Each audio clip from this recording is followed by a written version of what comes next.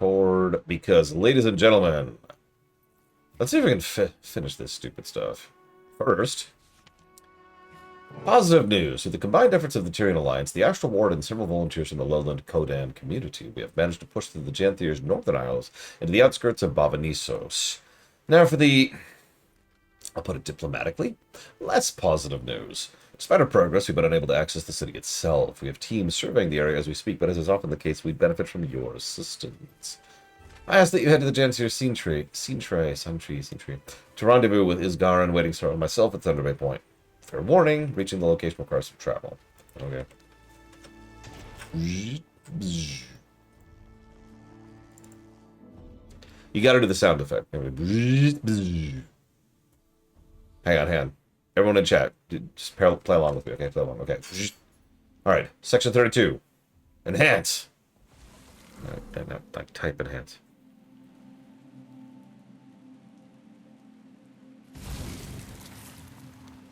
Oh, enhance. Magnify. Enhance.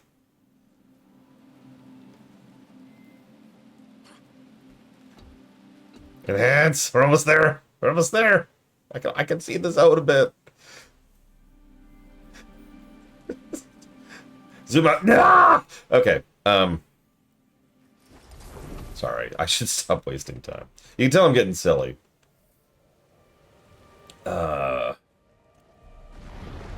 I'm pretty looking forward to not playing Guild Wars 2 soon. Don't mistake me. I do still like this game, but oh my gosh. This game has definitely dragged on me a little bit. Parts of this game, that's actually more accurate. Like, going through secrets was just, oh.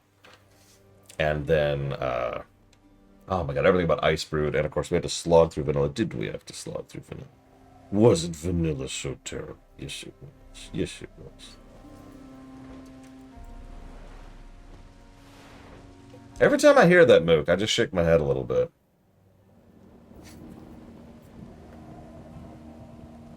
I don't know. I freely, as I was telling someone literally last night, I have always been more than willing to accept that I'm wrong.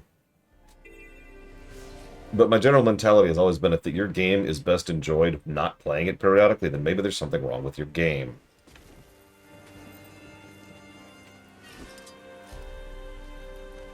I mean that. I can think of plenty of games that are plenty long that I have no problem playing in nice, big, long chunks. Yeah, I never got tired of WoW. I mean, that's not quite true, but I basically never got tired of WoW. So there's Blade of All. Yeah, Oblivion. That's actually another one. No, not that bad, Shadow Machine. I'm just ready to move on. Tor, oh my god, by like the third, I want to say, maybe fourth time I hit Corellia, I was already ready to be done with Tor. Thankfully, we saved the best for last, a policy I do for very good reason.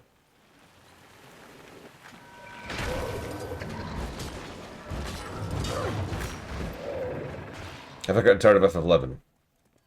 Weirdly enough, no. But every time I look forward to what's required, I just freak out a little bit more.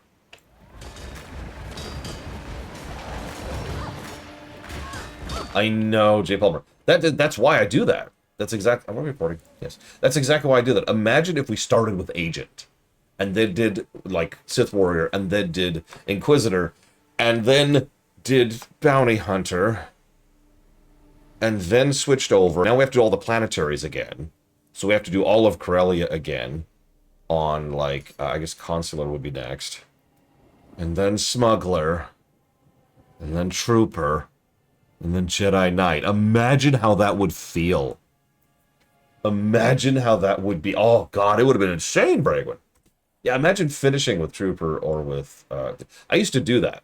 Some of you have been around long enough to remember that way back in the day. I used to start strong and bad, and there's a reason I don't do that anymore. Anyways, I should probably continue the actual quest run. You're becoming a fixture on these missions. Now that I've had a taste of your gallivanting lifestyle, How can I return to the humdrum of provincial life? Besides, been a part of this from the start, I have. I'm here to see it through.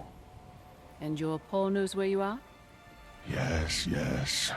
He asked for volunteers. Wanted to repay the Alliance for their generosity. He's tending to things back home. Besides, I'll have a wayfinder by my side, and a damned powerful wizard awaiting my arrival.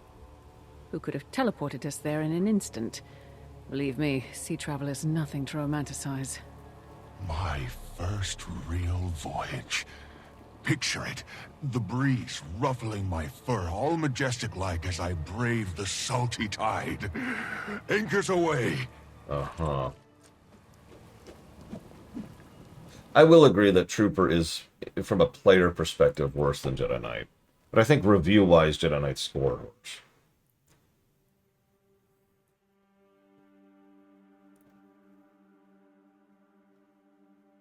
Yeah, Jedi Knight, there's some stuff there. Trooper is just...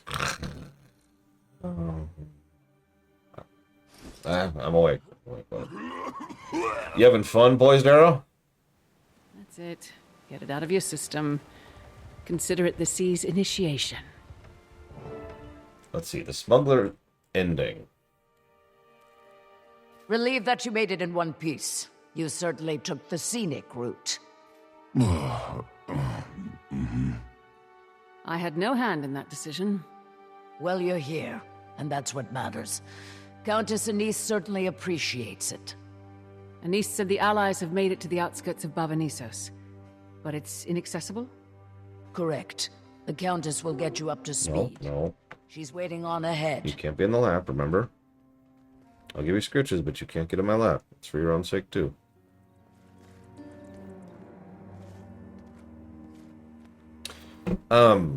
See, okay, hang on. I'm challenged now. Obviously, I remember Sith Warriors finale. Barriss, great confrontation. Thanaton with Inquisitor, yep. Bounty Hunter was the pirate guy who went down like a doofus. That was pathetic. Agent, I'm not going to spoil, but yeah, that was epic. So that's Empire. I remember all of the Empire's endings. Jedi Knight, I remember, because you're the savior of the universe. And you totally kill the Emperor. Wink. Yeah, the Void Wolf ending was just ridiculous. Or was the Void Wolf Smuggler? I swear the Void Wolf was Bounty Hunter.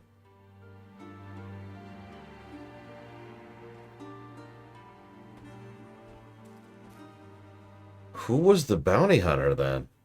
Oh, right. Bounty Hunter was the Sith dude who was like, you should totally go kill the Chancellor, and you can kill the Chancellor or not. Right. Yes. Okay. So Bounty Hunter was the Chancellor. Smuggler was the Void Wolf. Jedi Knight was that, which just leaves Consular.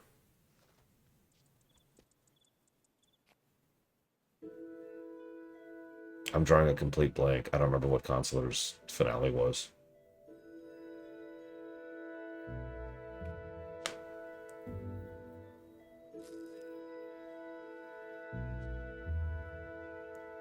God, that still doesn't sound familiar.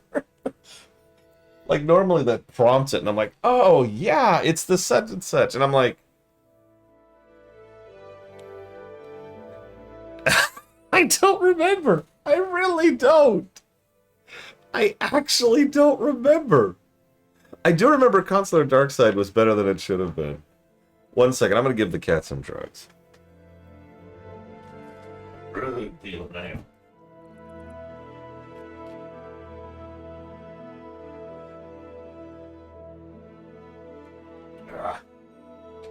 There's a sunbeam right here he'll enjoy. You're fine. You're fine. Imagine you will enjoy this experience.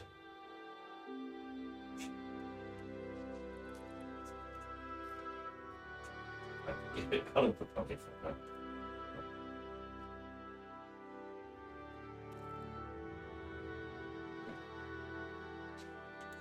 Enjoy. I'm gonna drug up the cat. There, enjoy.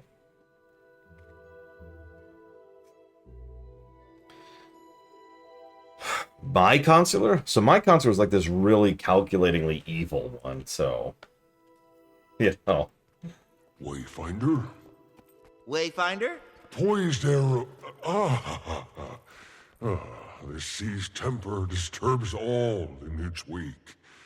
Ginger root should calm your ails. Or perhaps an elixir. Whatever it takes.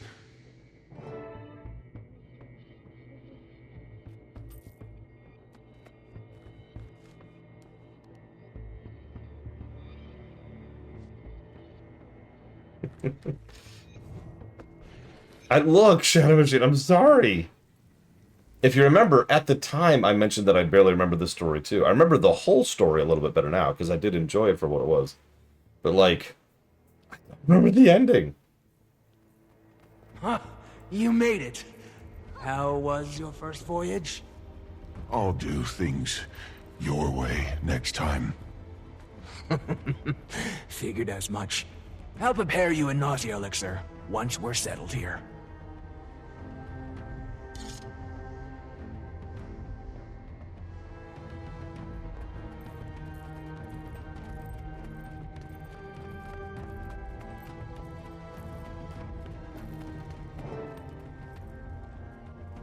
Oh, we've done it. We've reached the point where Anise has no actress. Currently, we have Alliance Ward and Lowlander team serving the area, but they're yet to infiltrate the city limits.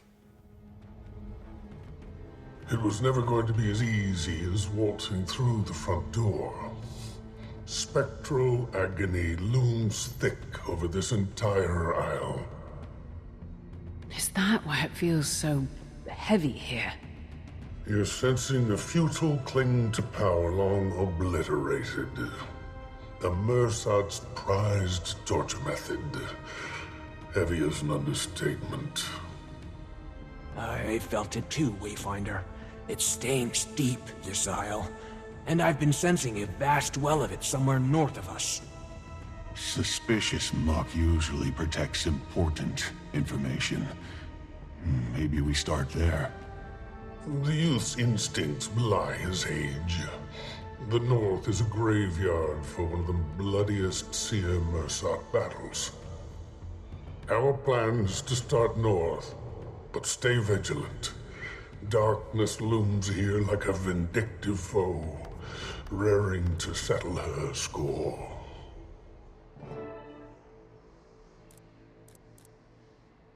Max, where did you get that title?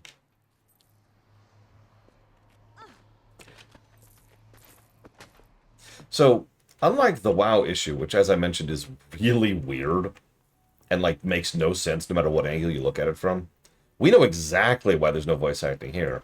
So NCSoft is the owner of ArenaNet. NCSoft, I believe, is a Korean company, but don't quote me on that. And so as a consequence, a lot of those contracts go through them and not ArenaNet. SAG-AFTRA is doing their whole voice acting strike thing, which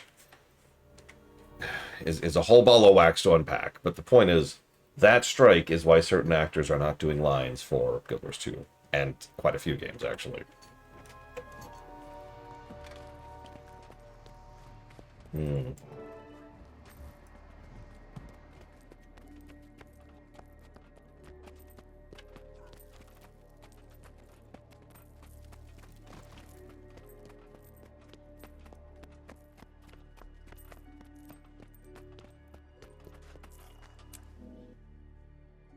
I just mentioned that because, like, it's nice to definitively be like, yeah, this is why. Anyways, I've actually been up here briefly. Pax dragged me up here to do some event thing. You can see, I've been down this corridor right here. That's what I've been through. And I did whatever this event is. I mean, if you want to play Pandaria Classic, that's your poison, Spartan. That's all I'm going to say. It's your insanity. Your endless desire for burning hatred. So, that's up to you. However, the classes that were best in Pandaria, and I can't actually tell you this because I played all of them, are, in no particular order, Mage, Paladin, Warlock, and Monk. His guard may have a flair for the dramatics, but his concerns are warranted. Add to that the Alliance's increasing impatience. For now, we'll learn the area as best as we can. We have survey teams dispatched north, south, and centrally along the island. As discussed, beginning in the north is your best bet. If you encounter anything odd, notably odd, contact me at once. Sure thing. Mysteriously unvoiced character. What's really funny is what the hell is that, and why is everyone doing it? There's a commander tag doing this. What is this?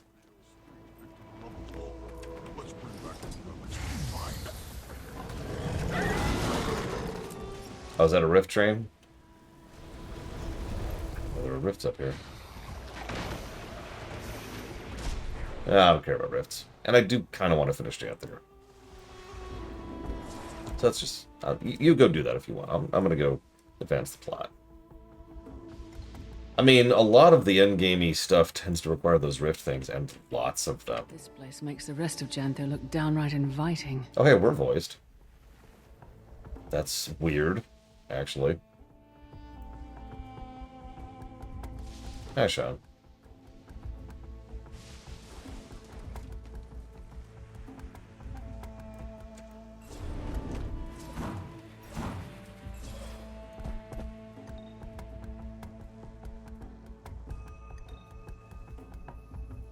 Not hard to get lost out here.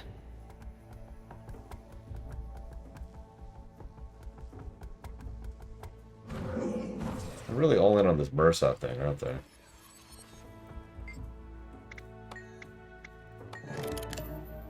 No. No.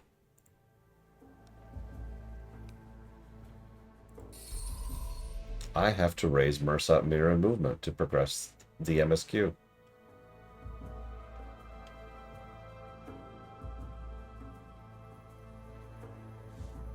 We haven't had a mandatory MSQ mastery to raise MSQ thing since Path.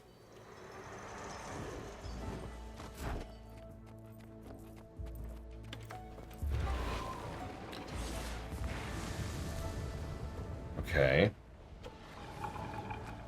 I suppose that's true. I did have to raise Spear Mastery. That sort of concludes my point, though. Path to Janthir is still the arc.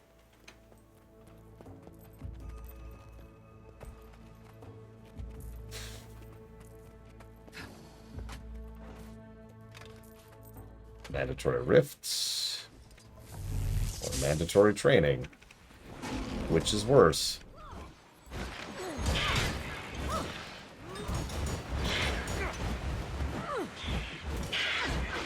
Okay. I'm... Okay. The one at the very top of Mursat Shadowcraft, which I just unlocked. I guess I can look at the rest of these now. So learn to traverse the Mursat mirrors. Learn to scrounge additional rewards for doing events. Improvements to survey methods for doing survey events. Warclaw gains a speed boost when interacting with a beehive.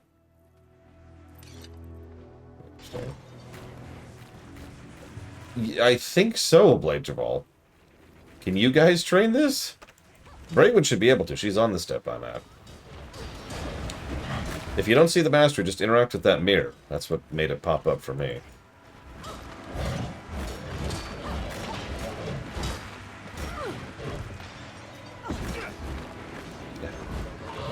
Yeah, right over here. Right over here. At me. It's actually visible on the mini-map. Kinda, yeah, Trax, yeah. Like, literally, just try to use it, and it should be like, blong. Like, it just gave me the pop-up saying, hey, learn this. Blade Javal can't. That's disturbing. Blade Javal, well, I don't know what to do about that.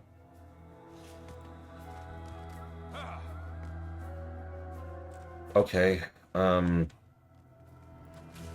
me give a negative, first and foremost.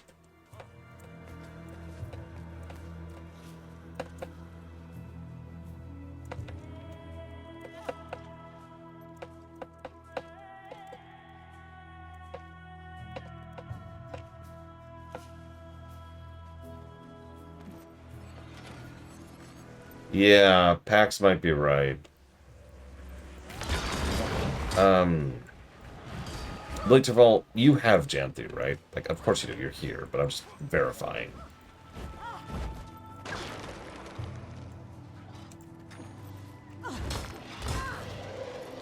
That's what I thought.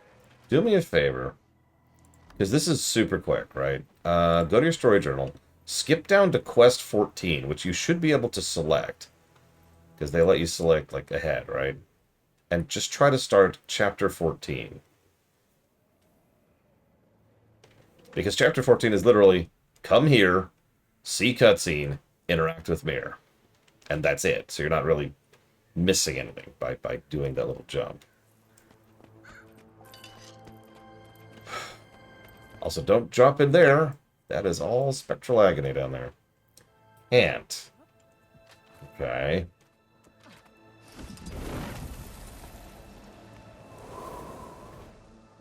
That's great. Thanks. Requires completion of chapter 3?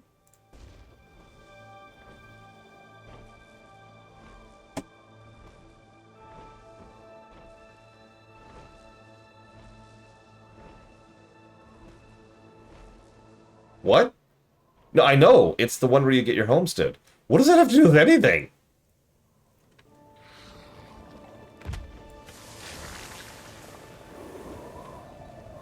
You two are, anyways. Okay. Like, okay. Nothing's even... Okay, you know what? Okay. Just need to re-trigger my brain a little bit here. Let me catch a ride. There we go. Oh, it's still up. Ooh, okay. A good thing about Star Trek Nemesis. No. I know several people say, oh, but the one scene. No.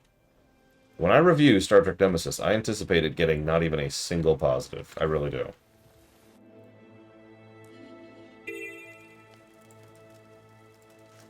Where the hell am I?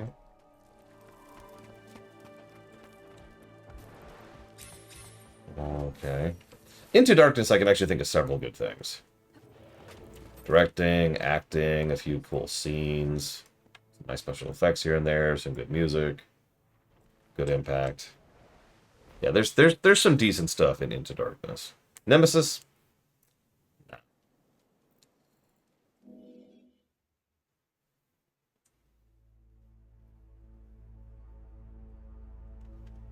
No, there's a reason Nemesis is at the absolute bottom of all of Trek.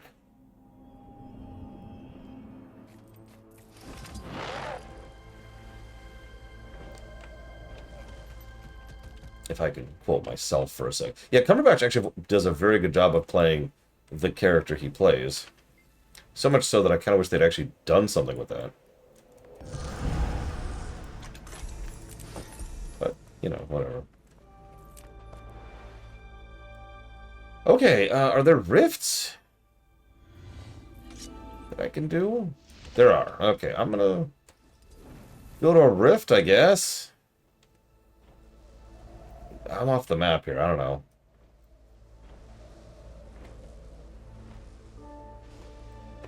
Yeah, I did too, J. Palmer.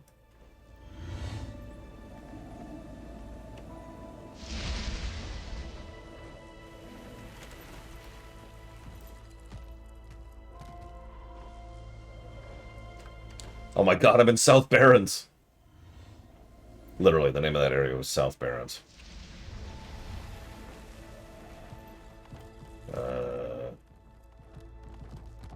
This is interesting. Let's just try to go up.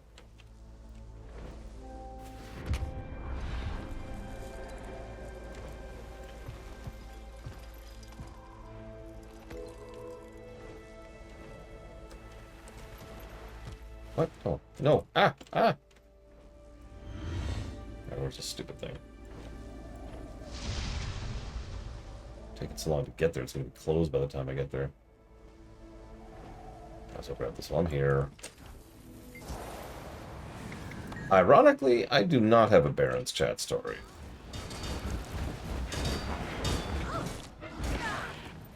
Because I started on the Alliance.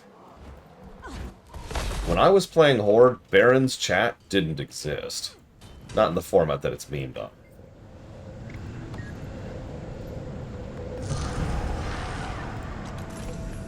I did actually reach the Barons before the beta ended, basically. Oh, there it is. I see it, I see it. You know what's funny? I was literally just thinking to myself, alright, I need to stop screwing around. I need to stop wasting time. I need to actually get through this if I want to get through this game today. And now I have to go grind.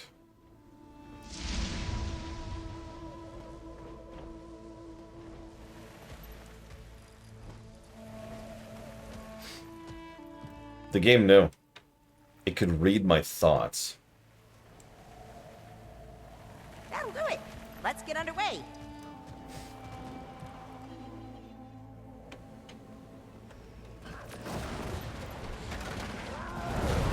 I think we've all had that moment of bashing Guild Wars 2 when we're angry at it. Every single one of us. I do. Unironically and unabashedly, I think every Abrams film is better than Nemesis.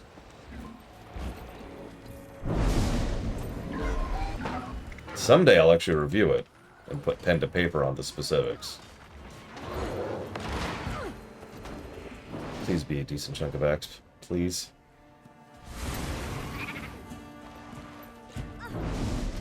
Come on, just make this easier. Where's the bunny? There it is.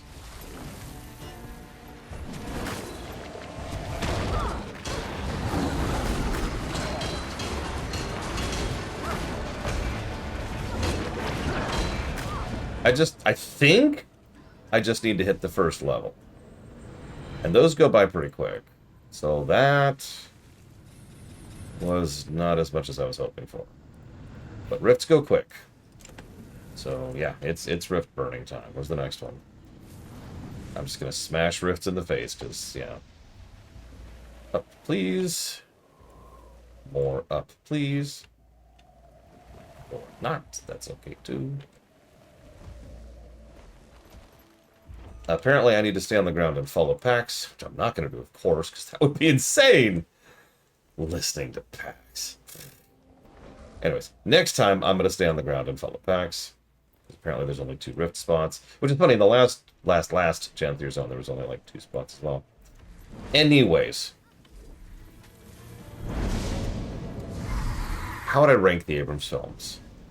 Honestly, 3, 2, 1. 1 and 2 both have a legitimately terrible script. Like, I have actually used Into Darkness and 09 as an example of bad script design and why writers in Hollywood suck for years. But Into Darkness is elevated by directing, by acting, by a couple of legitimately good scenes, like I said earlier. 09 is that, but less. Okay, stand on the ground this time.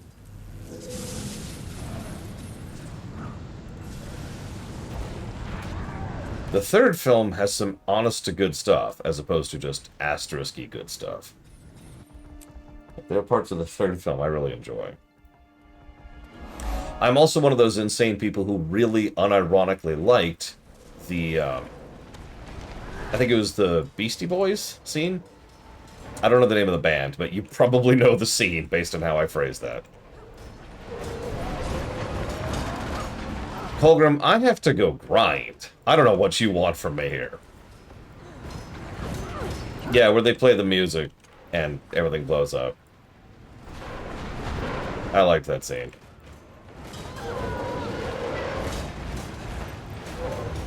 Yeah, no, I like that scene. I don't even like whatever that band is. This is obvious because I can't even name them. It was just a well-done scene.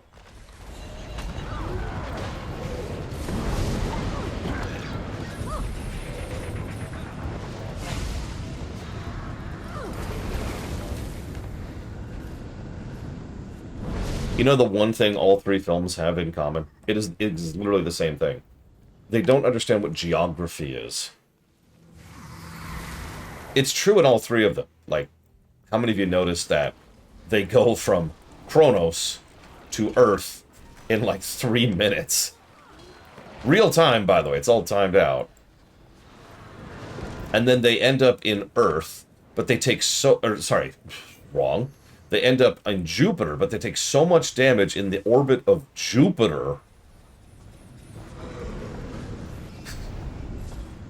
that they actually, I am actually a millennial shock by 2 years. They take so much damage in orbit of Jupiter that they fall to Earth.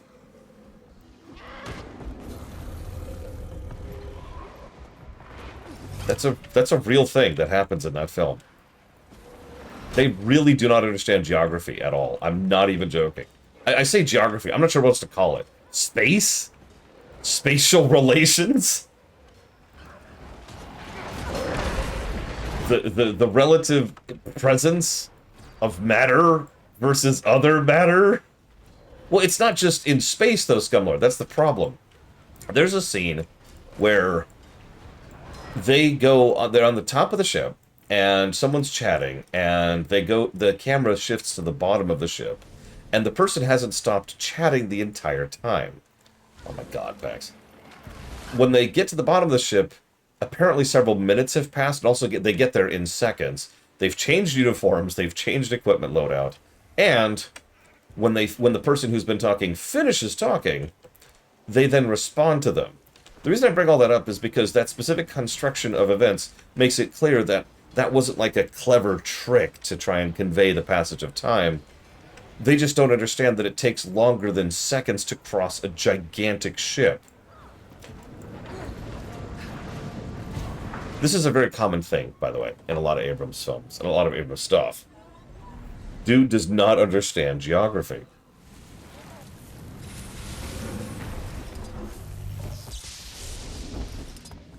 In the third film, I don't know what's called, Beyond, I think, there's another example of this.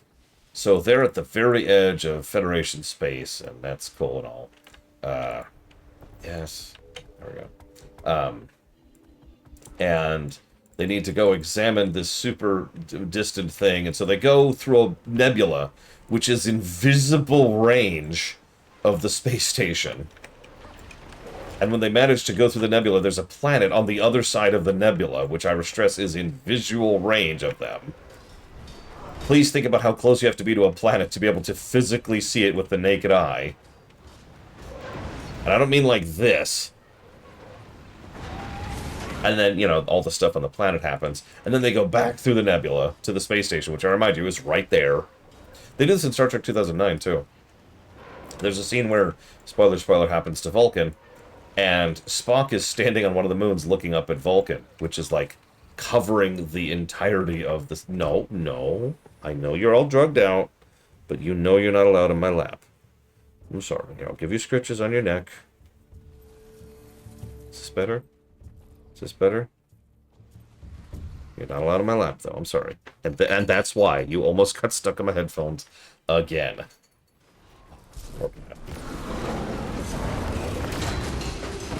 Yes, sci-fi writers have no sense of scale. Ain't that the bloody truth? I don't demand total exactitude, but, like, God, sometimes it gets into total nonsense. Just absolute nonsense. Are we done yet? No. It's a great visual effect. There is one thing I will always give Abrams and the CGI team he brings with him, which I believe is the Bad Robot Studio, I think is the name of the team he uses. They know how to make things look impacting. I stress the way I say that, because it's easy to make something look cool. I know that sounds weird, but it is. You and 5 minutes with an AI bot can make something look cool, but they know how to make something that just makes you go, oh, wow. Force Awakens, the destruction of Chandrila, or whatever the hell the name of the stupid planet is. I don't actually remember. Planet made up. That scene is very stupid. By the way, another good example of not understanding geography. But the actual effect itself, the slow increasing of the screams, the intensity of the light, the implied heat, the sky slowly becoming red and then white, that is a very, very well done visual. Come on. No. This one. There you go.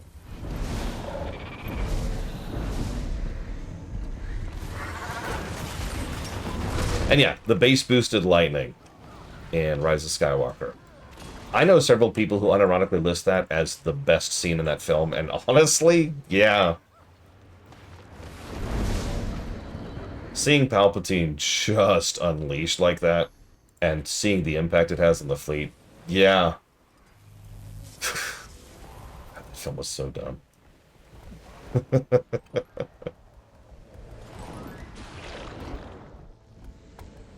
It was the Force unleashed. Oh god, am I going the wrong way? I am going the wrong way. I followed the commander instead of Pax. No! What have I done?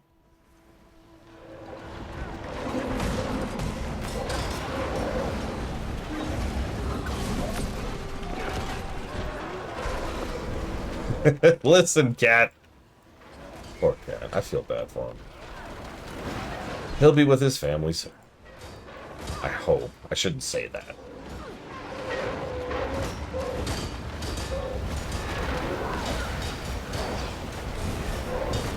Yeah, Abrams has never been a good writer. And what's really stupid, I don't know how this happened. So let me just say that really quick. I don't know how this happened. Yeah, The Expanse, Moog. But Abrams has this really bad habit of hiring other writers when he doesn't write that are worse than him.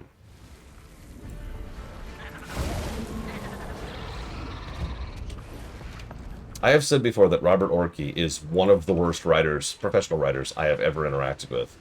And my god, I mean that. I've actually looked into the man's career, and he is just...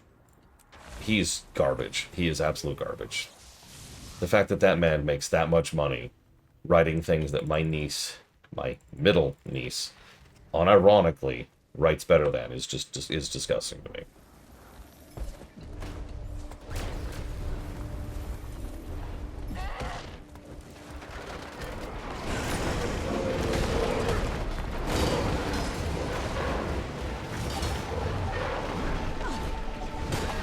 I would agree with the new Dune movies.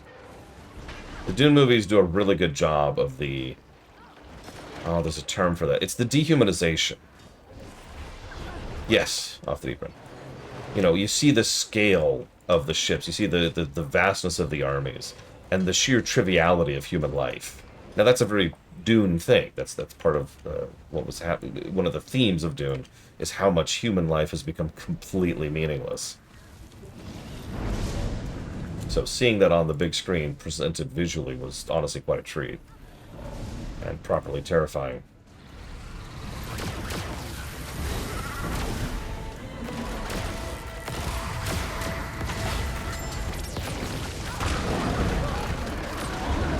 You know, I'd say I feel bad for these guys. See, I was about to say, Mr. Rid, you're a better writer than Robert Orci, but I have more respect for you than that. I would never insult you by comparing you to him. Okay. Mastery get. Let's get the hell out of here. No, Spartan.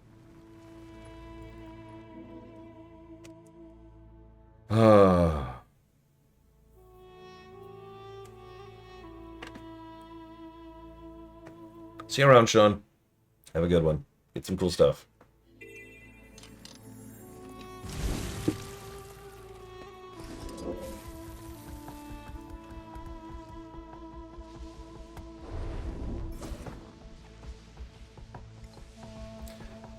I mean, technically there are a bunch of updates, so I will not be streaming Monday, because I will helping them do a final pack and clean of the house that's being sold.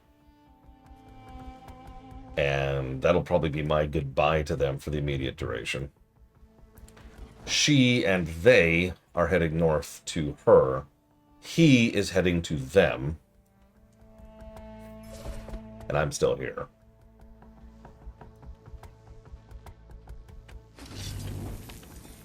Oh, Bregman. I didn't realize you weren't done, Bregman. I'm sorry. Keep doing rifts. Keep doing rifts. I'll wait.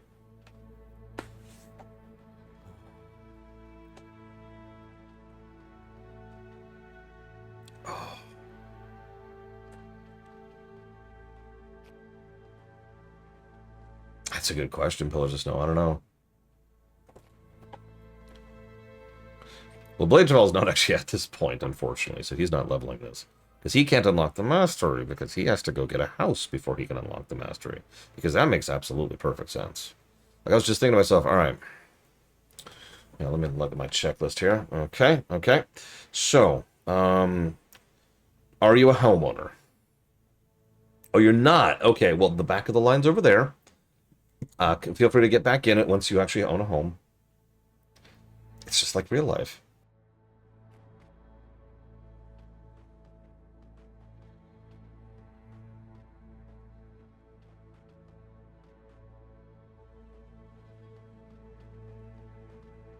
I was about to say, Tony Gilroy is a good example of someone who doesn't give a crap and actually did a good job with it. I have another example. It's one of my favorite old examples, Nicholas Meyer, who had never even watched Star Trek before he was handed Wrath of Khan. The whole story there is even more amusing. In summary, he was an up-and-coming director that Paramount wanted to tap in general, who was pretty early on in his career, but a lot of people could see the talent he had. But Star Trek was on its way out. Motion picture was a bit of a flop, and most people agreed that what was going to happen was the sequel curse, which is a really, really common thing in Hollywood back in the day, where each sequel is just worse. Worse creatively and worse financially. So they figured, let's go ahead and chop it off at the bud. Let's hire this brand new director who we don't have to pay jack, give him a pittance of a budget and say, hey, go make Star Trek 2. And then he made Star Trek 2.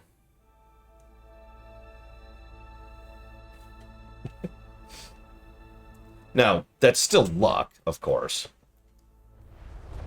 But ultimately, I'm just sort of agreeing with Rax, is the idea that I know, right, Mr. Because I honestly feel like investment in a franchise isn't necessary in either direction. You know? Sometimes you can get some really, really good stuff and some really, really bad stuff, either from mega fans or from people who are just totally de-invested. Yeah, I'm still bonkered. I think I mentioned this on camera. It wasn't until I was doing the lore run that I realized what he had done to make Planet Soundstage actually look decent.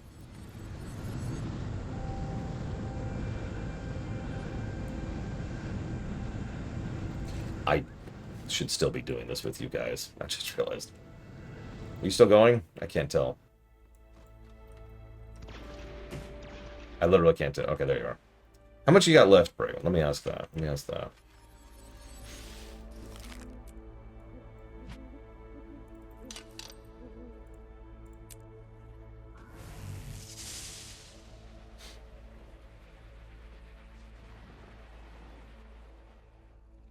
To use another example, I think Rax would be a perfect person to do work on a Kingdom Hearts rewrite.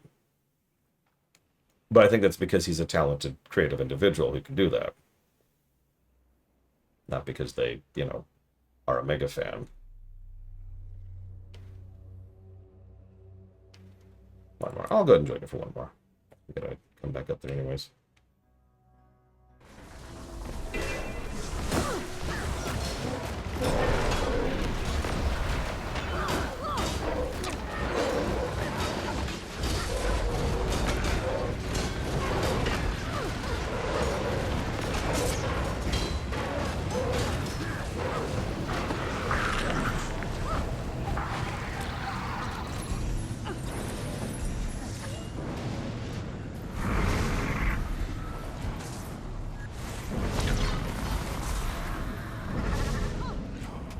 What I need to do is I need to tap Rax. I need to top Rax off.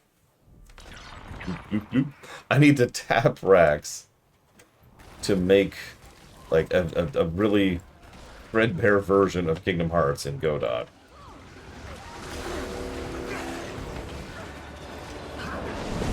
And then we can do the Kingdom Hearts rewrite with that.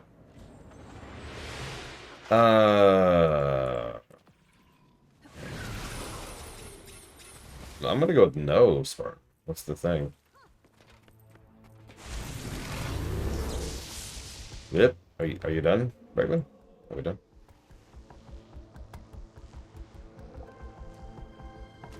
Oh, I can see that.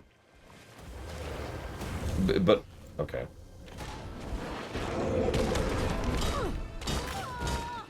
I haven't even done a single quest yet.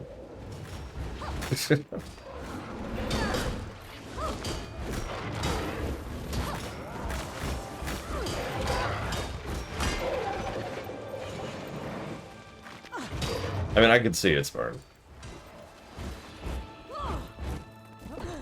You were probably thinking of the lore run. Well, we've also reviewed Kingdom Hearts 1. What was funny was for how bad Kingdom Hearts 1 was reviewing, it was pretty smooth going through it. I think that's just familiarity.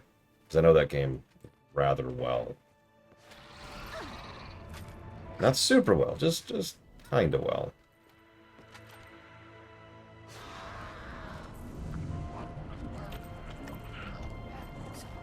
I still think the fourth zone, I say just say Ashkahet, is my favorite looking zone in Warcraft. Although,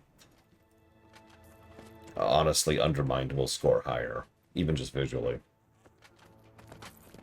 22. Oh, jeez. Okay. Yeah, me too, off the deep end. I was not expecting that. At all. Okay, so let's head back up here.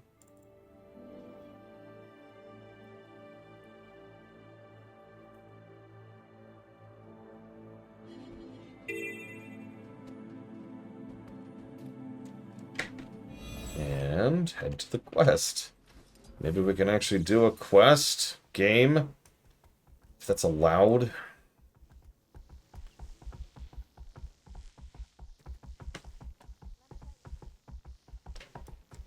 Oops. Yeah, Undermined doodads are insane. I was going through there with Evo. You remember she's actually a professionally trained artist, went to school for it and everything. And she couldn't go 20 feet without being like, oh my god, look at this! Like, there was so much good stuff everywhere. We came up with a theory. We think that each of the art designers on Blizzard's team, and there's a lot of them, each got like one neighborhood, right? One little section of the city, and that was their spot. That was the location they would just flesh out with whatever. And you could tell they really did just add whatever. One of my favorite little details, I'm going to show off as many of these as I can when we review it, is there's a tiny little spot behind a fence. How did I lose you? There's a tiny little spot behind a fence. No, Bragon's here. Where you can, or you can sit down and there's like a little beanbag there, and a newspaper and like a book, and a poster of a sexy goblin girl, and like a few beers. It's just this little hangout spot.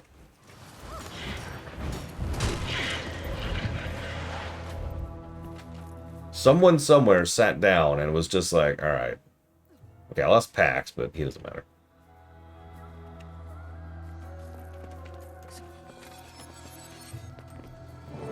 Okay, so what's this do?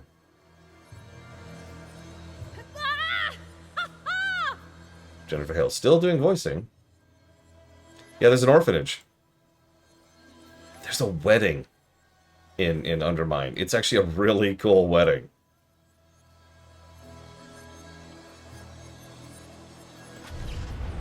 Okay.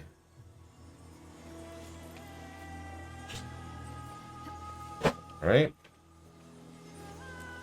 Well, that was terrifying. Let's see what this does. What is that? I should inform Anise. Anise, can you hear me?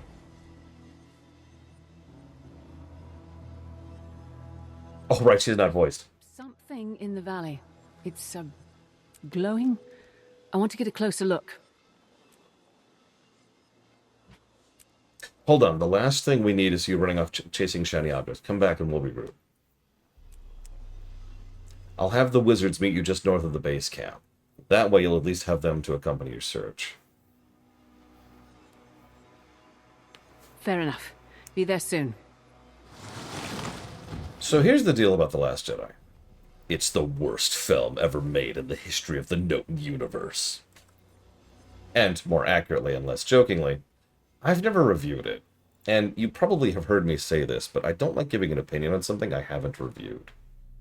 I have been proven over and over and over and over that... I structured the sentence wrong. It has been proven that giving a vague opinion often does not coincide with fact. I actually caught Rax on this recently. No offense, Rax, if you're even there anymore.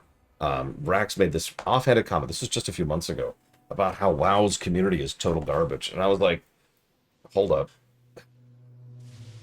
And I had to push back against that, because that rep, which persisted for years, isn't really true anymore. Hasn't been true for a bit now. And I even showed on camera how cool people were, and how people would just go out of their way to pause or help, or share credit, or whatever. Like, that was a constant element, even on stream. As recently as this year. It's a bad example, but you get the point. Yeah, WoW Legion is another example. And BFA. Legion scored much worse than I thought it would, and BFA scored much better than I thought it would. I don't know. This has never happened to one of us before, but we've never been... So I don't like giving vague opinions like that. I do plan to review Last Jedi someday.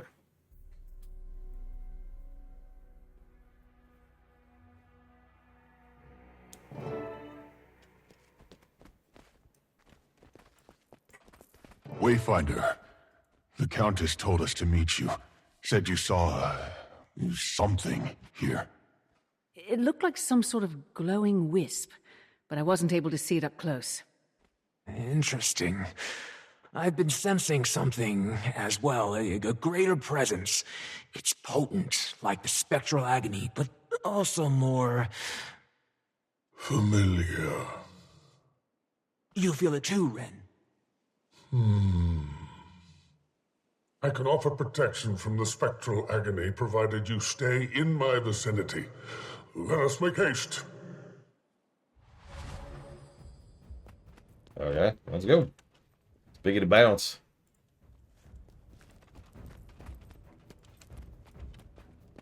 And yes, the goal is to review episodes 1 through 9. Nothing else. 1 through 9. And Star Trek 1 through 10. Like, those are the two things that I want to start my movie reviewing career on. Two franchises I am very familiar with, and the core films of those franchises. Someday I would love to branch out. For example, Lord of the Rings trilogy, Back to the Future trilogy. Hurt this bad? Oh, poor thing. I forget how much higher our tolerance is to the agony.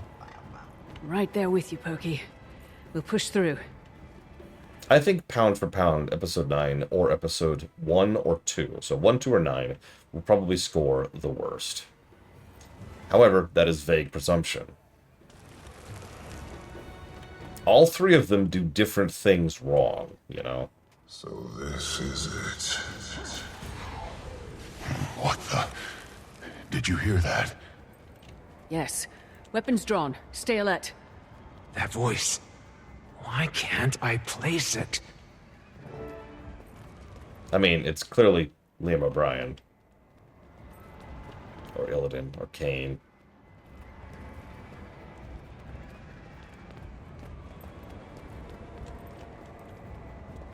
Yeah, exactly. Like I said, 1, 2, and 9 all do pretty terrible stuff in different ways. So many lives sacrificed. And for what? Oh god. Oh god. Oh no. Oh no. Oh no. Run. Run for the safety. My protections won't be able to help you. I enjoy episode 3. Episode 3 is bipolar to me.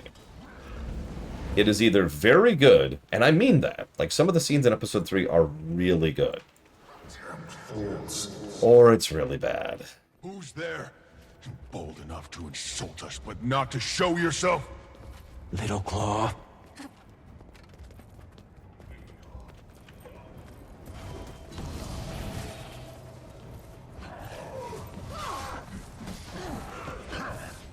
Saving moments in episode 2. Oh gosh. Let's ignore so bad it's good for a moment. That doesn't really count for these purposes.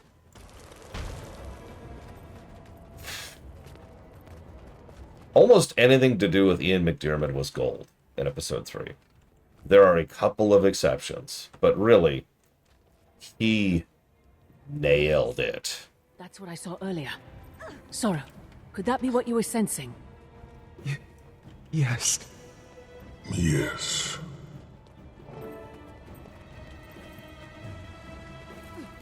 My actual favorite scene in episode 3 is not the Padme's rumination scene, although that's up there. It's the scene where Palpatine formally reveals himself to Anakin. Now, most of that scene is sitting on Ian McDiarmid's back, but still, that is a powerful scene. No, not the opera. The scene where he reveals himself. Yeah, the way he shifts the tone with which he's speaking. Use my knowledge, I beg of you. Whoa, what is that? I can feel it. Fascinating. Makes you stronger. Gives you focus. Like the way he says that. Hold on. Oh, Try using the heart of the obscure on it. are you here to kill me? I would very much like to try. Oh, great scene.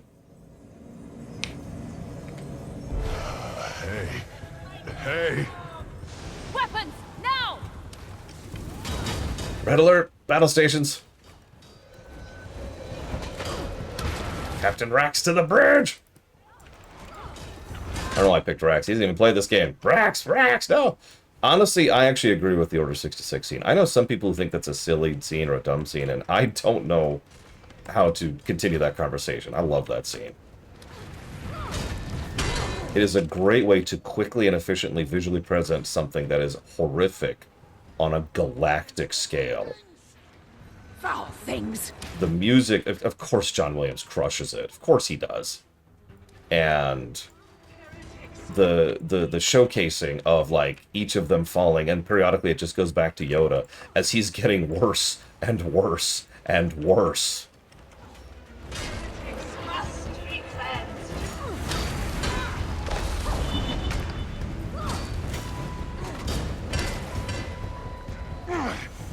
Just won't stop.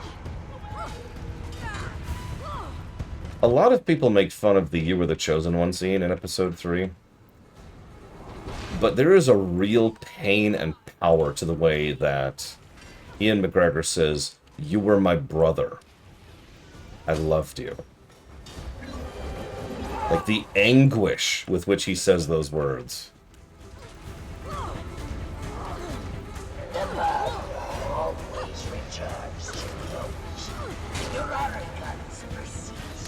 I mean, Alderaan is the answer, J. Palmer. New. I'll explain later. Stand your ground while I get rid of her. What?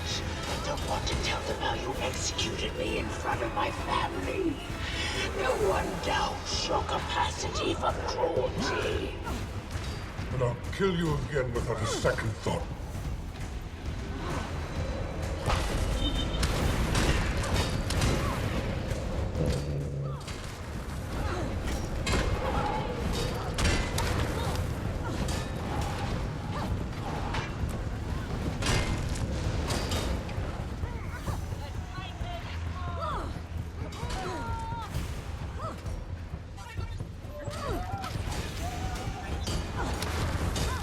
You're in engineering, Mr. Red. I'm not sure if you're the chief engineer, but you're definitely down there in engineering. And you've got that kind of O'Brien-esque quality of being put upon, you know? Get under my shield, quick! Thank you.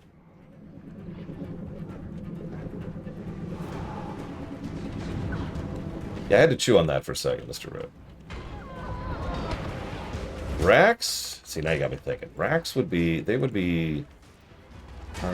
Whoa! Whoa! Okay. Well, I've got a grayscale view now. I guess I can really process this.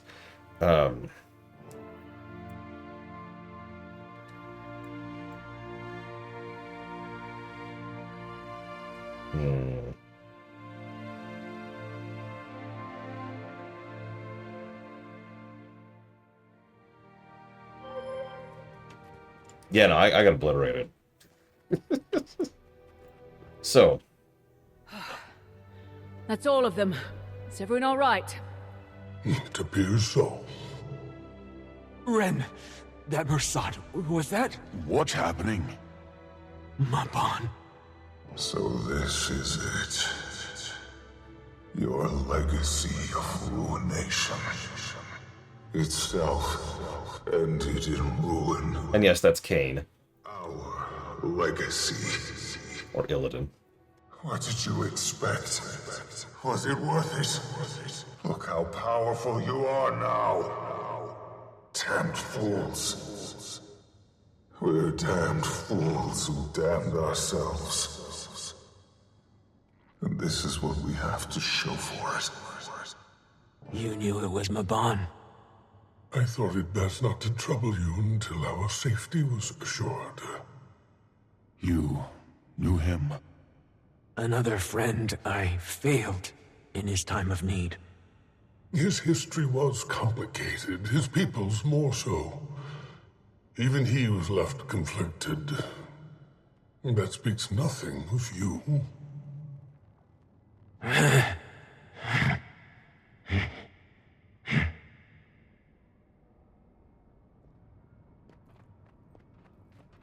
We should get out of here before the agony intensifies. Yes, we need to inform Anise of our findings regardless. Best we return to her. See, Rax is such a creative type. I'm not sure they would be anything in particular. Unlike a Starfleet ship, like any particular role. My first thought was something in the science department. One of the people running astronomics, or astrometrics, excuse me. Like, but that vibe of ambition, too. Rax would totally be the person who wants to actually climb up the ranks.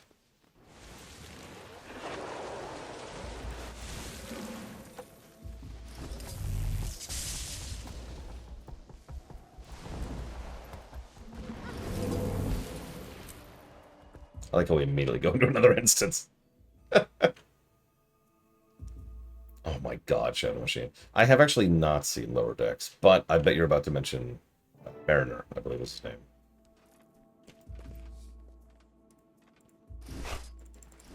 Yeah.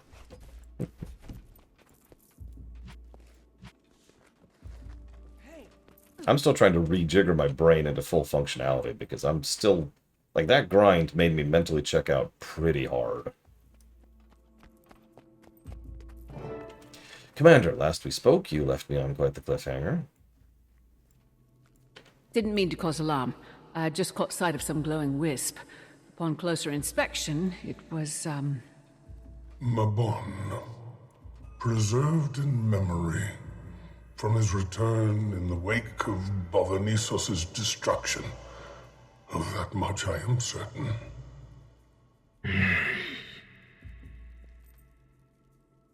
I had expected this area to draw some ghosts of the past, but this... Not just one, either.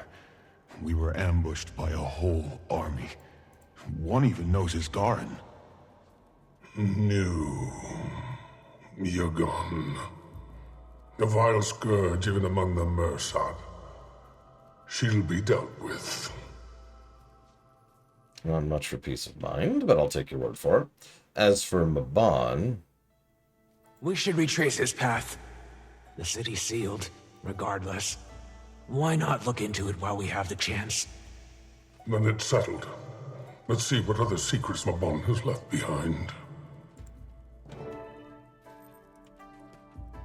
Ready to go? On your way out, you'll pass Researcher Rin. She'll point you in the right direction. Yeah, by the way, that is crazy, Spartan. And Commander, if you find anything noteworthy, check in over comms. Best to stay in contact in a place like this. Okay.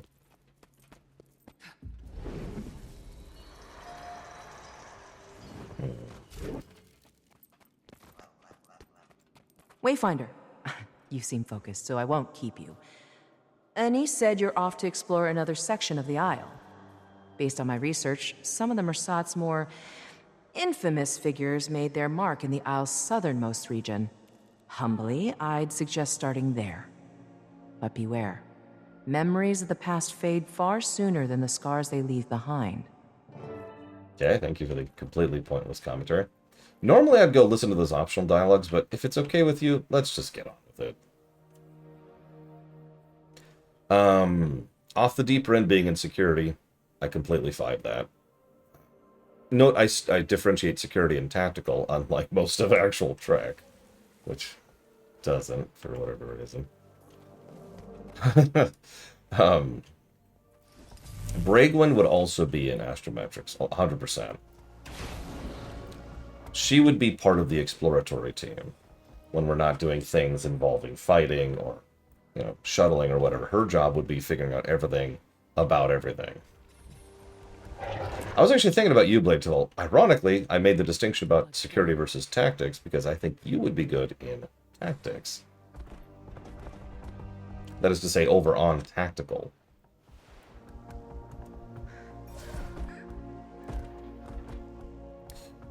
Star, I don't know you as well as I'd like to make such a judgment, but if you put a gun to my head, a gun that shoots eels, one might even say,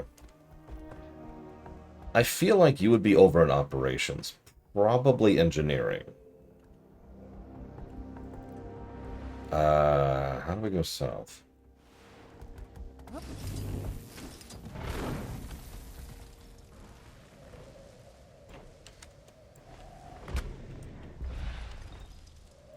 Sorry, I just realized I should clarify. I don't necessarily mean in the engineering department, just in the engineering concept genre.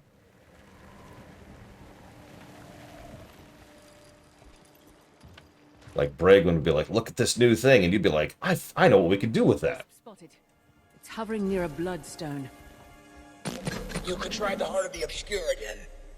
That didn't work out so well last time. Hear me out. Given their proximity to the city, these shards were likely drained long ago. Between the Titans and the Mersat exhausting them, it's unlikely they're volatile. Hopefully. Okay, well, let's find out what happens. And we're all dead. A letter. Unexpected, but better than the alternative. Wait, seriously? You were right. The heart didn't cause an explosion, but it did yield a letter. What? To Manakaz. Sounds like the Mersat ramped up the sacrifices right before the door of Kamali opened. Plenty of good that did them. Well, I'd keep watch for more wisps. Trust the bond to guide you. Interesting. Loke, I feel like you would be an operations tactical.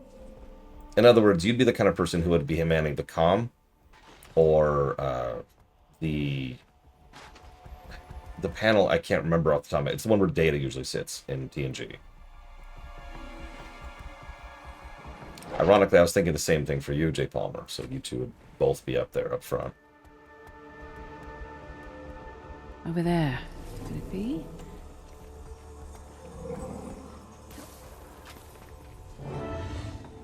No! I beg you, please! I can't take anymore! I won't hurt you. I won't fall for that! No! Stop! Manakaz, please!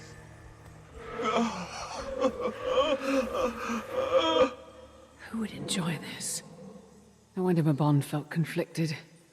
You bear no resemblance to such monsters, Mabon. Yeah, it's worth noting the Mersat were really kind of horrible. I didn't even know that off the deeper end. I just figured, given your experience, which I don't want to talk about too much with regards to the medical industry, that you'd be really good in high pressure and high stress situations. What's that ahead? Afraid to see what evil lurks in these pages. Bingo, first of all. Mabon, what exactly are you trying to tell me? That is a good question. Of course, it's on the opposite end.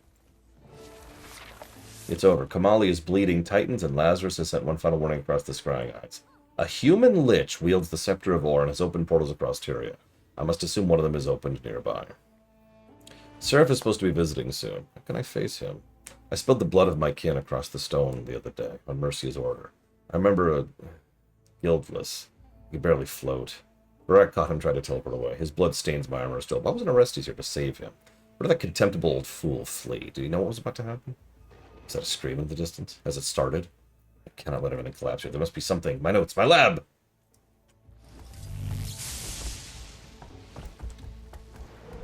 I mean, you got this, Rax.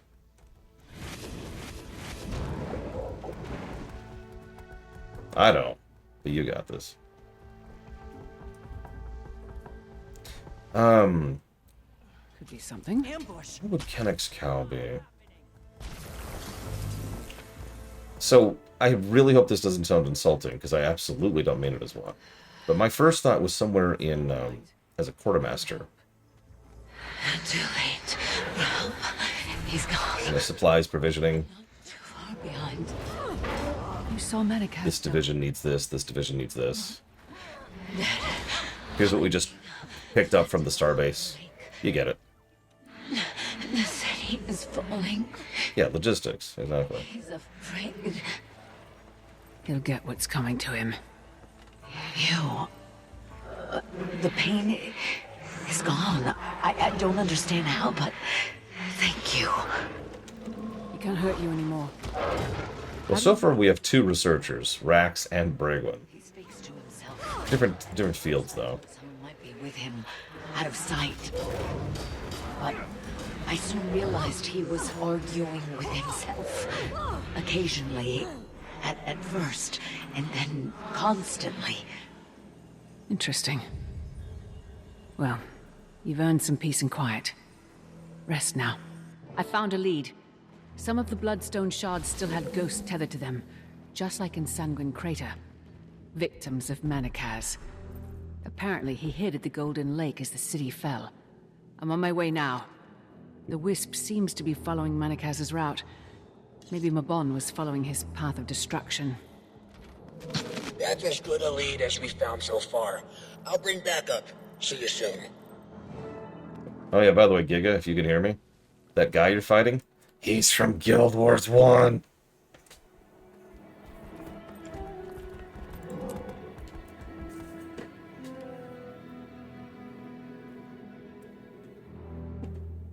Oh, you're not fighting him? Oh, you're fighting with him. It's almost serene, if you forget where you are.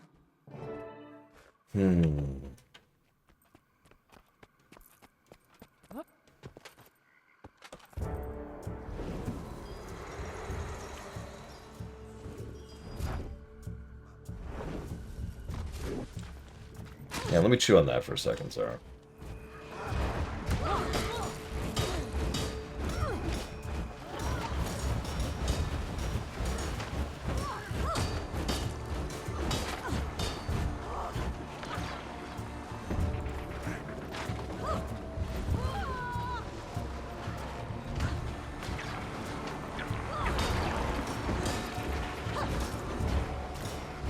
My first thought is security, alongside off the deeper end.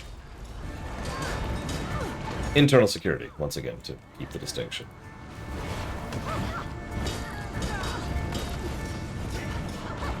Making sure there's nothing that gets on board that shouldn't be there, dealing with threats if they do show up.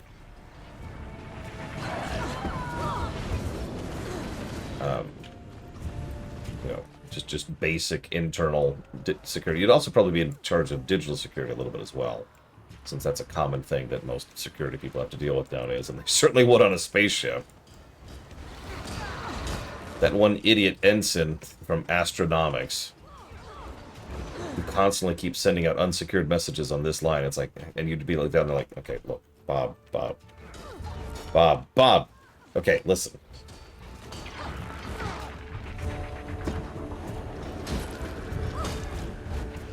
Stop putting spikes in our ship, Bob. It is not helpful.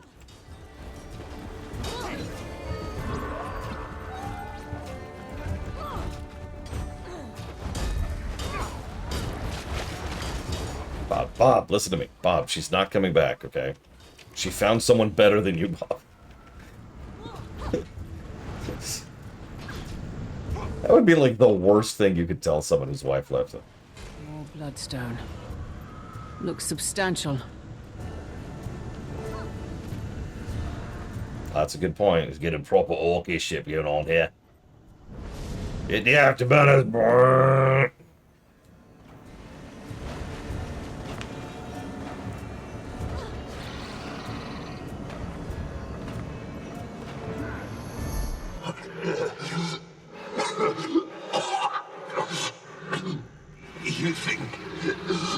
You think this is the end?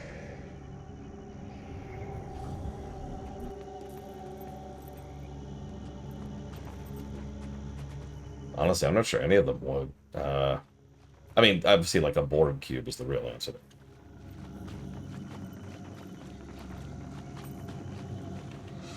I am the blood phenom. With this stone, I will outlast every one of you. Stop! Please! No! No! Yeah, game? Game? We can't go up there, game. Game.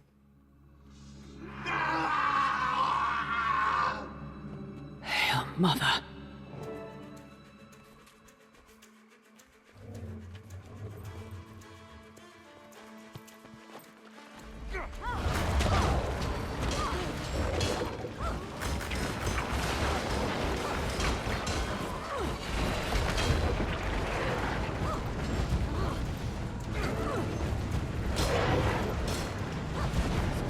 Well, the good news is because I run a tight ship, if you're unhappy in a role, you can just be like, hey, Laura, I'm not happy in my role. I'm like, no problem. Let's fix this.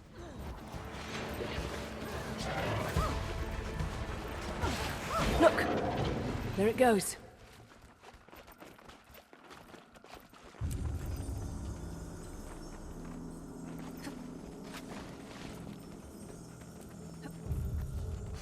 Game. This is getting irritating. Also true, by 12. There we go. Jesus.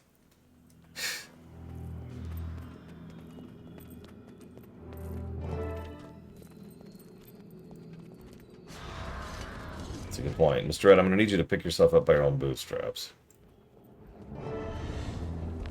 And if you don't provide enough value to the shareholders, why are you even on my ship? Stealing my air. Stealing my food. Torn to shreds, bleeding out, alone in the dirt. I hope you felt every bit of it. In the name of each life you massacred, I hope you writhe beneath this future you so desperately feared. Still too merciful an ending for you. At least whoever did you in made fine work of it.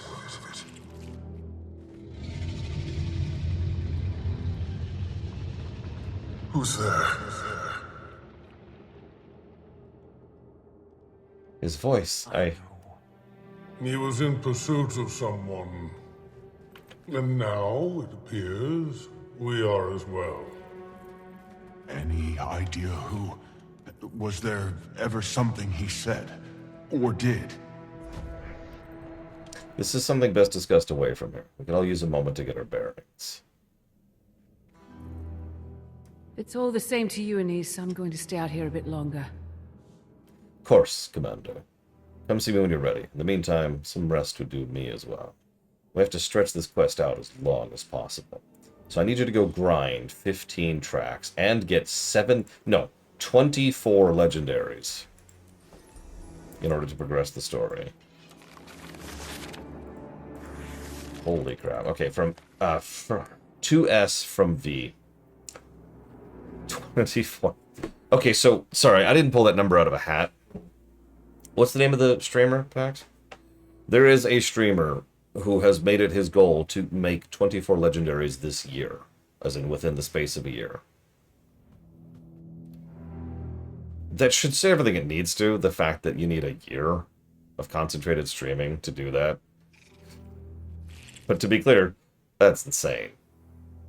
This is the last letter I wanted to write, and I'm certain it'll never find its way to you. Heroes Codex, thank you. I just wanted to surprise you, S. I wanted to live and grow old with you, but I don't think I'm ever getting out of this chamber. My tomb. The unseen ones, these foul, awful beings we worship. They're going to sacrifice me next, after all we did for them. Just before we were brought here, I found your ring and stashed it in my pocket. Never took it from him when he arrived, which surprised me. It belonged to one of the villagers before the twins, before they killed them all. I found it in the pile of trinkets they kept. Is that awful of me? After all we did to those people? Is my desperation so cruel?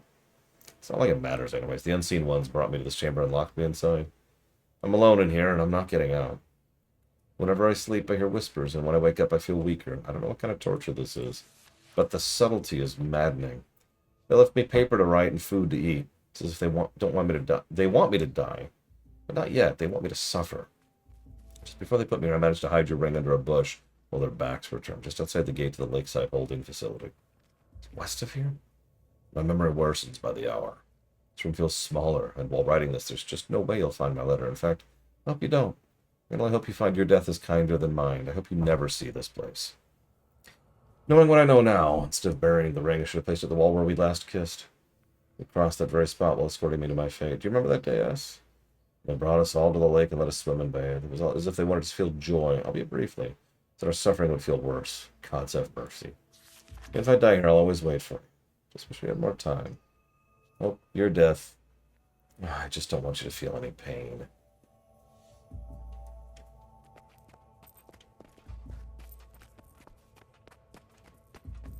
Yeah, fresh reminder. What the White Mantle and the Mersat were doing was really awful. Even their stated excuse for doing it was honestly not an acceptable excuse.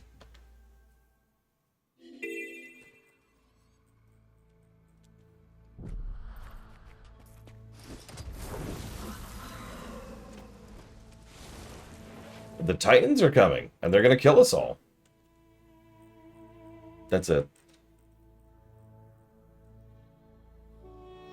There's actually more to it than that, but that really boils down. That's what it boils down to.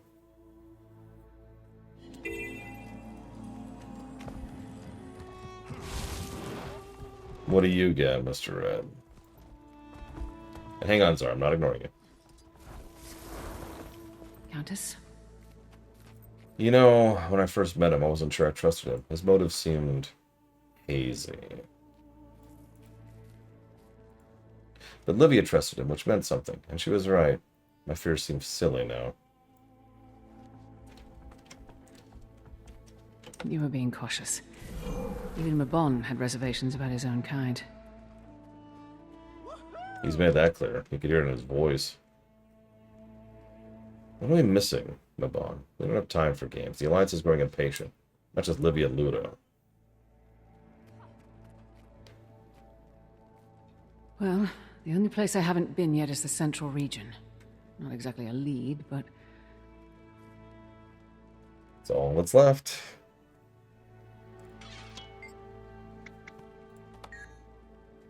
You must have quite the extraordinary picture of Mabon from your few encounters with him. He wasn't always plagued by this much excitement. He could be boring, too. Those might be the moments I miss the most. Politics is a strange world. Makes you question motives. Which do people care more about, me or what I can do for them? Once I came to truly know Mabon, that was never a question. He was genuine. In that regard, you two are very alike.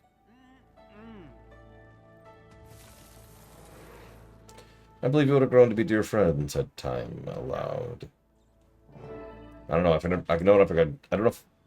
don't know if I could die side by side with a Mercer.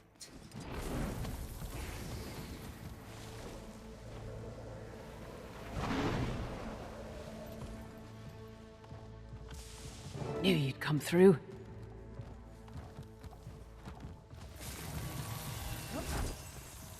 Very funny. But like Anise said, there's no time for games.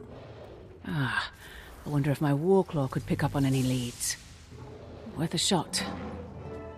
I mean, they're probably trying to do it now before they are forced not to do it by virtue of the Stop Killing Games thing, Traxia.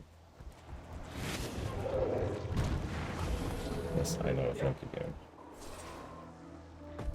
And of course, they're all down. Why did you give me that tutorial when I need to go down?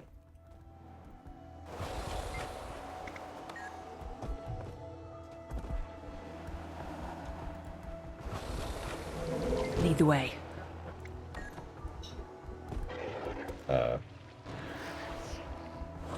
So, what would be the specific word for a person following the rules to learn being pedantic about it, even at detriment to the rules? That is a rules lawyer. We actually have a term for that.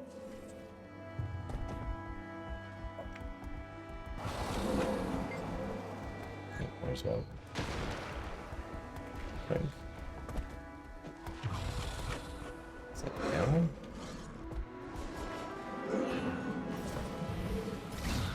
Okay, hang on. Nope. Up. Up.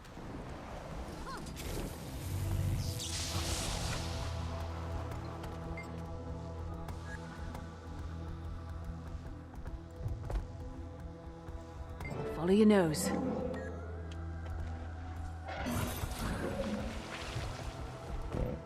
And that one's up, okay. Nope, up. Up. Up.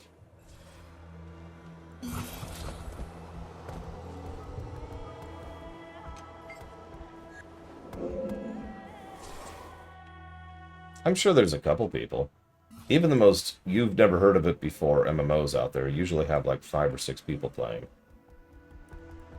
Some of them have in the 2-digit range. Okay.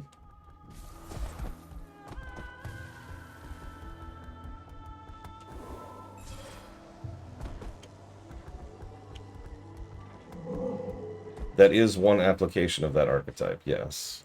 Sorry. Stop digging! I don't want you to dig.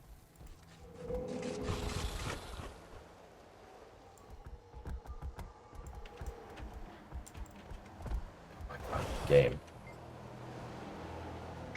Okay, yeah, it clearly says go up. I read that correctly.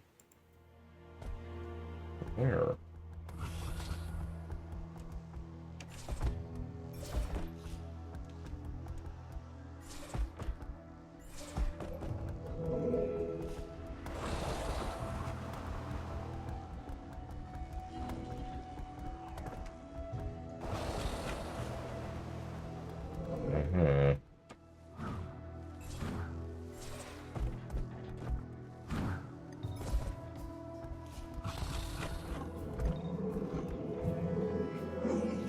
Yeah, this is why I own a physical copy of Diablo 3 on the Switch. There it is. Alright, whatever. Because in 10 years, I'll be able to play that version of D3, no matter what else happens. What is it?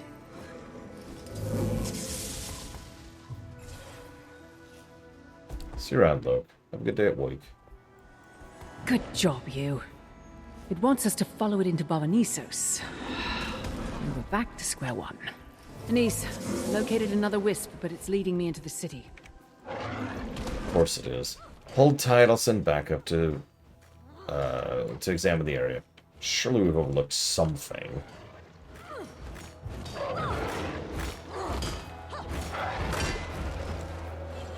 Okay.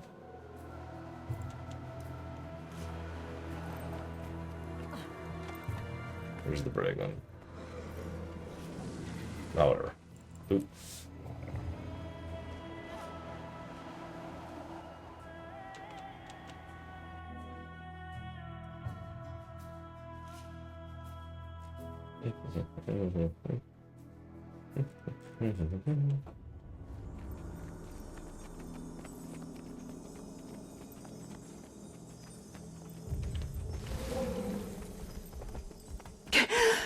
Now what? I guess I could just forge ahead. Or take a moment to look around. What was that weird gasp? Optional. Investigate the ruins. Nah, I'm good.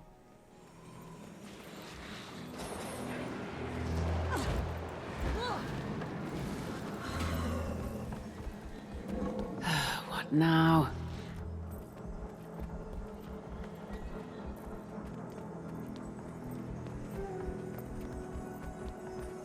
Seriously? Let's put that nose of yours to work again, just in case. There you are. Wait! It was headed for that gate, and I see people over there. Maybe they saw something I missed. Did either of you see a wisp floating nearby? A brief flicker caught my eye's corner, but it vanished before I got a closer look. Afraid I was too focused on my work to notice it. This gate's taken up my full attention since we arrived. Any progress on entry? Not yet. All I can tell so far is that the gate doesn't seem to be Mersat magic. The force sealing it is on a power scale all its own. So is the distance the enchantment covers. I'll be surveying nearby. Keep me updated. Keep kindled your life fire, Wayfinder. The dark is death's watchman. Wayfinder, closer to me.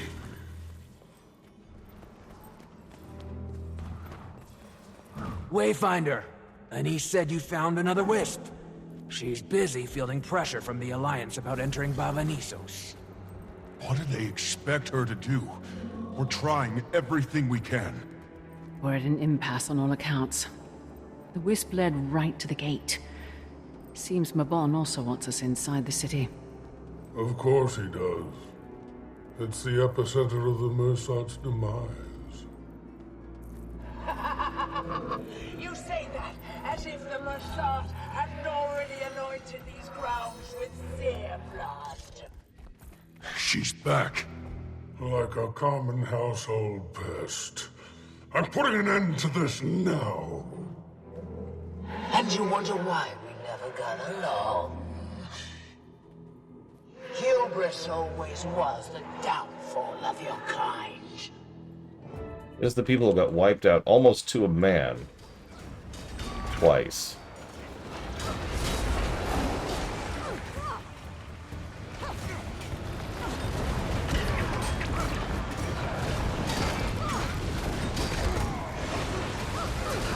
This is who you bring into battle is Karin.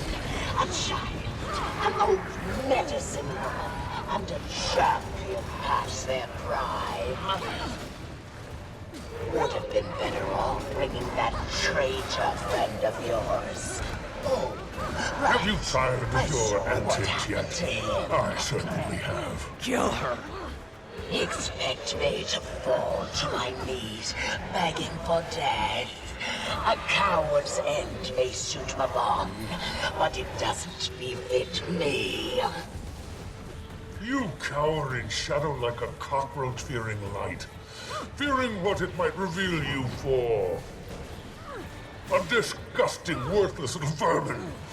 Yet you deem Mabon the coward.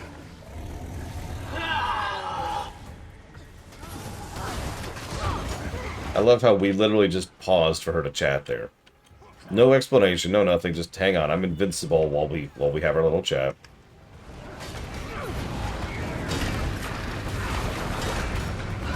You don't know what you're up against. I see it, and I'm not impressed. If only you'd brought an old medicine woman to mend your wounds.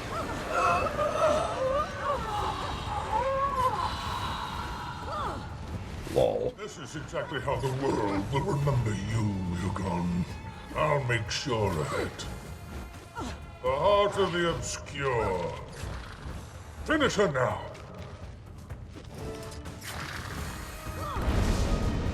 Arrogant enough to think she mattered, and stupid enough to act as such. Bad combo. Insults I've always admired. Mabon, guide us.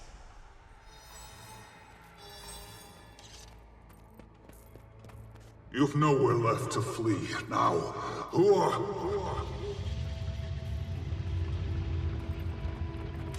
A Titan. Well, What are you waiting for? Going to kill me like you did the rest?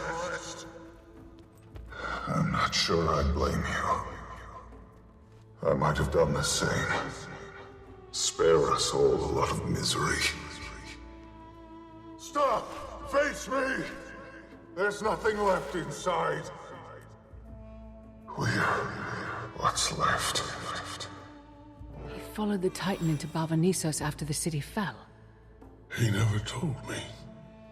So, we can't get into the city. Mabon chased a Titan into the city, and there's a mist gate. Is that gate how the other strangers got here? The three we fought? It seems that way. So, does that mean it's open? Yes. And even my power can't disable the ward that blocks our path. Summon the Alliance. Okay, so he asked how long we have. That right there means we are now 3 quests from the end. Yes, really.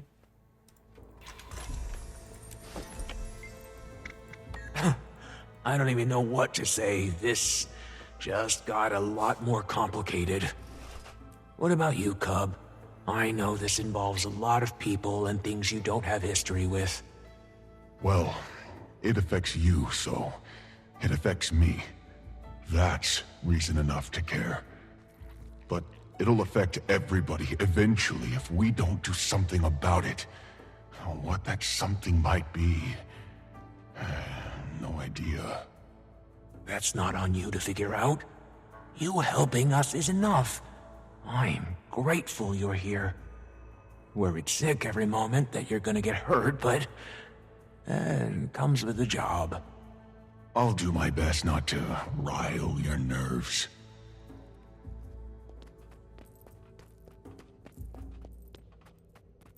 And yes, that'll be the end of Guild Wars 2. So make sure you get your guesses in for the whole game, as well as for the expansion. How nervous should we be about this Mist's Gate? If Ura did not deceive and it sits open, then we must abandon caution for action. The race has begun. But another anxiety overcomes that at the gate. Mabon. I've scrutinized every conversation, every memory since the day I pulled that knife away from his throat. He was sullen when he returned from Balvanisos. And of course he was. He just observed the death of his people. But now I know that something remained untold. He hid something from me. Mabon, what happened? What did you do?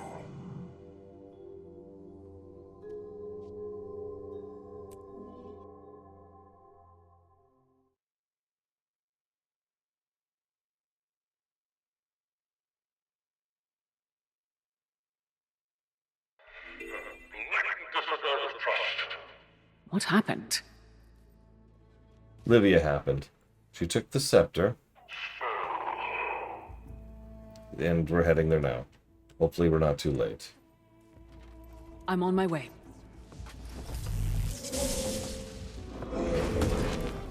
I could give you exact numbers when we get there. But yeah, I imagine that all of Guild Wars 2 will be an absolute fraction of, like, WoW, or FF14 for that matter. In the Mersat art of shadowcraft, but I do know enough to recognize the magic in these mirrors. I was just looking into it, and I'm gold. This is the only proper course. What do you think it's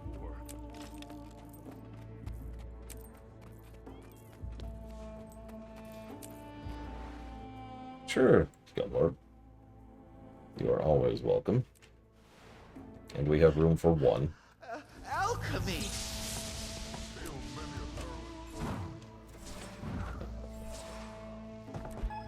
Okay. Wait, is that you? Who's this? Ah! Oh god, oh god. Ah!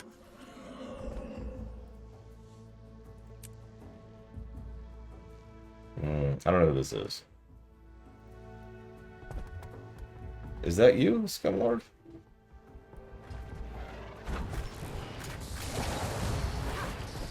Okay. Sorry, like, neither the name nor the ID tag looked like you, so I was a little bit like, Wouldn't be the first time we've gotten random requests to join. See you around, Blade Duval. Get some good rest. Feel better. Make sure to update your guess, if you haven't already.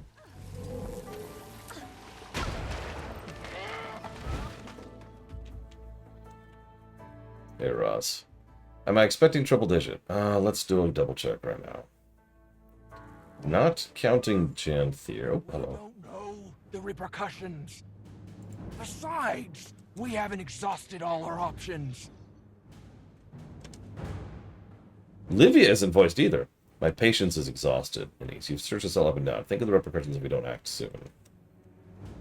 I resent you putting me in this position. Right now, Guild Wars 2 is at 145, not counting Janthir. I'm moving us towards a solution, one we already have. It's been in your hands from the start. Rather curious that it's found its way back to your hands. Anise is wise not to take a thief at her word. Let's not. Difficult to steal what already belongs to you. Legavo belongs to no one.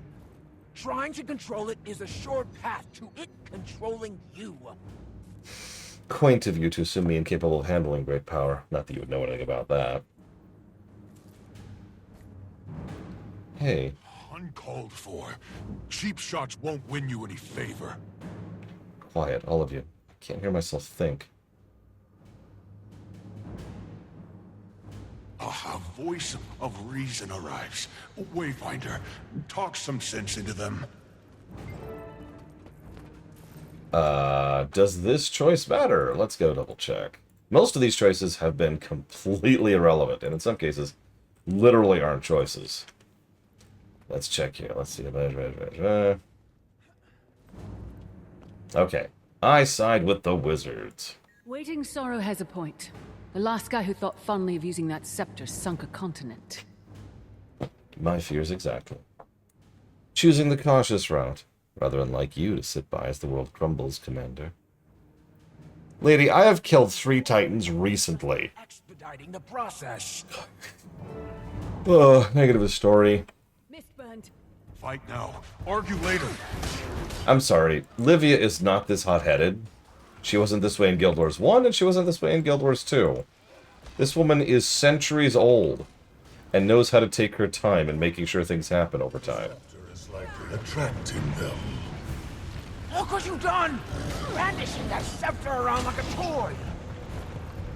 Right, why don't we just blast that heart of yours at everything we come across? Yeah, she's just being childish here. What is this nonsense? Also, completely false dichotomy, while we're on the subject. And again, kind of totally unnecessary. That's it. I'm done wasting time. I just have to handle this myself. Oh, you know what, Eitri? You're right. Livia, let's do this.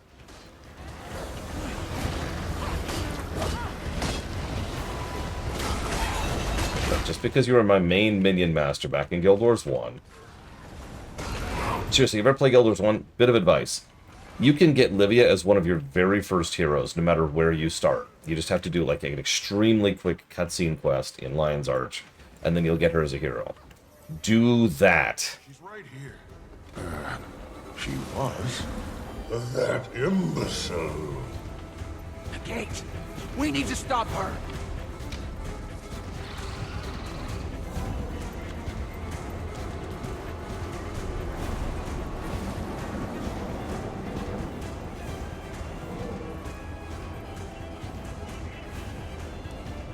So yeah, anyways, for a bit of perspective, Cataclysm by itself was 185 hours. Crushing the length of this game. This entire game. Did it? Didn't she? So she did. Looks like the magic was keeping us out has become a portal. Is it safe for us to use? Seems See you around, so. Ismail Star. Feel better. For our use, yes, it is safe. As for Livia, I'm not sure she's prepared for the toll the Scepter will take on her. That, however, is her problem. For now. What are we waiting for? It was Cataclysm, all of Cata. And yeah, you are correct. That was a full review, just like FF14 received. I don't even want to think about how long a full review of Guild Wars 2 would be. I was thinking about it for a long time, but every time I went to recalculate it, it just kept getting bigger and bigger and bigger. Baba Nisos is the Titan. Or vice versa. The other three did seem to meld with their environments.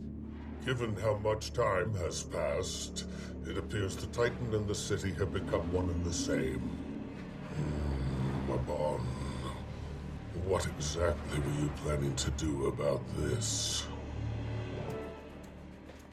So, the final zone is a Titan's body. Cool. Correct, off the deep end. It's been an interesting experiment, and it's opened up precedents for several other games. Let's just get through these things.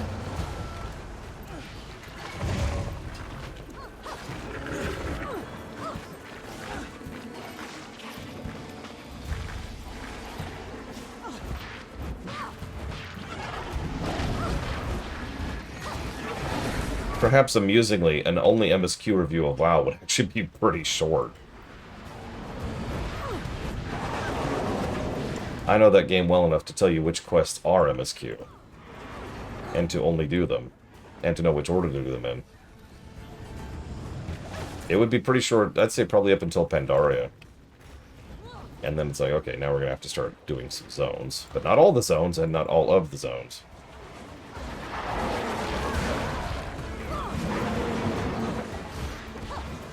If I've learned anything here, it's don't underestimate the enemy. Are they guards or something? Seems like they're defending the city. Oh, I have no idea, J. Palmer. Or maybe they're defending the body. What is an army, if not society's immune system? It would include some raids and some dungeons. For example, the Nightmare raid over in Legion? Nah. But Nighthold, yeah. Nighthold is very clearly MSQ. Actually, most of the raids in Legion are MSQ. Yeah, exactly, Shadow Machine. Some of you probably don't remember this, but when we were just doing class stories in Tor, we would smash through those very quickly. Congrats, Colin.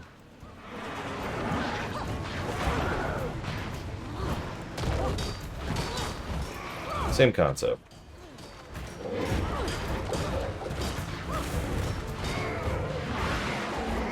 Welcome back, Giga.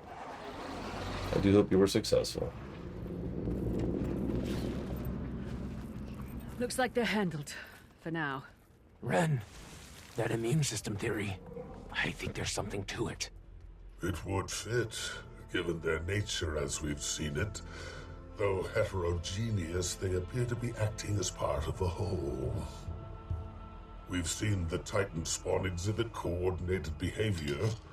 This suggests the same, given the scale of time and complexity. I'm sure they'll only get meaner the further we push into the city. We need to choose our actions deliberately. And that goes double for you. What is a camp doing here, of all places? Don't try to distract.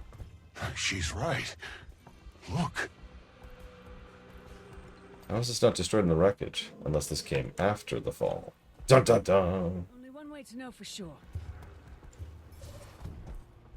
Where chaos flourishes, the white mantle are never far behind. So they did make it to Baba Nisos, not all that long ago, from the looks of it. Were they the ones behind all of this? We can't say for sure yet, but I do agree their presence was relatively recent and is, generally, rather damning. Why don't you start by searching the perimeter? I'll have a look around the camp. I noticed Jennifer Hale has been consistently voiced, by the way.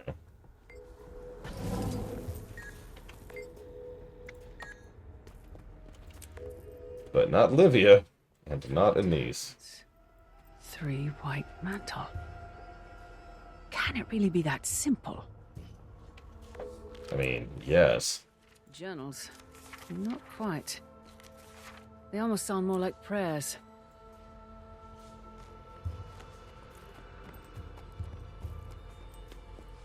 See you around off the deep end. Was he losing his mind? Or was the voice real? And if so, could it have been? I wonder.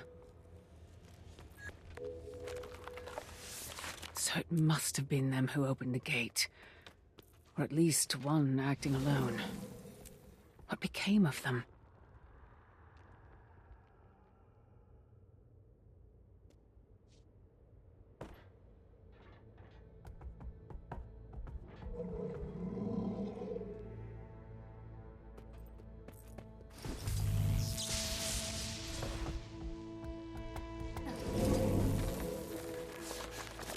Things were really not going well for them. Wonder what the city has in store for us. I mean, the story has gone so completely off the rails at this point. I'm honestly having trouble. Normally I'd say keeping track, but that's not it. It's more like caring. I feel like we're back in secrets. Like, yep, okay. Yep. White Mantle came in. Yep, sacrificed some of their people, turned them into Titans. Okay. The Mersat were horrible. Yep. Cool.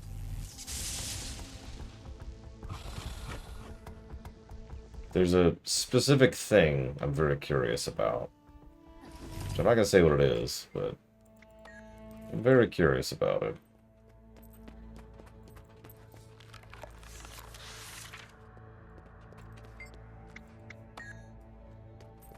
I actually gave a plus to the Mersat stuff. It was some interesting culture building. What do you want from me, game? I've been through this area 3 times. I've interacted with everything. What do you want?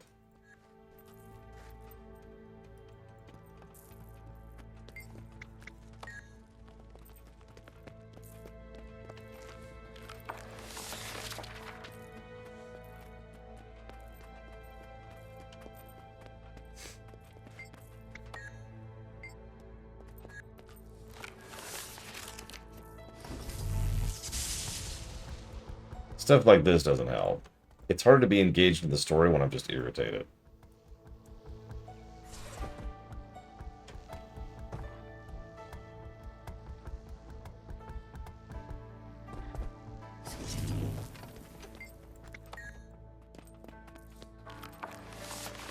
They really believed themselves the righteous ones until the very end. Tragic. The others need to hear this.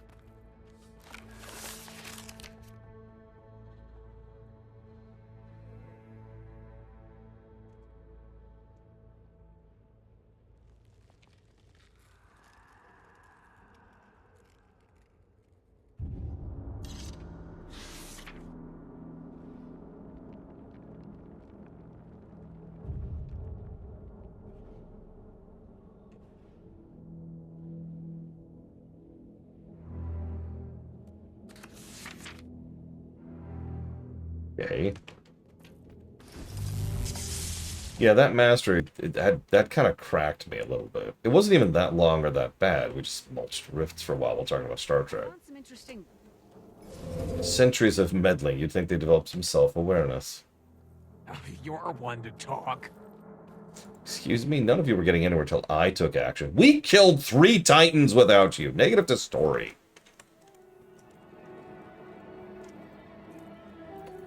You know what, Livia, you're right. You took plenty of action. Abandoned us in battle and put our lives at stake. Sure, you could have killed us, along with half of Tyria.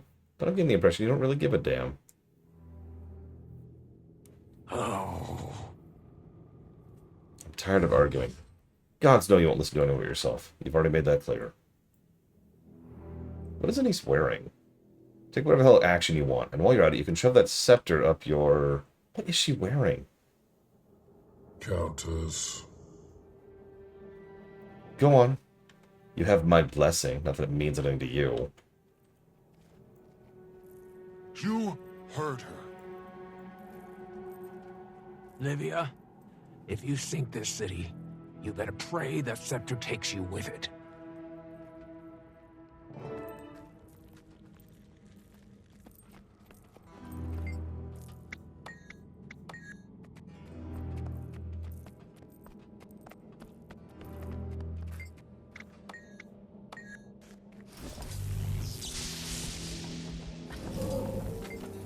I don't mean to be curt, but I could really use a moment by myself. Alright, yes, I'll leave you alone.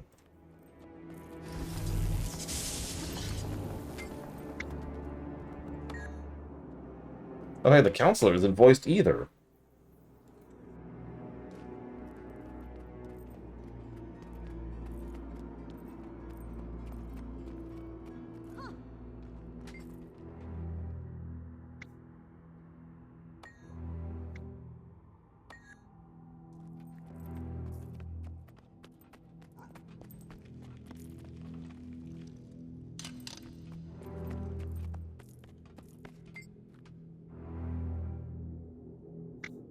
In a sense, let's say, you must be the commander.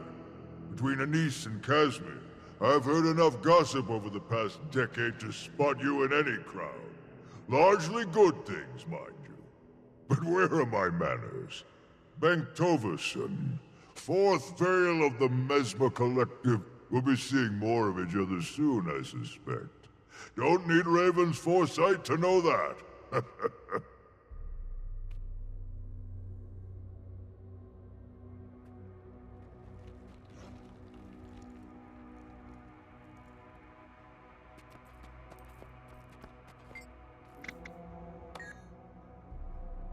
Ugh.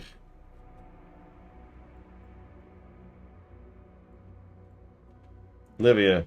I've never seen the Countess have an outburst like that before. You struck a nerve. Oh, please. That one's always out of temper. As a girl, she broke a kid's nose after he dipped Jenna's braid in quill ink. She hits hard, too. Never thought he'd stop crying. Unfortunately, he was the Baron's kid. That took a while to smooth over. Yeah, I like how she's completely unapologetic about all of this, which is 100% her fault, by the way. She's got the will of a Dulyak and stubbornness. Makes her good at what she does. Hard not to have faith in her. Sometimes she just needs a nudge to give her momentum. That's all I'm trying to do. Uh-huh. Hang on, I'm just going to grab this nuclear device here and detonate it, and that'll get people working. That's actually the plot of a Star Trek episode. Looks like it's just us for now, Commander. I'm in agreement on this whole immune system theory. If we can knock out parts of the hull, we'll have the advantage. The body is an interconnected system, after all. As for the Mist's Gate, it's sure to be heavily protected. Some simple divide and conquer, and we'll have our inn.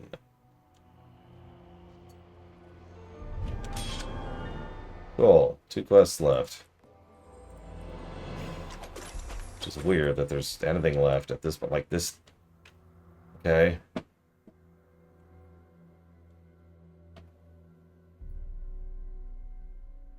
Commander, they're marching on the Titan. You should head that way. Where's the quest? Oh. Next quest. Do events. Convenient timing, I suppose.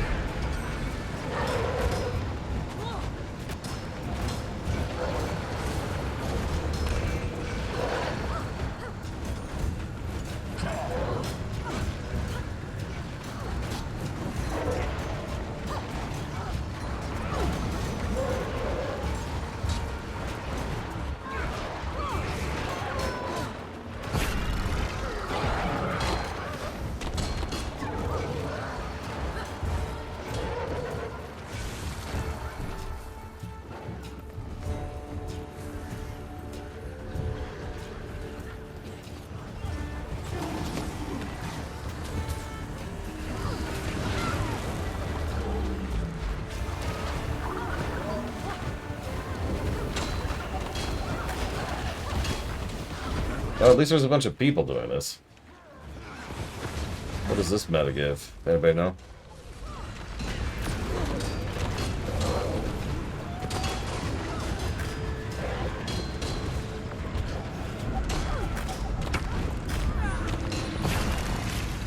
Goodie boxes. So nothing.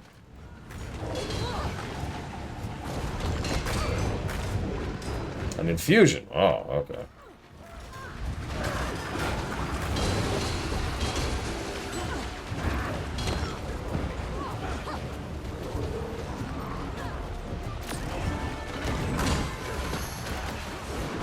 That did count for MSQ. So that's good to know. Okay.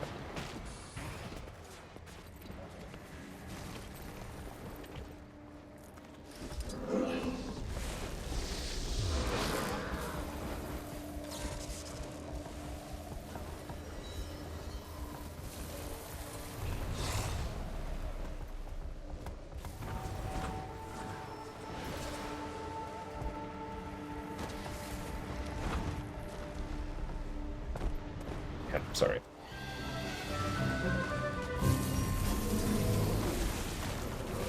And so the good counselor has volunteered to come along and sanction them. Isn't that right?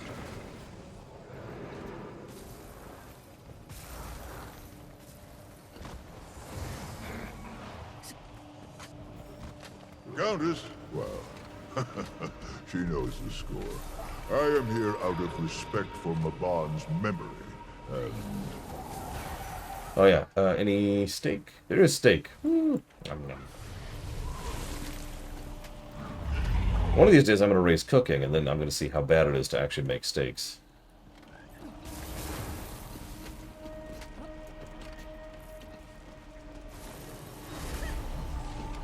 I do like everyone dying. Ah, yes, of course. Allow me.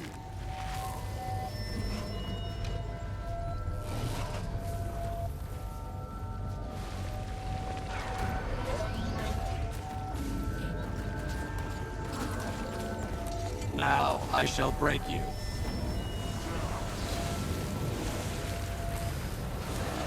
What the hell is that? Stand shall cracked. Real set free, unavenged. Why will we forgotten here? Raven's Wall. What manner of Titan is that? No Titan fool. He spit on us. Their souls were tethered, forged in wicked flame. Believe this is the form of our vengeance.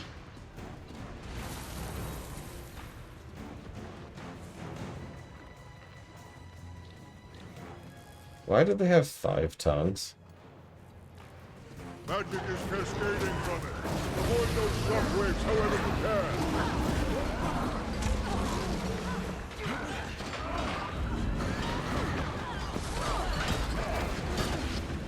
Yeah, I caught the amalgamation thing, just based on what it was saying. They were saying? I don't know.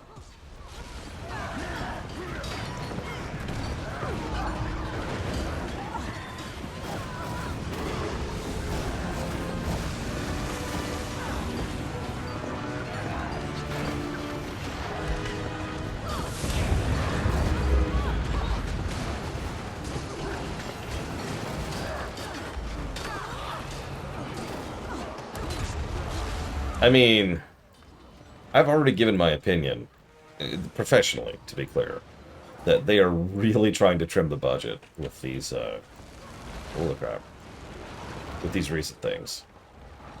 Secrets and Janthir both have a lot of stuff that is cheaper to do than it looks. Honestly, in some cases, it's pretty smart. For example, how many people would even know this is a raid boss, if not for the fact that they've actually done the raid?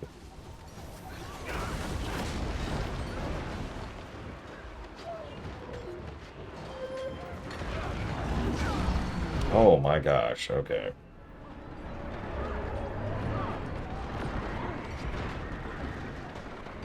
Oh, it's growing, that's why. No.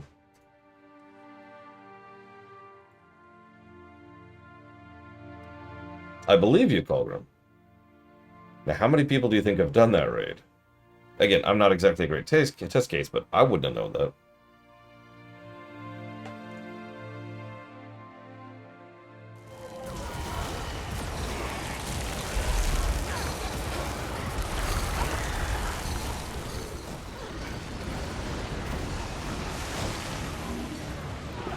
Ow. Okay. I'm not justifying it, to be 100% clear. I get the irritation. The point I'm trying to reach is that it's very clear that they were under the gun and doing everything they could to squeeze the budget. You know?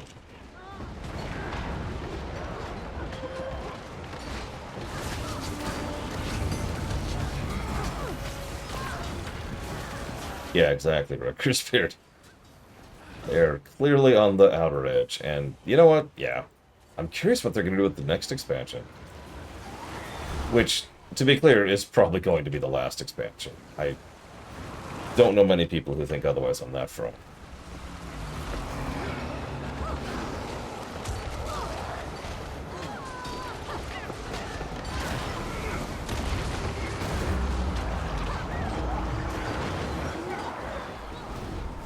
Where's the light thing? Oh, whatever.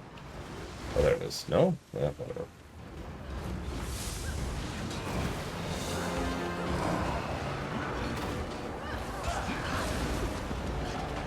I love how his title is Many Become One.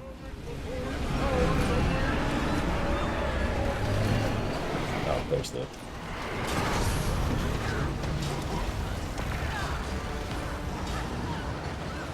I'm starting to get more and more spectacle? One word. Skeptical that it's actually Guild Wars 3 at all. That it's something else entirely.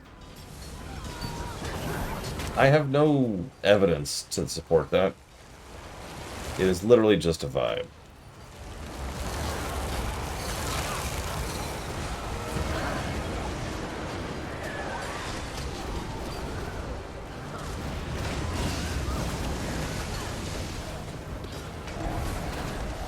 That's a good question, Jay Palmer. They have actual numbers on that. I, of course, do not. If I had to guess, though, 20% maybe.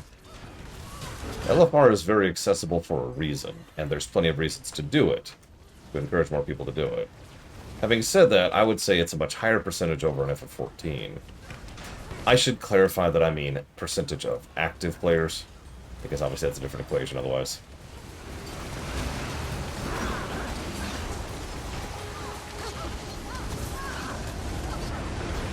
Yeah, the fact that they've pretty much flat out stated that this is going to be the year of the news about the new expansion means, yeah, we're not hearing anything this entire year. I would be shocked if they revealed any information this year.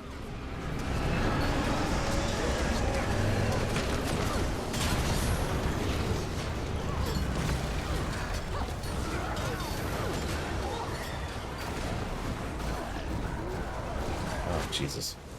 I think I'm about to die. Yep, I died trying to res Brago.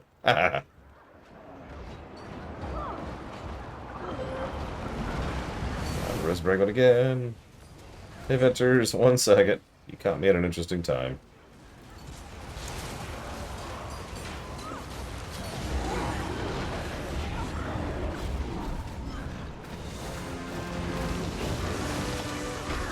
Yeah, exactly, Rector Spirit. Whatever it is, there's a pretty decent chance it's not that mobile game they were working on. I'm sorry, let me explain that. What I mean by that is we know they were working on the mobile game since 2016. So, whatever they're working on is something after that. Something separate from that. But we also know that the thing they're working on separate of that was probably being worked on during the development of Icebrood. So, yeah, it's been a minute. Thank you for the sub, Vectors. And you've got to give me a second. Hey, I died. What killed me? The second time, I mean. Gold, spirits. Suffer this place no longer. Oh, I don't know. My son will envy the tales I tell of this fight.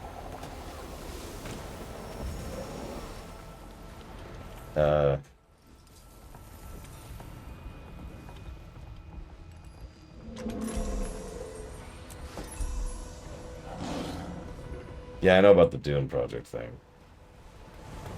Why are people going up here? I mean, I'm just going to follow blindly.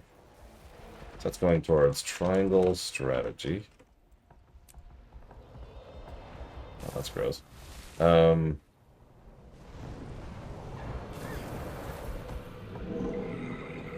No, Pax, no!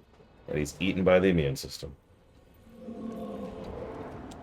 Triangle strategy. Suikoden 2R. And where was that? There it is. Shining Force. You got it. Thank you, Ventures, as always. I'd say it's a coin flip, Wrecker's Beard.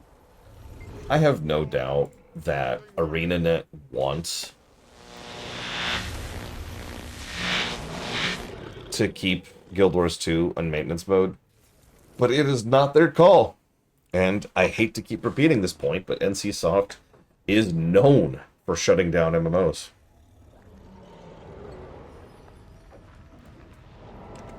I completely missed that, Ventures. I'm sorry. Look, I was in the middle of a boss fight, okay? So thank you again, Ventures, for 7 years of support.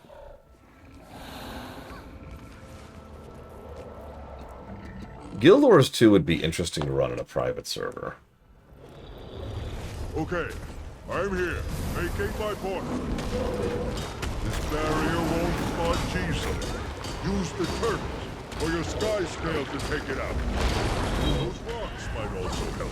Well, the game is so action-based, it relies on pretty good connection and pretty high-end netcode, which is tricky to deal with. It's not impossible, obviously. It's just the barrier is higher, right? The difficulty involved is more.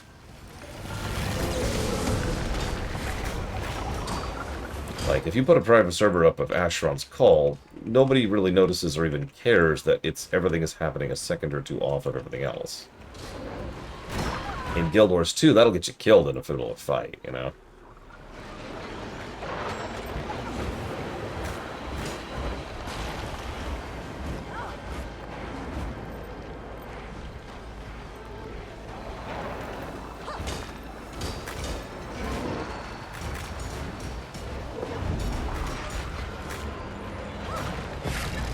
Good afternoon, Evo.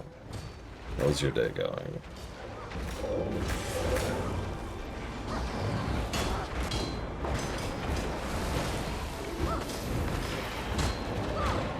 If I can get a comment for a second. Get a combat. Get a combat. Are those NPC turtle riders? That's funny. Ow. Okay, I apparently cannot get out of combat. They're growing desperate. Swarming. Stand strong. Look up there. Enemy turrets emerging from rifts. I am pretty tired. I ended up not being able to take a nap during my lunch break. Take them out and seal the rift. That's my fault. No judgment in any direction other than that I'm an idiot.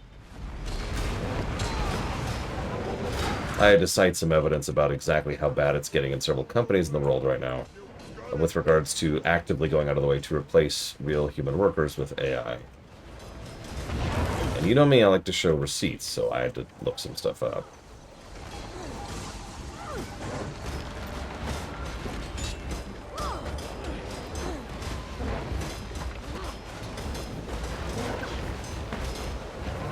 Go away so I can get out of combat.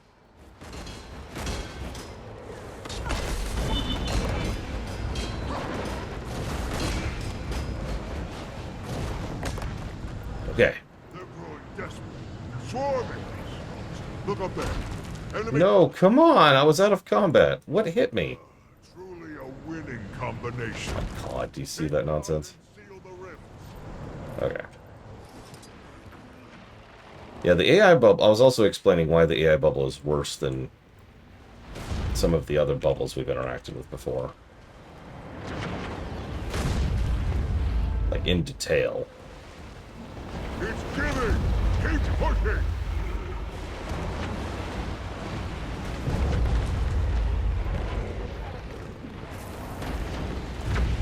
Well, since I just went through this, let me explain this.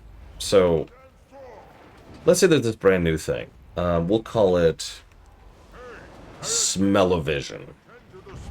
Okay. I know, right, Reckless Beard?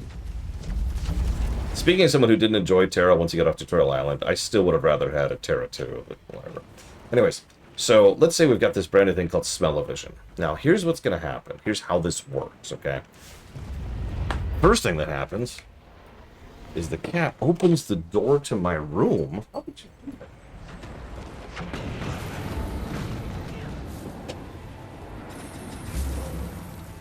Jeez, cat. Now, first thing that happens is a bunch of idiots who have more money than sense say, I want to make more money. And so they're like, yeah, I'm going to make all the money. And they look at Smell-O-Vision, which is something that's being used by very specific small things or in very specific small cases. In other words, they don't invent Smell-O-Vision. Smell-O-Vision exists and has for some time. Okay? That's important. So they say, I can make money off Smell-O-Vision because no one's making money off Smell-O-Vision right now. Perfect. So they start dumping money into Smell-O-Vision. And I mean dumping it in. Now, they realize very quickly that they're losing money on Smell-O-Vision. And they're like, oh crap, we're idiots. Damn. Okay, idea. We're going to talk up Smell-O-Vision, and this is actually a calculated thing. This has been going on since like the 60s, by the way. We've got this calculated way of talking. And we're going to talk to the right people in the right ways and the right reasons. We're going to talk to magazines, newspapers, YouTubers, TV shows, whatever it is for the era. And we're going to talk up this new tech, and that's going to cause all kinds of great, awesome things. It's going to give you free blowjobs every hour on the hour. It's great. So they talk up Smell-O-Vision. Now, you might think, nobody's going to buy that. Here's the thing. Investors buy that.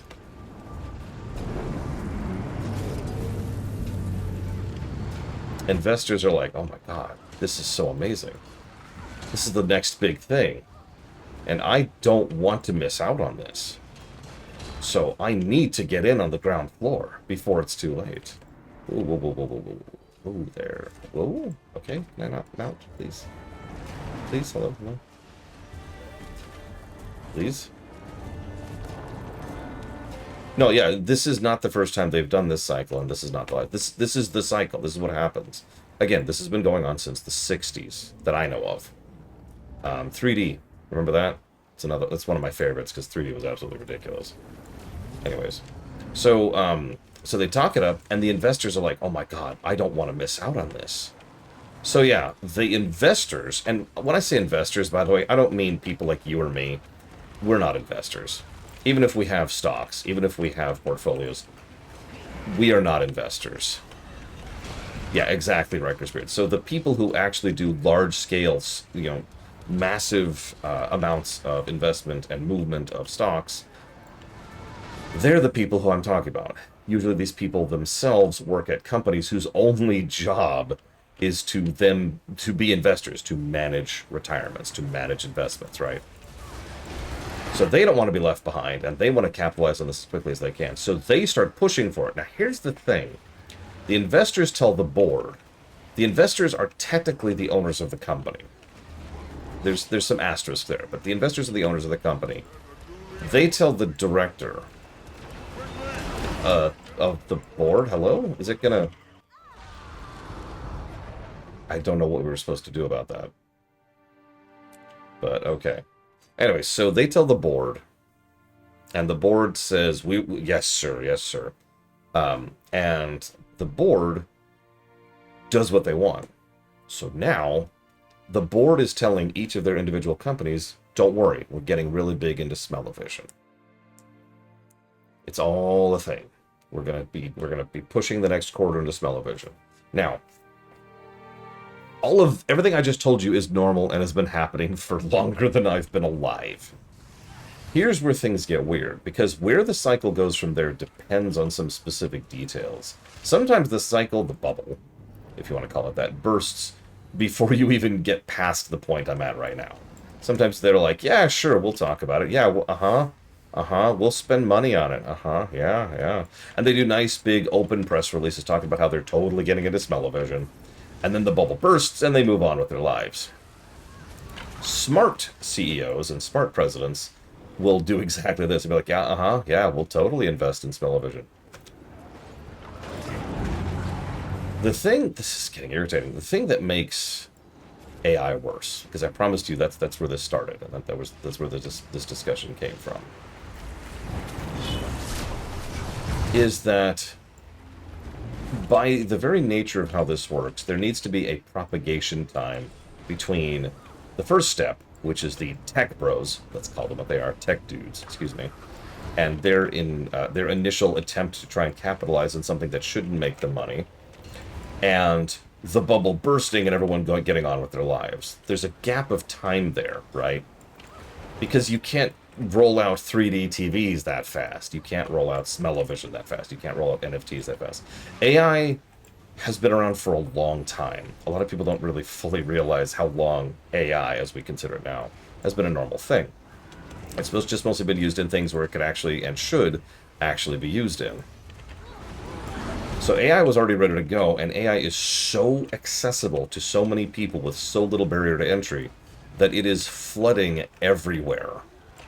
And the more it floods, the more you hear about it, the more you see about it. The more it gets more attention of more idiots in suits who think, oh, look, I just keep hearing about this from every angle. I'm constantly hearing about this new AI thing. Are we using AI in our company?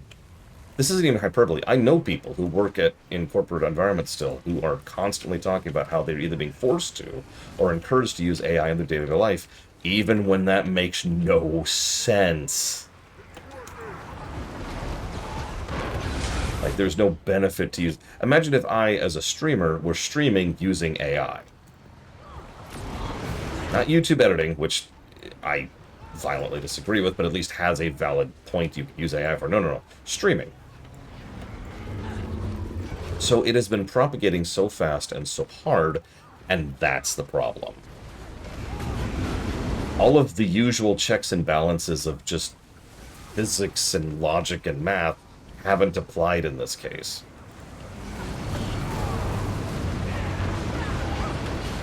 That's why Microsoft just laid off about 9,000 people. Is because Microsoft has sufficiently reached the point where they think they can capitalize on this. Their investors are telling them, you need to corner this market. This is a brand new market, and we want to be in charge of it. I will remain and monitor things here. Don't need anyone stirring the pot. Understood. I'll head there now.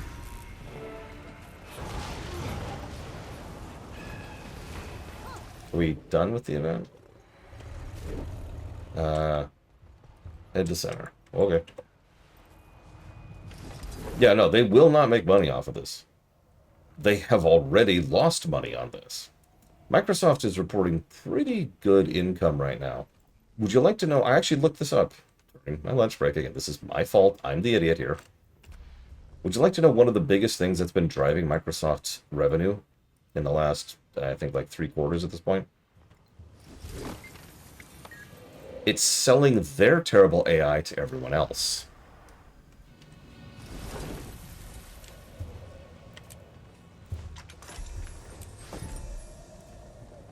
Because a lot of other companies, see, most of what I'm talking about sounds like it's at the highest levels, right? The really big companies, Apple, Microsoft, Walmart. But the thing is, even tiny little companies are completely at the risk of falling into this exact same bubble. Especially if they're publicly traded companies. So, same stuff happens, just on a smaller scale. Oh my God, we need AI to improve efficiency, to fix this whole thing. You know, like the companies I used to work at, those kind of companies are like, we need to buy AI. So what do? They buy AI from Microsoft. And Microsoft makes money off of that. And now they're thinking, oh man, this is great. This is fantastico because, we're making all this money off of AI. And that's why they're dumping $80 billion with a B, if you missed that, into AI research to further corner the market. This will not work. Some people will make some short-term money off of this, but I guarantee you every single bit of this investment is going to be a long-term detriment. Are we going through this portal? I guess. Maybe. I'm gonna assume no. Okay, Pax says no. Okay. Well, there's the heart. Hello, heart. Yeah, the only people who will benefit from this are the scammers. Usually, the people at the beginning of this entire chain are the ones who actually fail. Like they lose out on money. It's actually a pretty funny thing to watch, if I can be spiteful for just a second, because you can actually trace their desperation and how the market moves, because they're desperately trying more and more things to get their income back, and they are failing because it doesn't work that way. I'll take the amalgamated, thank you. Always take amalgamated. Yes, yes. Oof.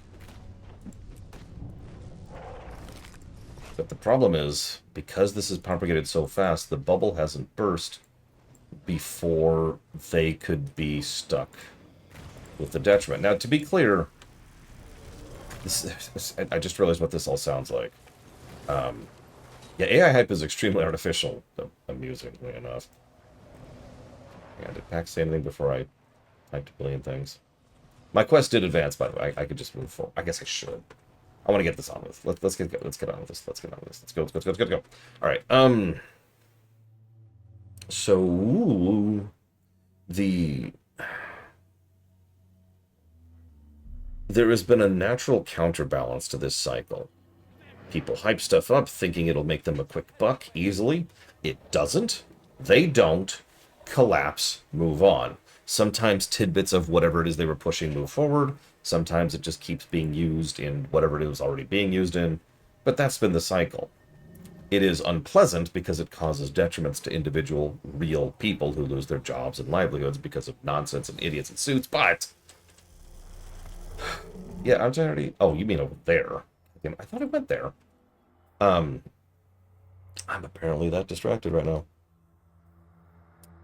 But in this case, they might actually make their money. Yeah, it's nothing. AI adds nothing to the universe at all. It is not technology in the strictest sense of the word. It's hard to even explain if you haven't studied it. AI is not the application of human innovation. Forgive me for the phrase. Because the application of human innovation is what technology means. Yeah, AI is a funhouse mirror. I was manufactured to the highest standards. I do like being nuked.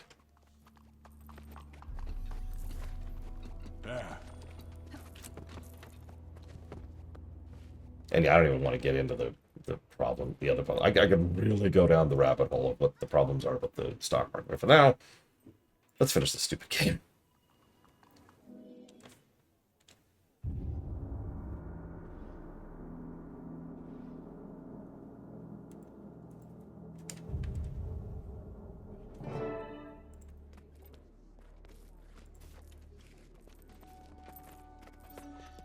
I'm here, alone, as requested. I found another of Mabon's memories. Figured it was best discussed among a select group. No need to mince words. Olivia hasn't been winning anyone's trust lately. We thought the matter too important to risk another incident. Yes, that's not unreasonable. Well, let's see what else Mabon has to say.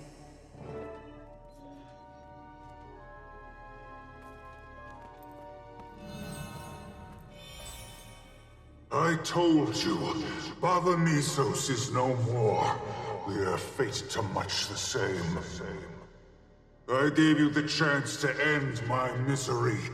Instead, I'll end yours. What good is it? Prolonging the inevitable. How small you seem now, alone and trembling, without your kind to shield you. Small and alone. This is your final chance. Fight back! Look around you! My kind has killed for less. I am ashamed.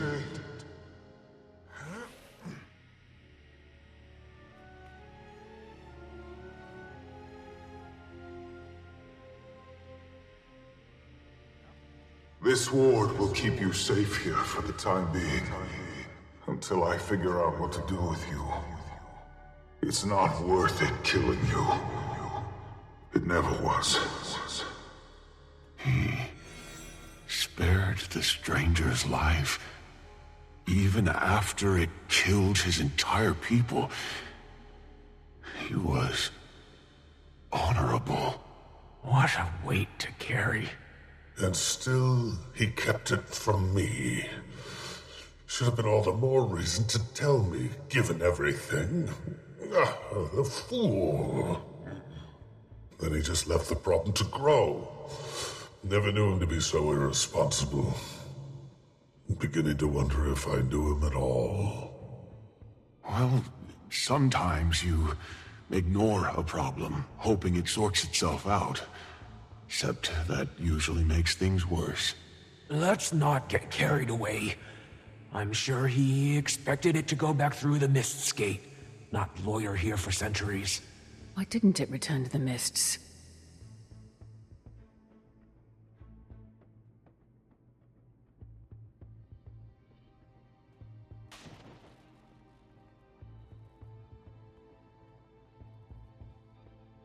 You're right, Anise. And that starts with all of us working toward the same goal. All of us. From Abon. I'll call Livia. Alright, Livia. We'll let you into the big girls club. Just this once. Livia, I reconvened with the others. What's your status? Here's my definitely real voice acting. I love how there's actually the static, but not the frickin' dialogue. You there? I'm not gonna read that. That's just appropriate. Oh, hey. You heard her. To the heart chamber at once.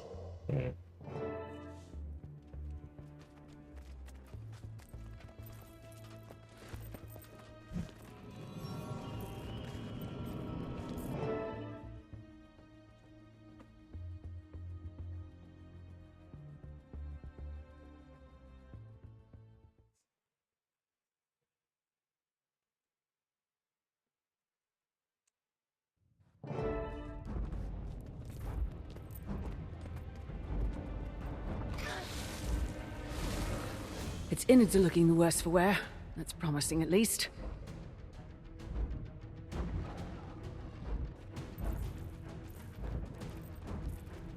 What the?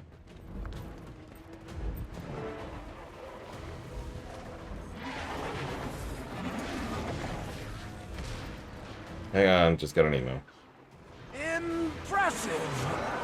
But let's clear the ambush first. Then we can deal with the heart. On it! Oh, hey, it's the heart we were just fighting.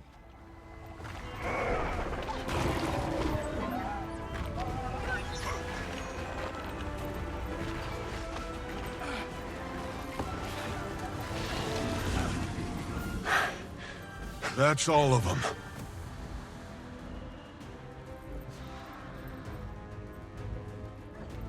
Yeah, whatever. You've done admirable work thus far, but it appears the Mist Gate is directly fortifying the heart. So we take out the gate. The scepter will take care of it. Yes, it can, but it will require all of its power to do so. I'm afraid a sacrifice must be made.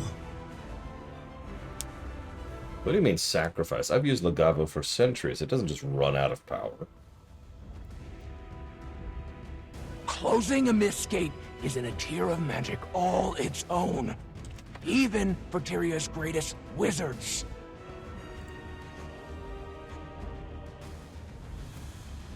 Oops. Listen to me. This matter is far beyond the childish feuds of the physical realm. What's the gate doing?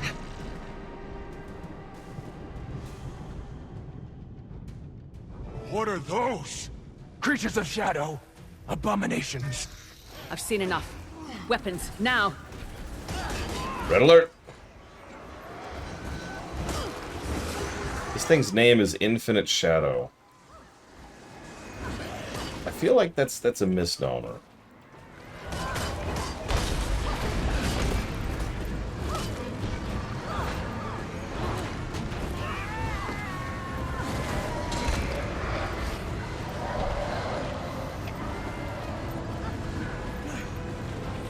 The deepest dark. Now would be an appropriate time to use it. I'm trying. They're not responding to it. Oh, but I just left.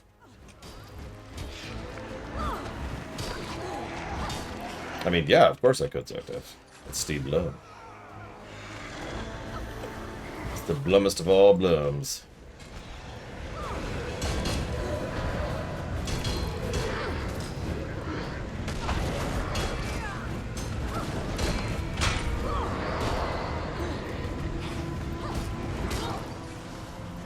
Countess! Don't worry, Countess. I've got your back. Thanks, Bram. I mean, Bram too.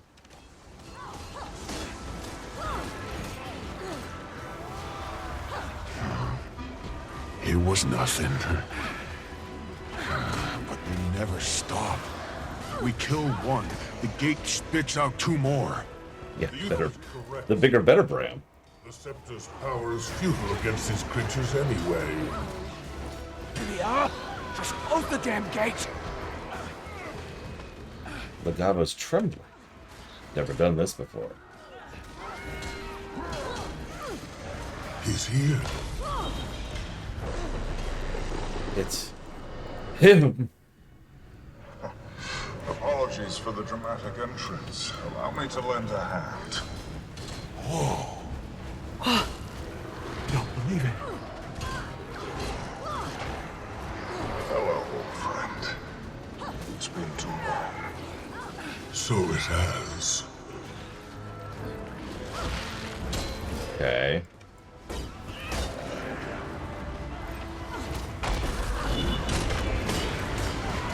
Just keep killing, just keep killing.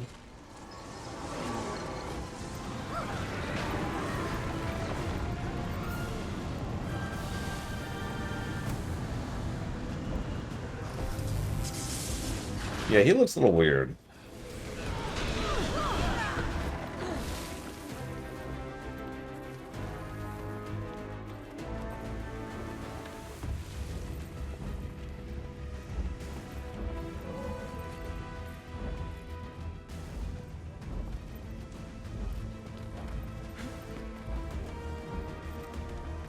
That should do. For a time, at least. I believe I'm owed an explanation. Several, for that matter. Glad to see you haven't changed. I owe you all explanations. Though time is short, I'll do my best to provide them. Okay. Is sacrificing the Scepter of War really necessary? I'm afraid so. In order to close the gate permanently, we will need to rely on the power vested in the Scepter of War.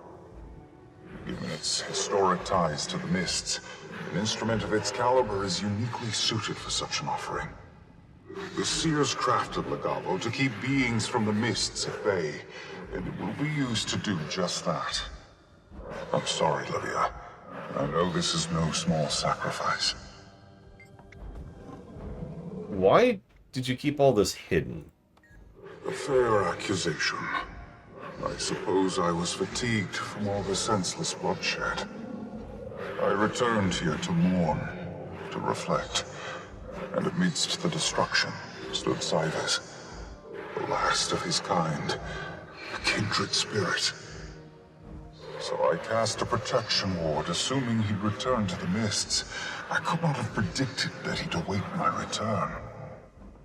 I aimed to gift him a chance at another life, same as Astaran gifted me. Instead, I doomed him to a much crueler fate. I was not yet prepared to admit my folly to myself, or to those I hold dear. For all of it, I feel immense shame. Okay. How are you keeping the gate closed? I've tied my life force to the Mist's gate. It will remain shut for a time, but not long, I'm afraid. Life force? But everyone's been saying you're dead. Poised arrow. You're quite correct. I am dead.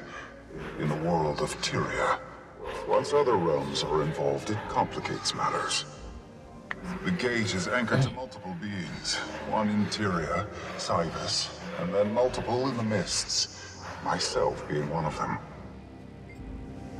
Okay, who else is it tied to? Yes, 3 in fact. They are the ones responsible for taking advantage of my death to open it. The 3 White Mantle members. Very good. Ulrich, Tatiana, and Judge. Or as you know them, Greer, Decima, and Ura. By releasing their souls from the realm of torment, you can close the gate for good. But you must act soon. So how do we release their souls?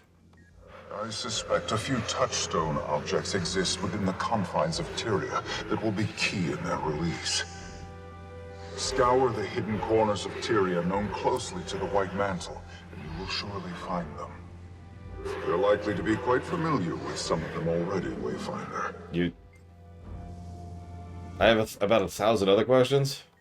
There will be time for further musings, but for now, I ask that you make haste recovering the touchstones, Wayfinder.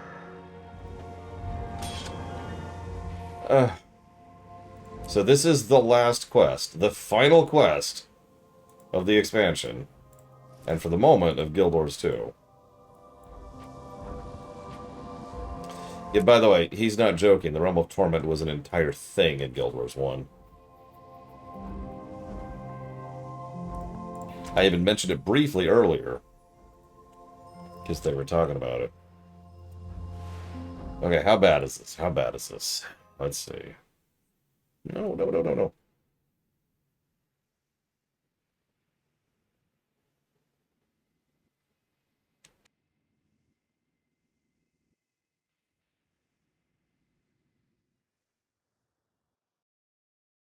Someone get me a report on the Mersot Tower situation. Those things are really slowing us down. Yes, ma'am.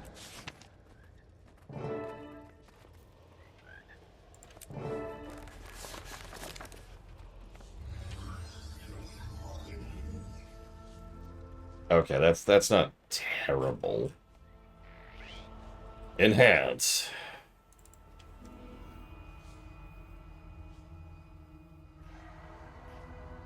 There was Wrecker's Group. Again, stretching that budget out. Immediately leave both instances. What? Oh, you don't see that. Well, that's interesting. What I'm looking for is over here, I guess? Yes. Nothing. Don't worry about it. I definitely don't have add-ons going that you can't see. Fear not.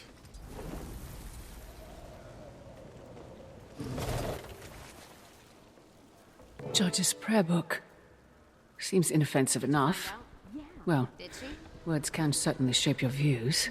Though some people will shape words till they fit their views. That's usually when things get dangerous. Damn right. All classic games suck. Alright, so... I think that's it.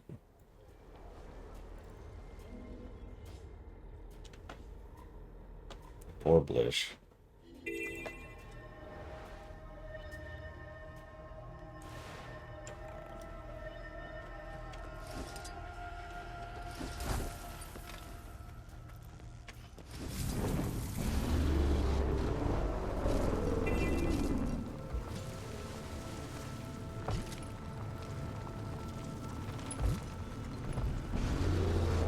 How is it bugged, Giga? Like, what's wrong with it?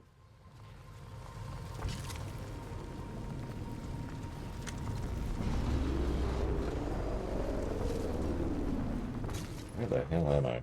Oh, I'm going the wrong way. That's where I am. That's okay. I can work with that.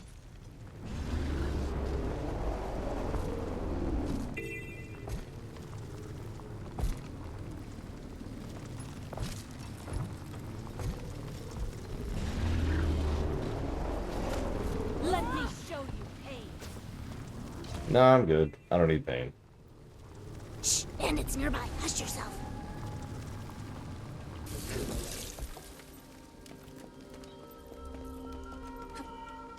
Oh my god.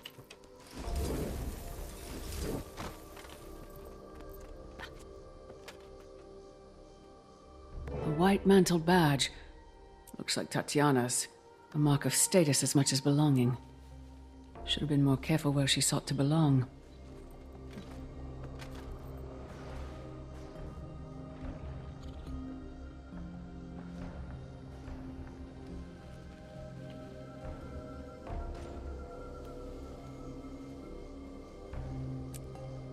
Yes! God damn it! Go! Ah! Oh, I'm never gonna make it, Evo. I'm never gonna make it.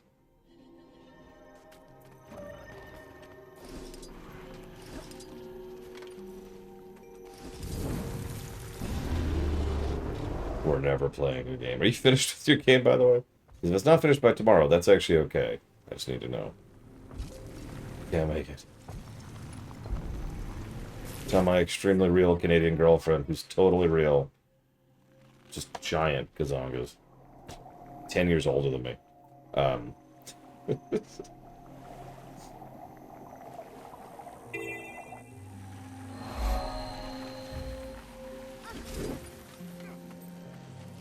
There it is.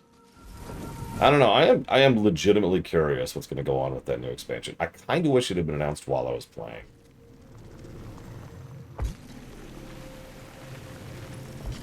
Oh yeah, she just travels a lot.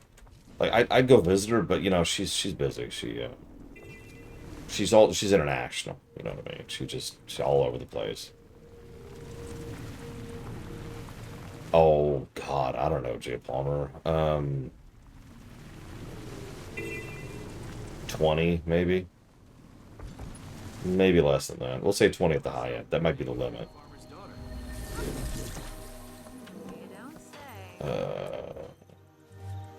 Okay. Yeah, I don't... Yeah, can I? Okay.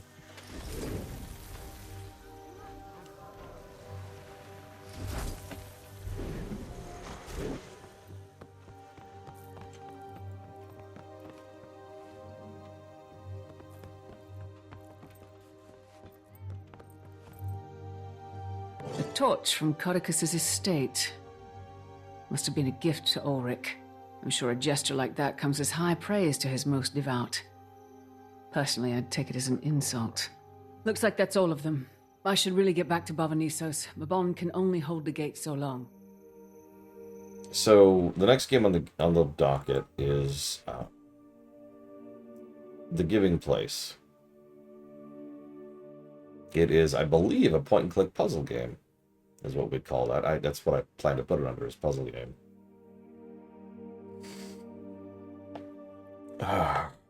Okay, I can do this. I can do it. I can't do it. I give up. Will to live. Welting. Hang on. Okay, for realsies. Give me a sec. Let me get up for a sec. Let me talk to this person. And get absolutely no dialogue. That's great. Give me like 5 minutes. You there? Hello, Commander. I know your time is valuable, but can you spare some to help us? I'm here on Counselor Ludo's behalf. Despite the Mersat's absence, their defense powers are still very much active. The high density of the Mist's energies are supercharging them. The Jade constructs that they power are becoming quite bothersome. I'm about to guide a small expedition to nullify these towers. Hopefully, I can count on you among our ranks.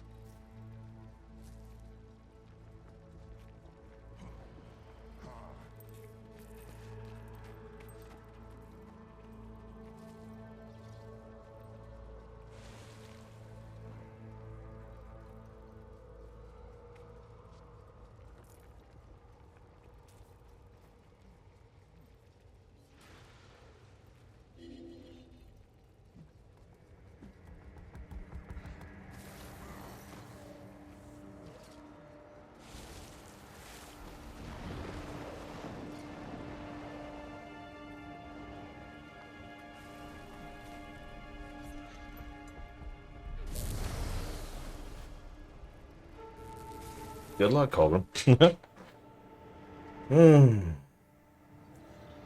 Okay.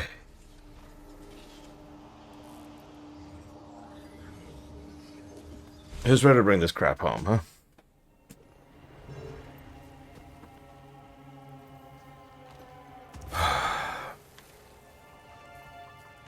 As the saying goes, let's blow this thing and go home. I mean, I'm going to keep playing Guild Wars 2 off camera, just slightly less often. I still need to finish getting Sunrise after all.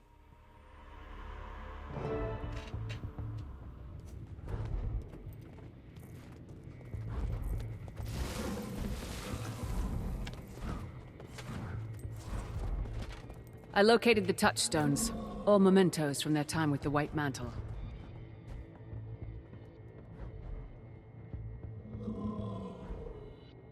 People in impossible circumstances tend to seek hope in impossible salvations. Tormented as their souls might be, these items shall resonate with their owners enough to cleave the demonic essence.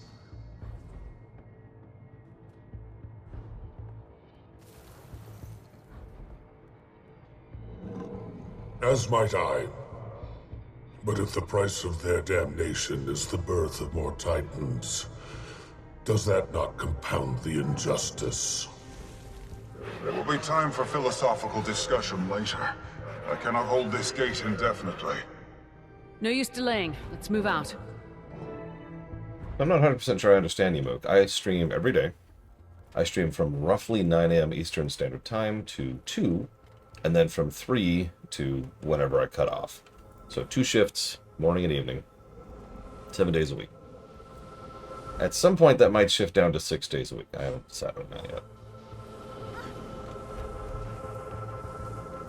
And obviously, the the games that are streaming are in the list you just saw. They're also available on the website.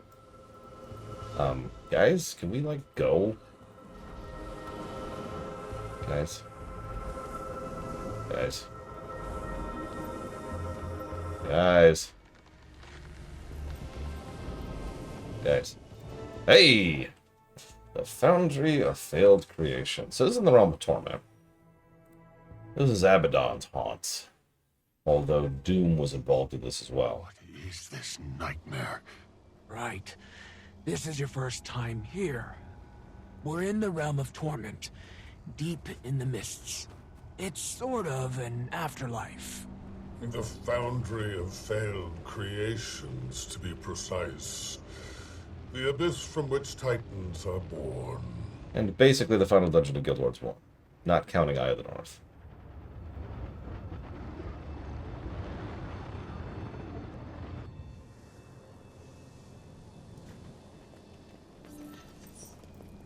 God, that last mission was mean, too. Ren, you were here before? Do these demons look different than you remember them? They do appear to have changed. It's been quite some time since my last visit. You've been here. Centuries ago. I had to clean up after some heroes. Hey.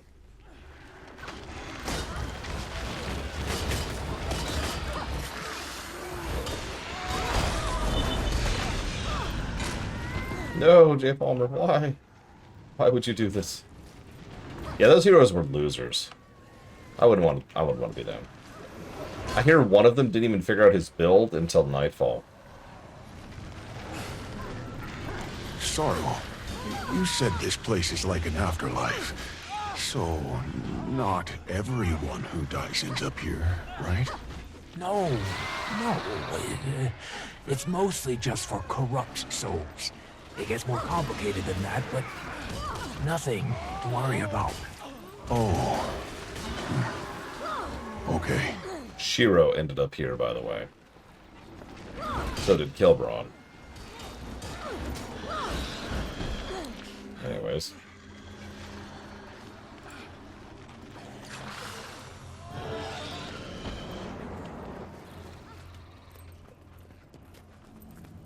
In Guild Wars 2, when I came back to the game, Kilbron, during Path of Fire.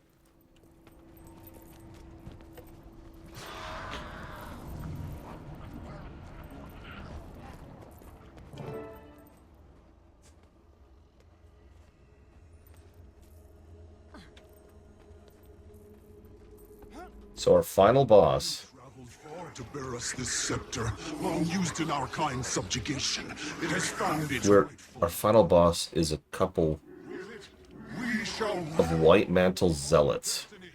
So it is written. So it is our divine right. Kneel now and relinquish our gift. Then maybe we'll allow you to leave unharmed.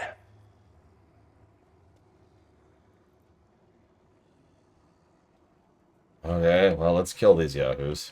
Oh, sorry, what Livia says is, I watched my homeland burn at the hands of your kind. You think I'd bow to you, let alone give you such power? The shadows warp their minds. Let's set them straight.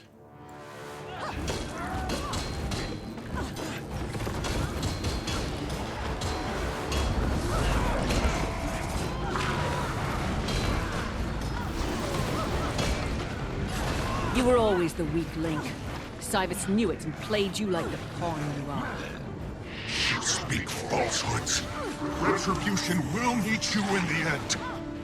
Sounds like it's meeting you first. Wayfinder, the prayer book. Use the heart to channel its essence into his soul. Hollow as his own righteousness. I can't stand people like that.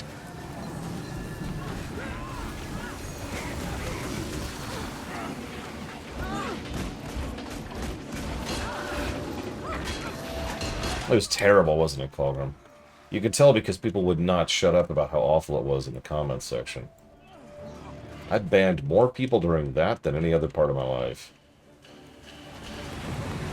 So, Halo SPV3. You succeeded, by the way, J. Palmer. Sky Odyssey. And Siphon, Filter, Omega Strain. Vital tricks! What is happening to me? What have you done? The heart, Wayfinder. Channel the badge's essence into her soul.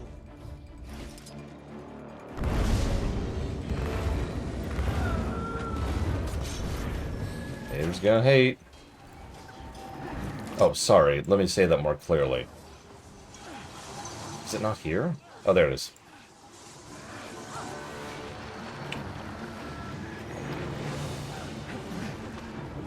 I'm just gonna leave that up for a second because I want people to experience it. If you haven't already. In the name of Codicus, of Soul! Codicus's torch. The heart will channel its essence. Do it, Wayfinder. Haters gonna hate. Pick better heroes next time. Do it. Small-minded fools. They didn't deserve absolution. Some may very well say the same of us. Perhaps none of us are so deserving. Please tell me that's not it. Either way, it's a discussion best saved for Tyria. Tell me that's not it. Still of the underworld for at least another century.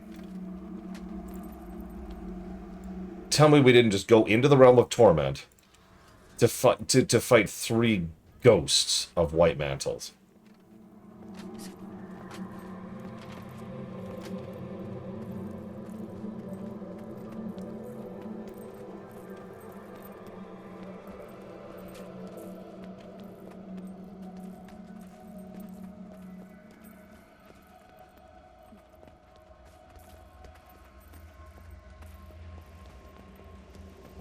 You've done well, my friends.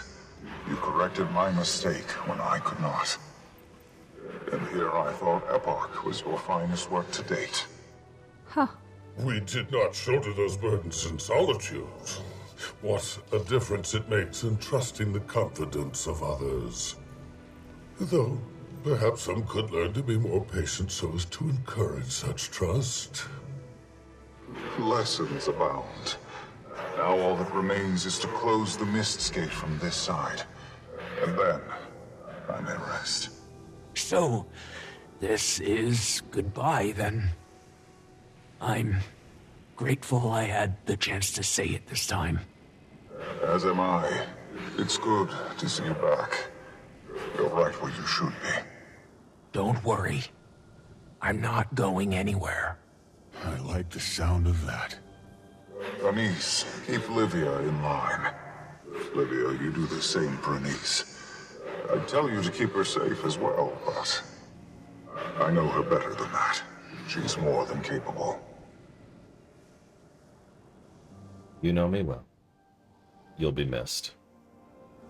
Iskarin, I chose the Wayfinder for a reason.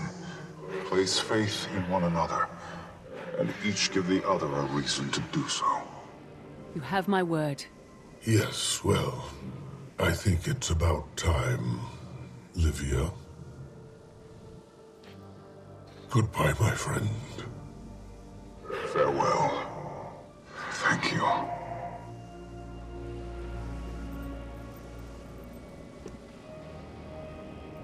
So, Illidan.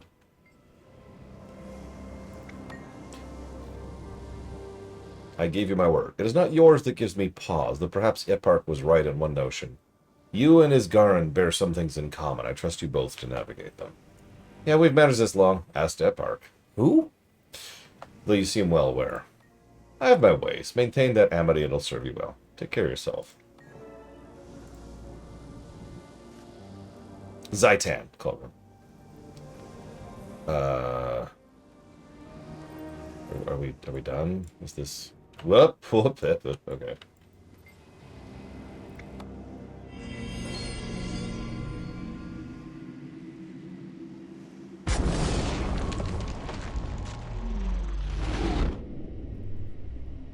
I mean, honestly, I'm getting Ice Brood flashbacks. Yeah, I noticed we left Pax in the realm of torment.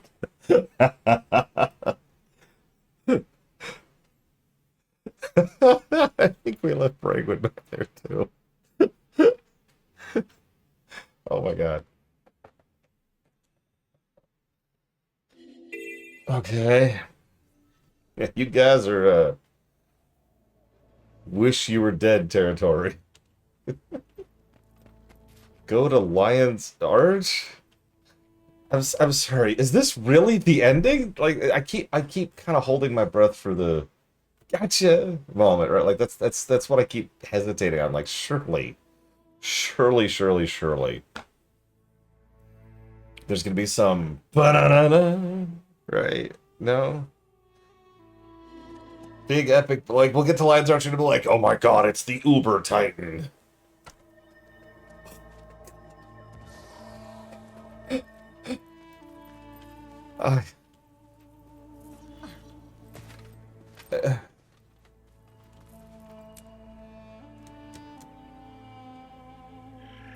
Yeah, there's a maximum over Titan, which is just like, oh, hang on, Braven's probably still loading. This Lion's Arch. Oh my god. This is... I'm gonna have to decide how bad this is, because that's how that works, is I have to enumerate how bad this is. Okay.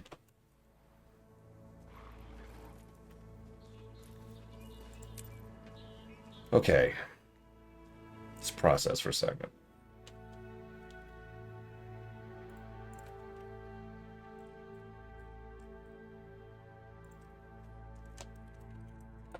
Pacing negative. The pacing was actually pretty solid up until the patch content, at which point it just kind of dove off the edge. There was no anything. There was no pacing design to, like, any of this crap right here. So that's problem number one. Welcome, Commander. The Council is waiting for you in the audience chamber. Thank you. Yeah, the moment we killed the 3 Titans, it was just like, okay, Mersa, and then City, and then, okay, oh, by the way, Livia's here, and she's not voiced, but she's got the scepter. It's a giant Titan. Oh my god, the 3 Merset ghosts. I'm sorry, White Mantle ghosts, and we're done. And scene. Like, lurching is a word I like to use for bad pacing. Describe how bad pacing feels when you're going through it.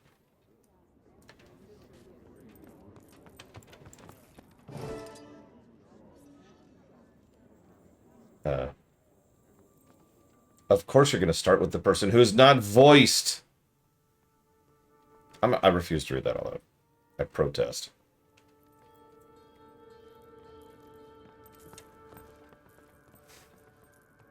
Oh my god, is Anise seriously the one giving the debriefing? Why did you give this to the character who's not voiced?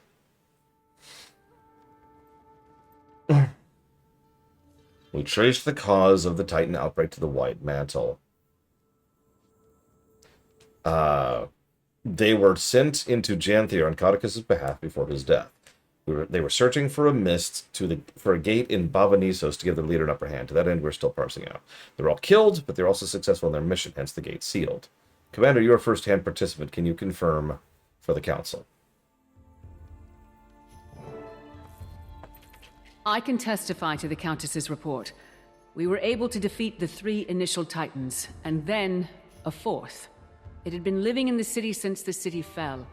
When the White Mantle entered the ruins, it manipulated them into opening the gate. The scepter, Legavo, played a significant role in sealing it. Livia's judgment aside. A former wizard of the Astral Ward, or his memory, guided us. Without him, we may not be here today.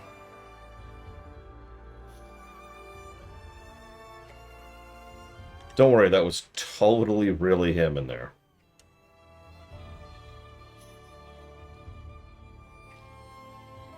Like, it's fine. We just left the Scepter of Ore inside the Realm of Torment. Nothing bad could possibly happen from that.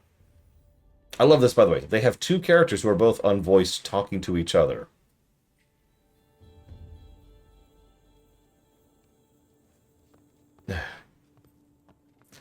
Three characters who are not voiced talking to each other. Sorry.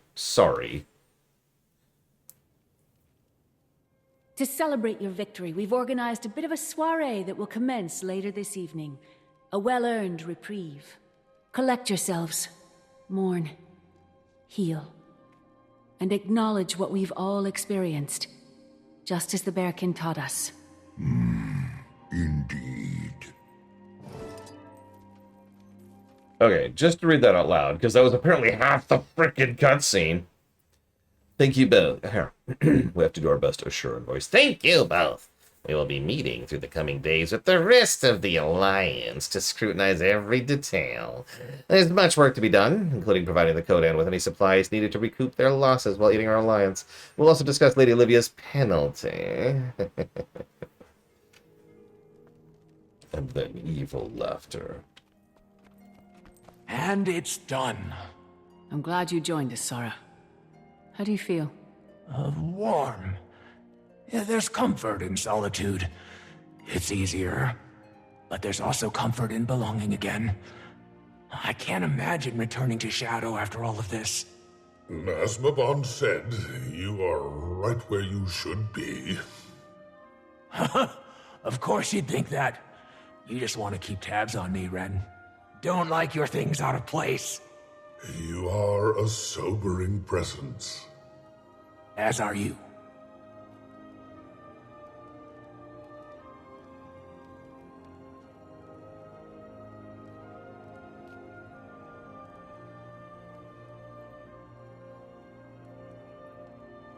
As I'm typing up my notes, I just realized I can enunciate on one of the reasons I think this sucks.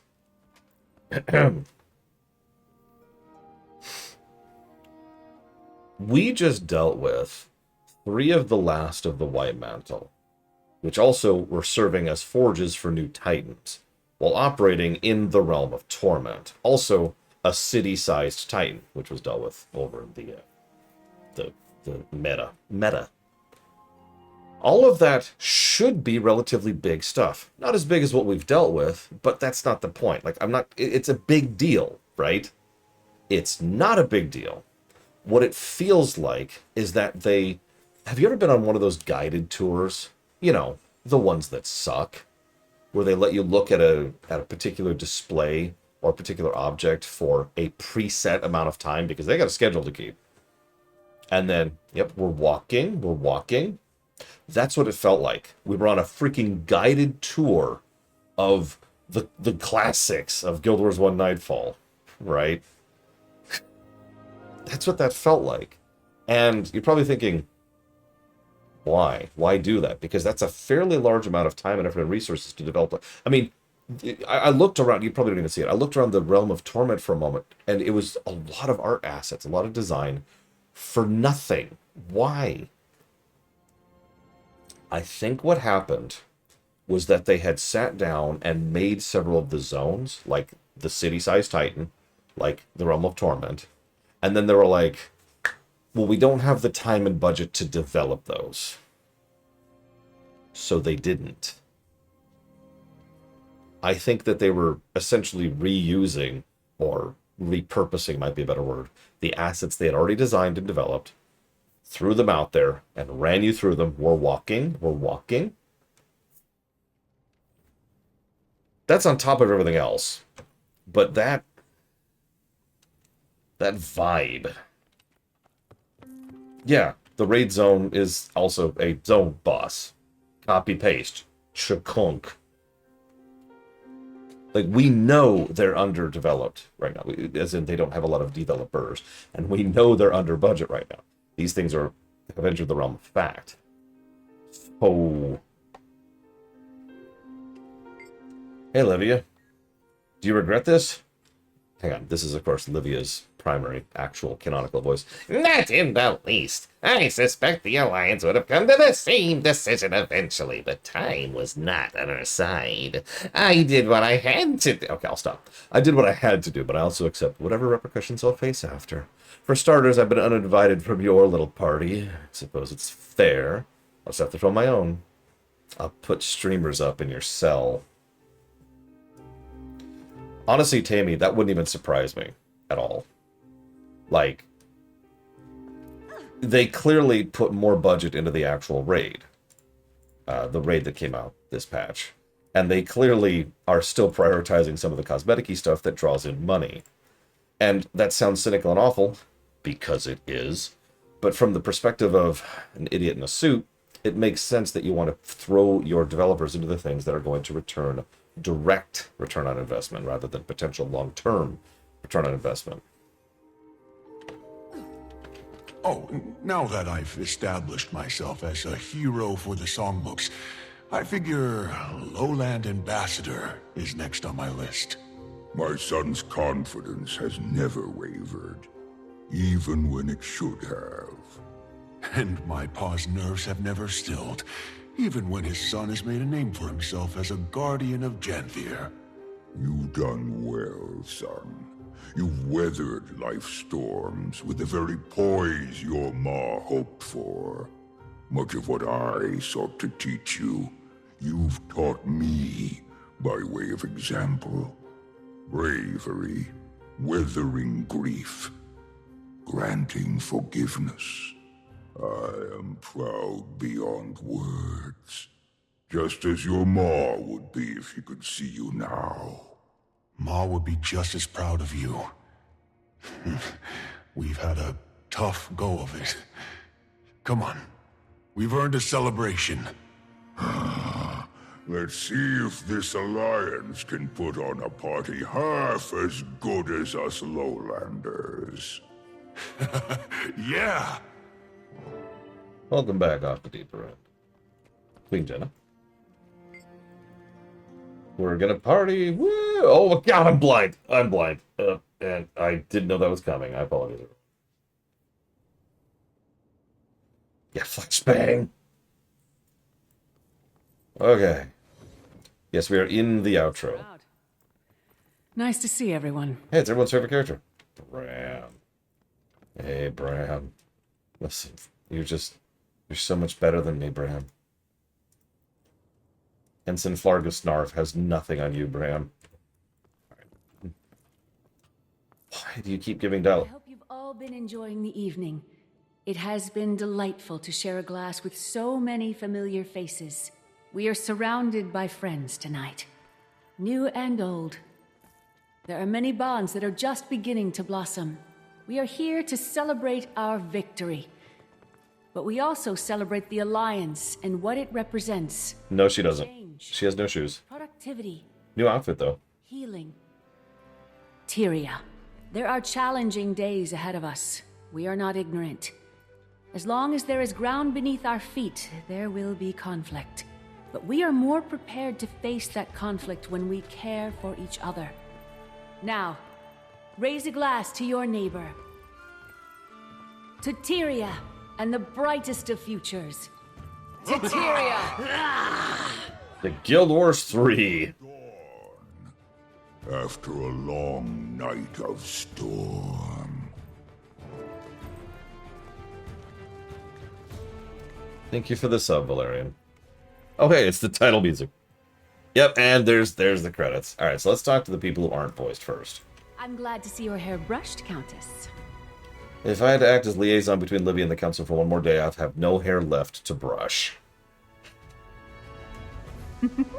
Thankfully, your responsibility has been fulfilled. For now. Enjoy yourself. Call my hairdresser. You don't pay me enough to listen to that woman's banter. I'll see if Logan has some time. That would certainly be a sight. But say, did I see him? Is he here now? I was hoping you would notice. He is. Haven't you heard? He's with the Pact again. As my advisor, you are supposed to tell me these things. How do I look? With those flushed cheeks? Darling.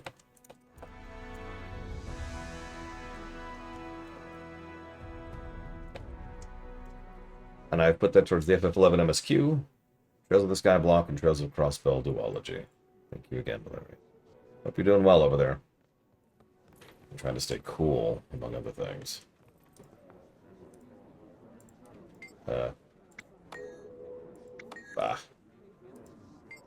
Any actual dialogue? I ain't reading any of this. Nobody cares. Nobody cares. I mean, voice dialogue. You're not voiced either. I'm realizing that with the kind of profile that Alliance brings to Alliance Arts, we could use some additional security. The Lions Guard used to deal with pirates and scofflaws. We're not trained to protect world leaders. Maybe you could speak with the Vigil. Jarvy's been doing a good job with them. Or Logan. I heard he's back with the Pact. By the way, we're up to 4 non-voiced characters now. Thackeray, yes. He'll... I'm sure the Pact forces will suit our needs. I'll take a couple of steps back, Commander.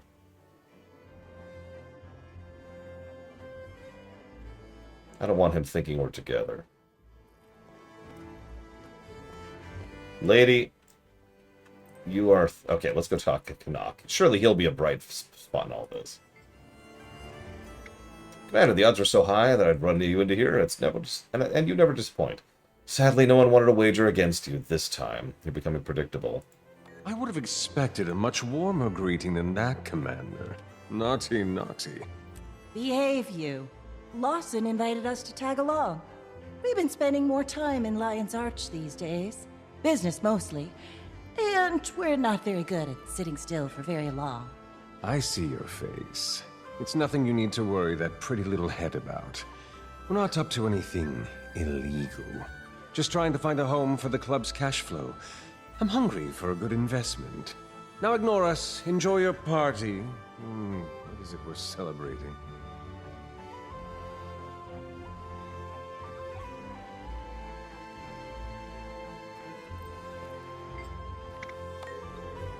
Oh wow, Bram isn't voiced. Considering his voice actor is... actually, where is he?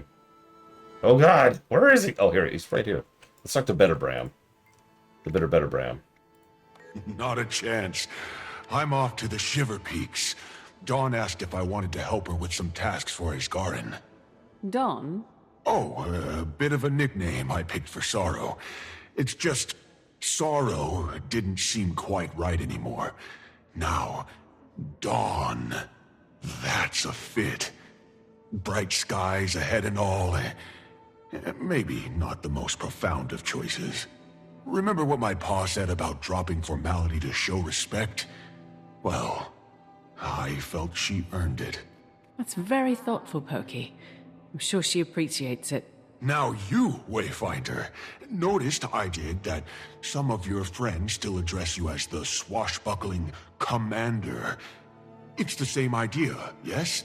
A sign of respect from friends who fought by your side. Well, now we've done just that. I suppose. I don't like where this is going. Well, I've come up with something to capture the essence of both. What do you think, Comfinder?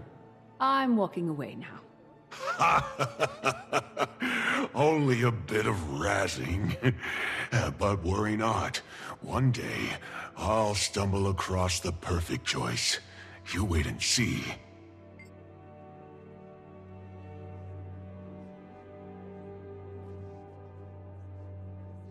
Well, from now on, I have to call ourselves Comfinder. That's just how it is now.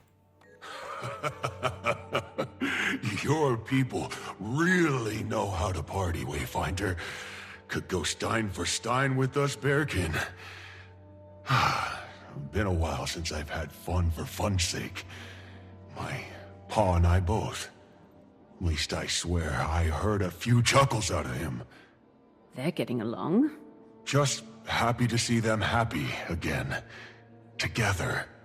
Fallen trees may dam the flow of a river, but the water, as always, finds its way home.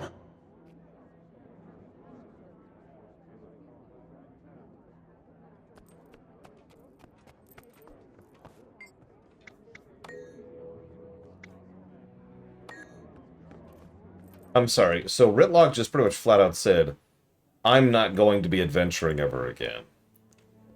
And I know this is probably reading too much into it, but that sounds a lot like the writer saying, yeah, don't expect him to come back.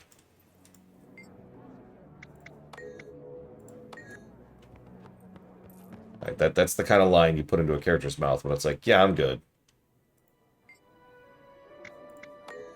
See, you say Blum is too expensive. Blum's actually relatively cheap, all things considered. I don't mean that in a bad way. What I mean is that, you remember End of Dragons where Blum voiced half the cast? Literally half the cast? He's an in-house actor, which means they usually have a private deal with him, which means how do I put this? It means he gets paid less technically, but more over time. That's a better way to phrase that. So, I don't think it's a price issue. I think they're just trying to write Ritlock out of the story. You alright? Ah, Wayfinder, I was just about to leave. Not the party type? No, that much should be apparent by now. I am not immutable, but, well, history takes its toll. Habits born of lifetimes. Still, I can appreciate this moment for what it is, however fleeting.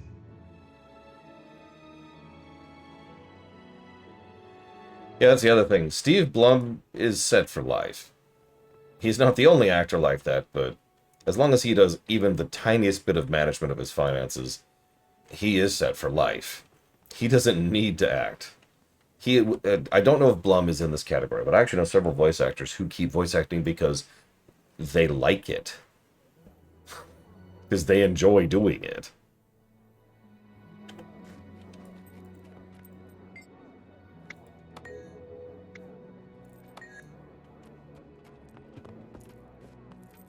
That's actually a good question, Blake Duvall. I don't know. Oh, wait. Evo? Evo, are you there? Ah, she's probably not there. She's probably eating her Subway.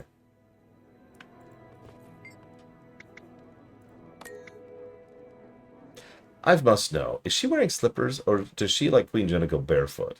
Is this an odd human comportment? Okay. Behold! It's the terrible boobs lady again. From Vanilla. And that dress is just fascinating, really.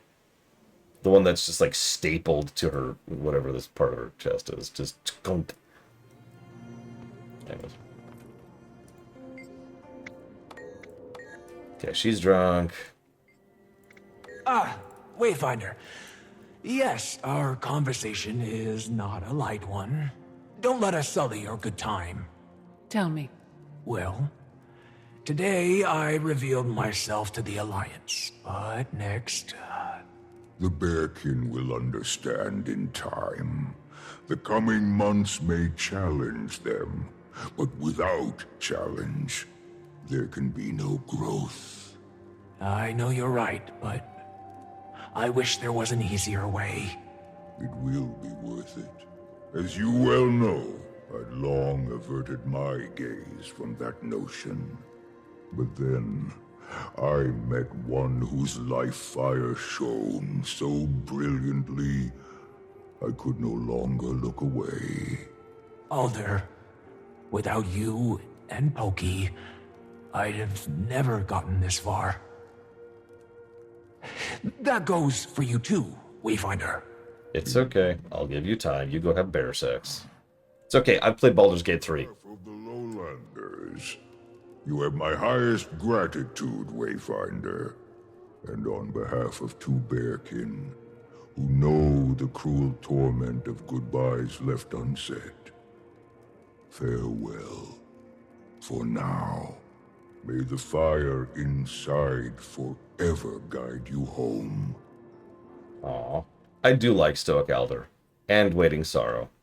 And Poised Arrow. Those three have just kind of been awesome. Like, the whole expansion. They were a huge highlight for me. Also, I'm going to do a test really quick. Okay, just give me 1 sec. Hang on. Gotta get them right in position here. Oh my god, look at the size of those tits!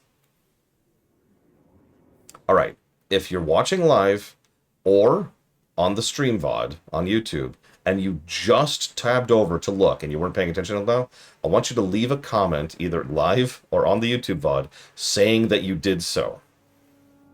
I'm just curious.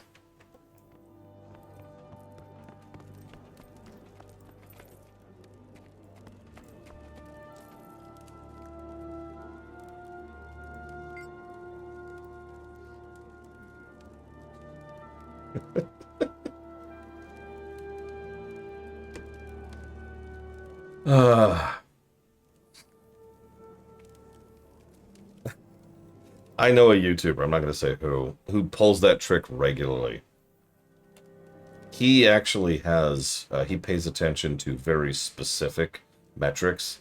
And one of the things that YouTube will tell you is which parts of the video most people like rewind on or make sure they're tabbed to the video for. Because a lot of people will just leave a video up in the background and not actually be tabbed to it. YouTube tracks this kind of metrics.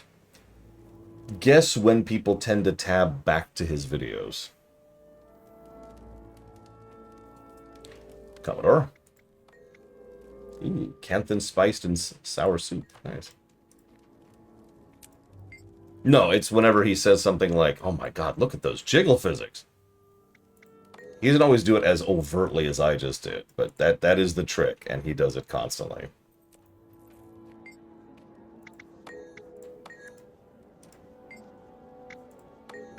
Aw.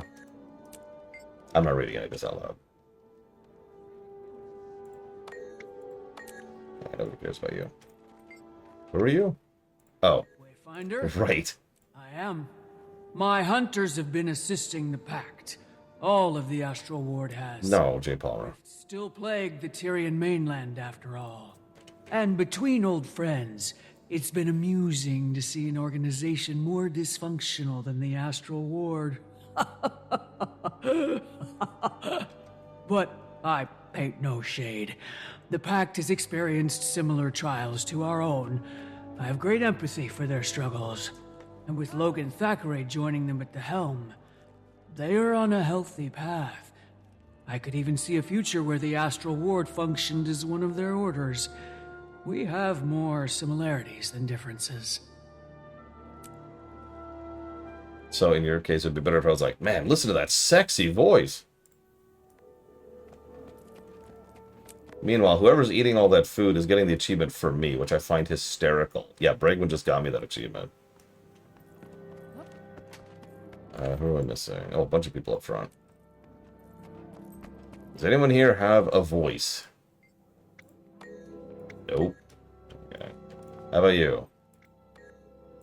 Nope. I'm not even going to read that. I don't care. How about you, Dagda? Talk to Dagda. Because I'm in the middle of a cutscene. Oh my god. Also, where are you two going? Where are you two? What? Oh my god, no! Oh, I can't go up. I'm not going to watch. They're giving you a hard time. That's just rude.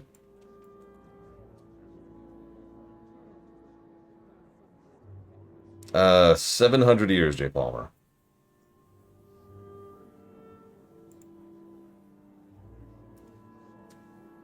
Exactly, Ben what I.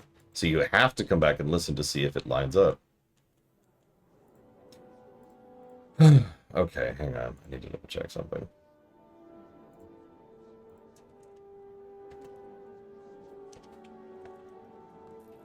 Are you still talking? Okay, yes. Dagda? I heard you had an enlightening experience in Bavanisos, Wayfinder. How are you? Always the wiser, Dagda. I'm okay. Seeing Mabon was jolting. If that was even Mabon. Who can say? The mists are incomprehensible. It could have been his true spirit, or it could have been a whisper of who he was. But nonetheless, he was with you in one form or another. I just wish I was there to experience it myself. As does Lear. What I'd do just to see him. We're still processing it all. We miss our friend. Lear, he may wear a bold face, but he still mourns. But this is a party. Grab a stein, raise it in the air. For those we lost. For those we killed. Sorry. What if they're the same thing? Exactly.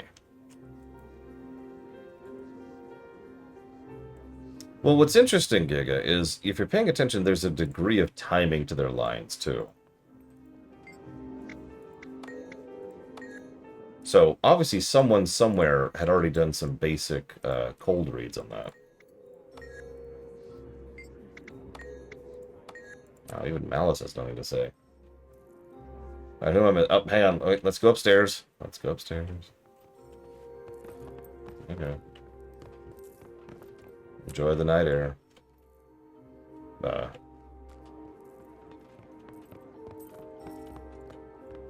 Keep going upstairs. Keep going. Let's just keep going. Keep. Oh my god. Up.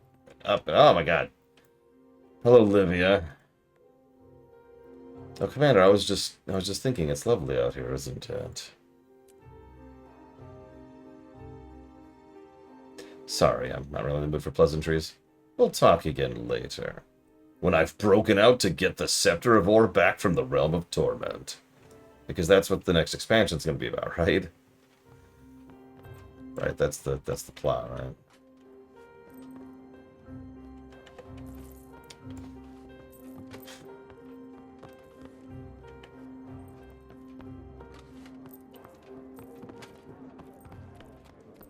I guess we're done. Have a nice evening, Commander. Looks like the weather's finally breaking, so enjoy it while it lasts. I'll do that.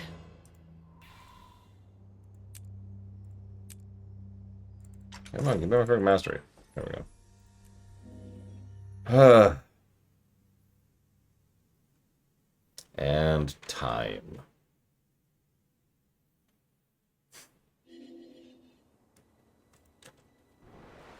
There's only one place I could go after that. I gotta go to my home. We were talking about homes, right? This is my home, right here. I have all three of the big three under my belt. And up to date. I will take that. Anyone wants to join for a group picture, is a good time for it.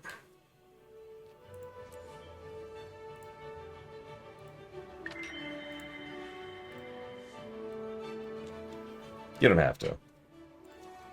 I got some paperwork to do. Forgive me.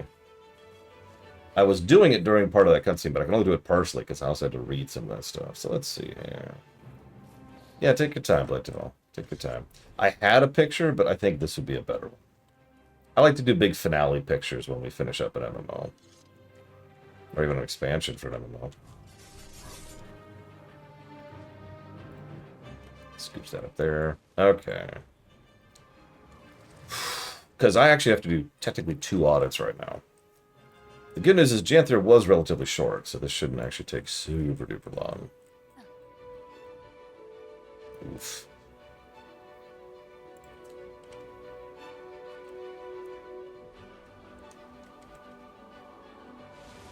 I know that vibe off the deeper end. It is possible at some point in time that I will have to go and purchase a new GPU in case this one goes, dies. And honestly, that will suck if I have to. I'll have to. It's my job, right? It's like losing your car. You need to keep having your job. So you just kind of grit your teeth and enjoy some ramen and eggs for a while. And rice. A lot of rice. Yeah. I'm going to let people get their guesses in really quick while I do this.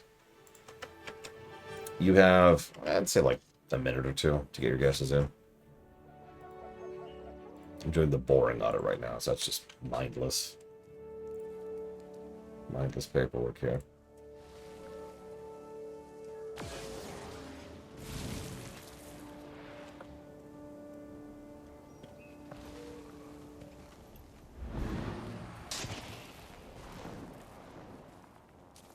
I do have an NVIDIA, yes. That's full. Jesus.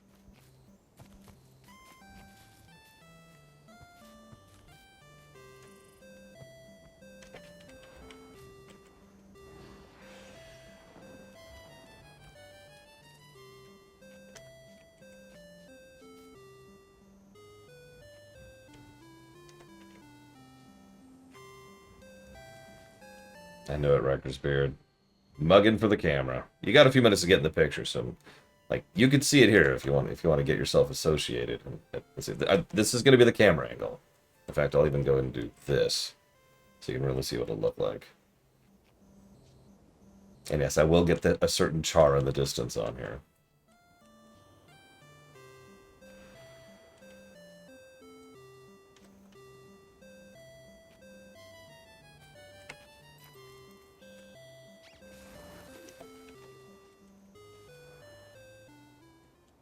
Although that might be too wide. I don't know. I'll make it work. I'll make it work. Yeah, I was just noticing that. Sylvari, Sylvari, Sylvari, Sylvari. Char, way over there. That's Mr. Red. I recognize that. Not sure who that is.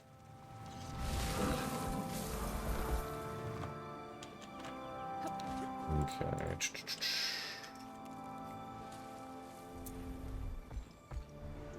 I will say I agree with the consensus. No less than 2 people told me, somewhat, that Janthir started off pretty decently and then just fell off. And yeah, pretty much the moment we killed the 3 Titans, it was just like, eh. Stuff that really should have been engaging and interesting wasn't. I don't know how much of that we could put on the backs of the budget, but I don't think it helped. Oh, I'm ready, Colgrim. I'm ready. Ready to kill Colgrim. Or, I mean...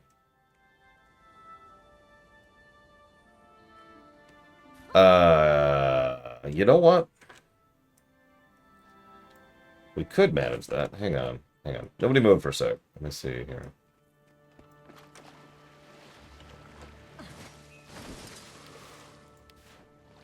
I am on the surface of the water, you dumb thing. Oh yeah, look at my crap mobile. Oh my god, look at this thing. This thing is so terrible.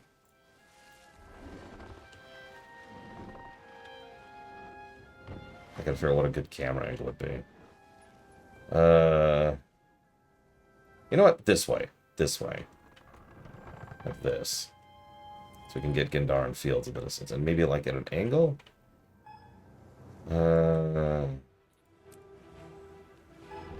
We're not all going to fit on sitting on it, but don't worry. What I'm doing is I'm going to park it.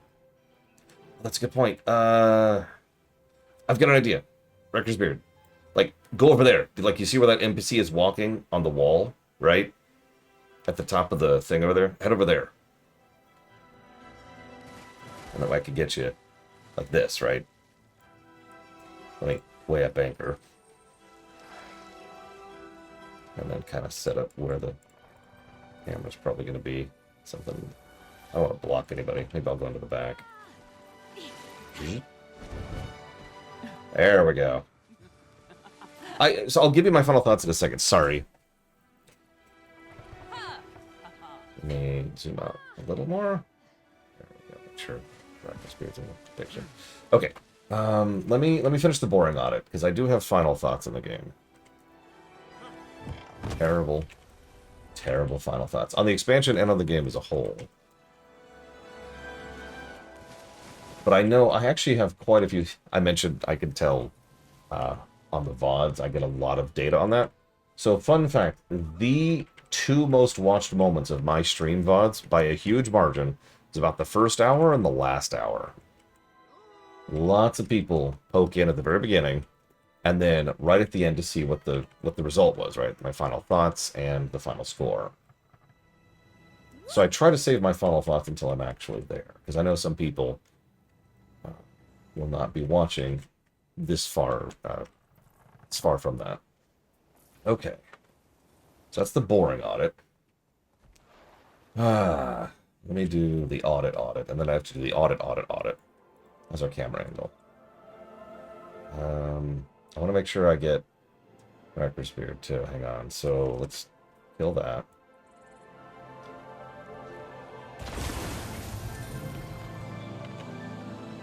Hang on. Right there. That looks good. That looks good right there. I'll give you another minute to head in here, but I think that's the shot right there. I think that's the shot. Look at that. That's brilliant. Okay, audit time. In fact, just in case, I'm going to take a screenshot just in case we lose that for whatever reason. Let's get it when I'm not doing a dumb pose. There we go. And Wrecker's Beard is there. Perfect. Okay, audit.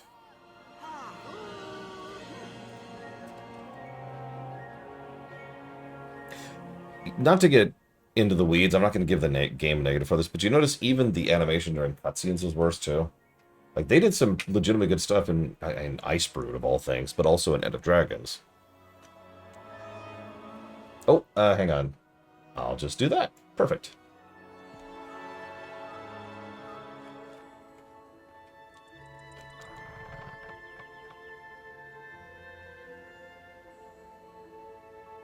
Okay.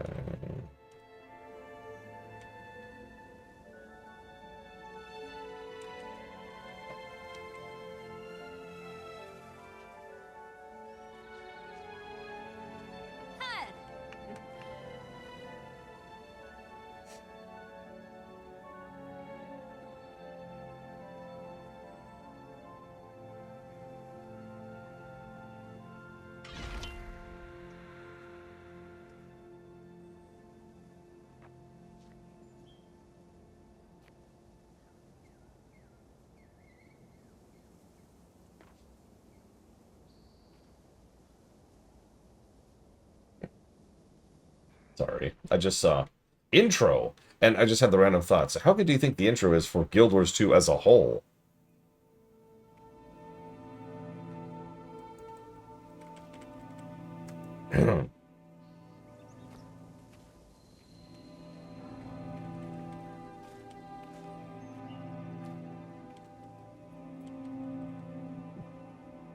The intro actually is for each of the races. Each race has a specific intro. They all suck. Like, all of them suck. To varying degrees. Sylvari and Ashuran were the only ones that, well... No, I'm gonna stick with that. Asari and Sylvari. Asari and Sylvari. Ashuran and Sylvari are the two that were a little bit better.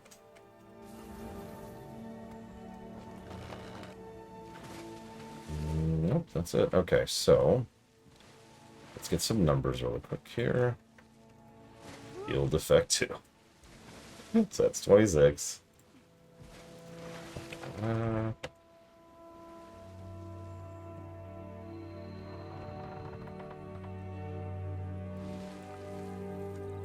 then...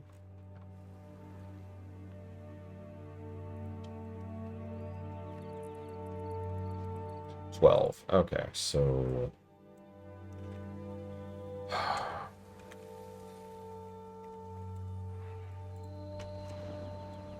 it's 26, it's 14.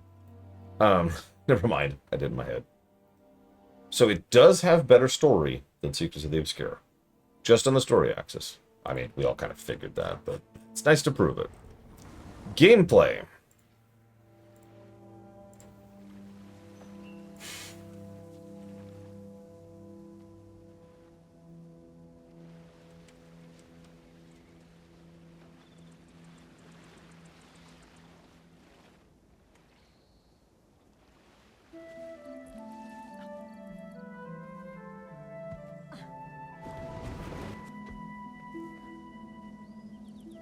Oh, that's an even better spot, right? It's weird.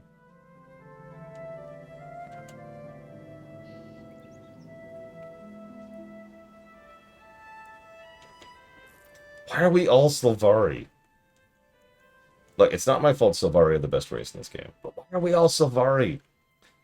Oh, right. Sorry, I should lock down the guess. Sorry. Yeah. I'm locking down the guessing game. You had a moment.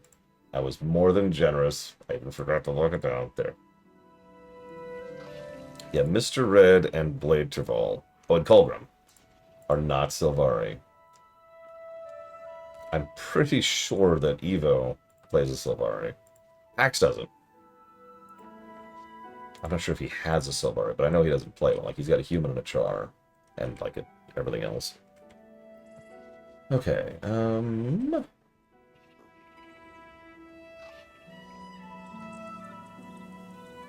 oh no, I just realized it's going to take me a minute, isn't it?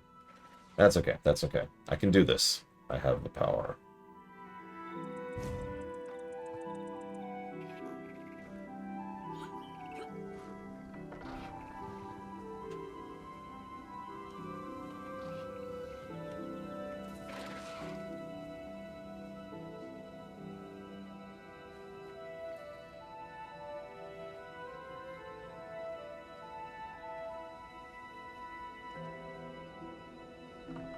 That would be very funny, J. Palmer.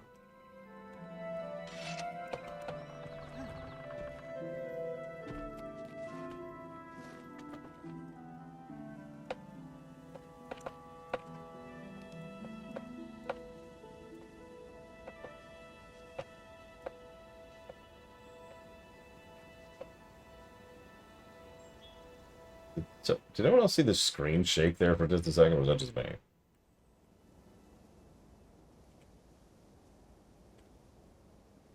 The cat's like, I'm here to make sure that this breaks instantly.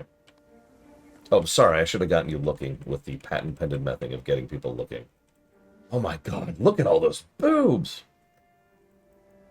It's too obvious. It's too obvious. I need to figure out a way to just, like, slide it in there. Just as a casual discussion about mammary glands, you know, just like, as you can tell, this character has gigantic gazongas. And just say it like that, right? Just let it kind of slide in there.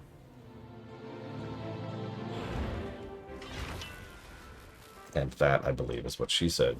Alright, so... somehow... boobs have returned. We thought we got rid of them.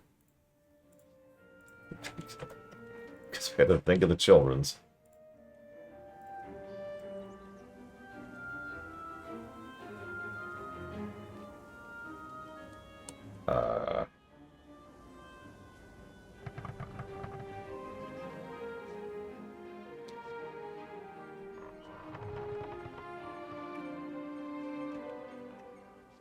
Okay, so let's do a quick thing of Janthir first, shall we?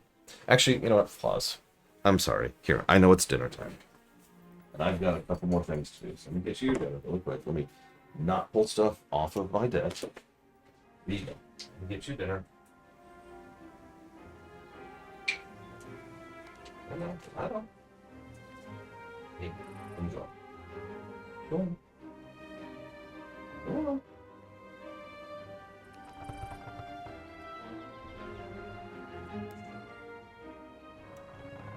Listen, there was a woman in a bikini on Falkenstein. You don't understand. Wait, is anyone in a bikini here? Looks like Riker's beard is in a bikini.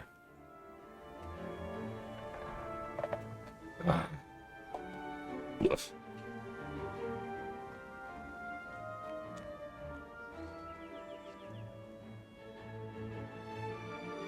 I don't have any poses at all. Well, I think I have like 3. Okay.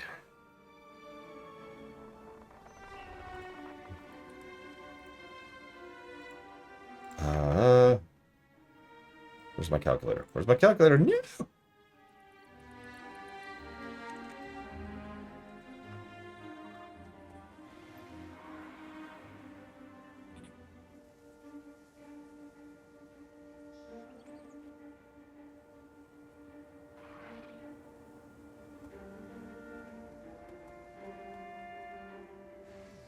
Yeah, I don't know if I said this out loud. God, I'm sorry. I'm trying to deal with a few things.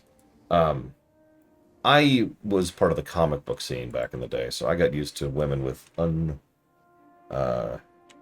unrealistic mammary glands. I think that's what we'll call that, at a pretty young age.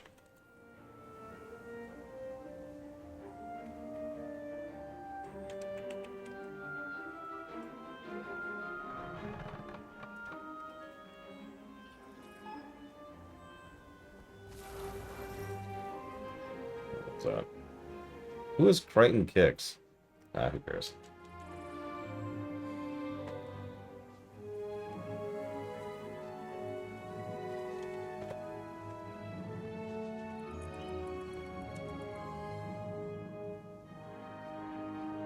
Oh yeah, anime too. I actually didn't know anime even existed until 6th grade. I can even point to it specifically. I think I've mentioned this before. The very first anime I was ever exposed to was not Dragon Ball or Sailor Moon. It was actually something called Vampire Hunter D. I remember that very well.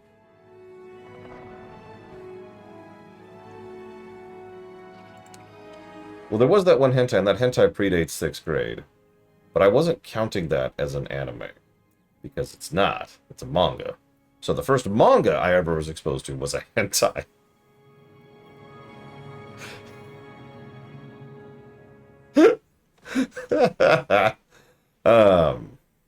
If you had to guess if Janthir Wilds was longer or shorter than Secrets of the Obscure, what would you guess? Short quick. Big O, big O. Sorry.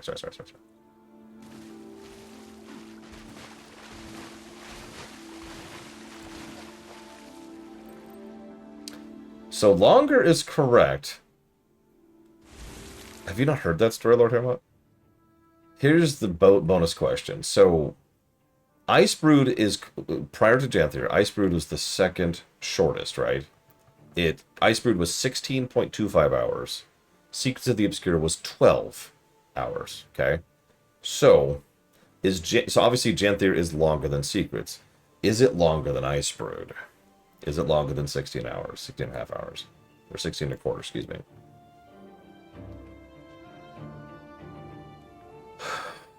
So, Janthir is longer than Secrets. Barely.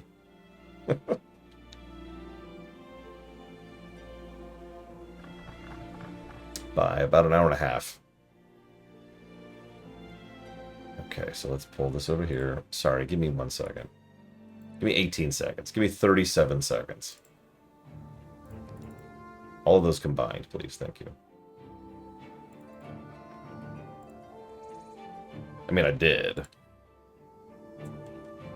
Listen, there's nothing wrong with liking large-breasted women.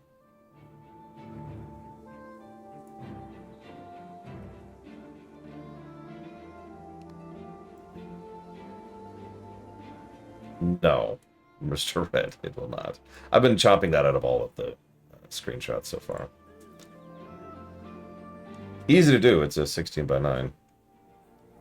I mean, you probably know this, Bragwin. I have actually had a lot of female friends in my life who are very large-chested. And so I just have a lot of sympathy for them, more than anything else. You know? I have been bra shopping. I am aware of the back pains. I'm aware of the skeletal issues. I'm aware of how many problems it can cause socially. I get it. I have known women who have gotten breast reduction surgery.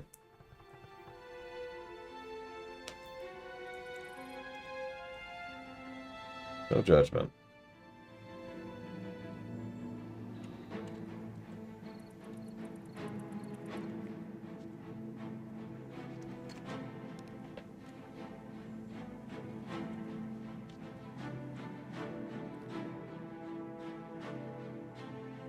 Wow. Okay. Let's go ahead and get out the bronze number of Janthir really quick, shall we? Because then I gotta kind of do like another audit for the whole game. So, story. Plus 14 to story. That's pretty low. That's not super good. I'll give you some factoids here. The average story score of an MMO expansion is 235. That can't be right. Oh, that's why. I'm sorry. Is 154. That's much more reasonable. Actually, you know what? Hang on. Let's get rid of that and that. No, that still doesn't work. Whatever. I'll get that figured out later. The point is, that puts it pretty far towards the bottom. At the bottom, we have Guild Wars 2 Vanilla, then Icebrood Saga, then Secrets of the Obscure, then ARR, then Janthir Wilds. All of those just are at the bottom in terms of story score, raw story score. In terms of story density, this is actually funny because it was so short. It's actually pretty high. It's pretty much right in the middle at about 1 positive per hour. It's actually 0.98. So that's decent, all things considered. Story ratio, 68.42%. That's not great. That is definitely below average on several metrics. But it's okay. It's okay because we got the gameplay. We have the gameplay. The gameplay will save us. So, the gameplay for Janthir Wilds is -4.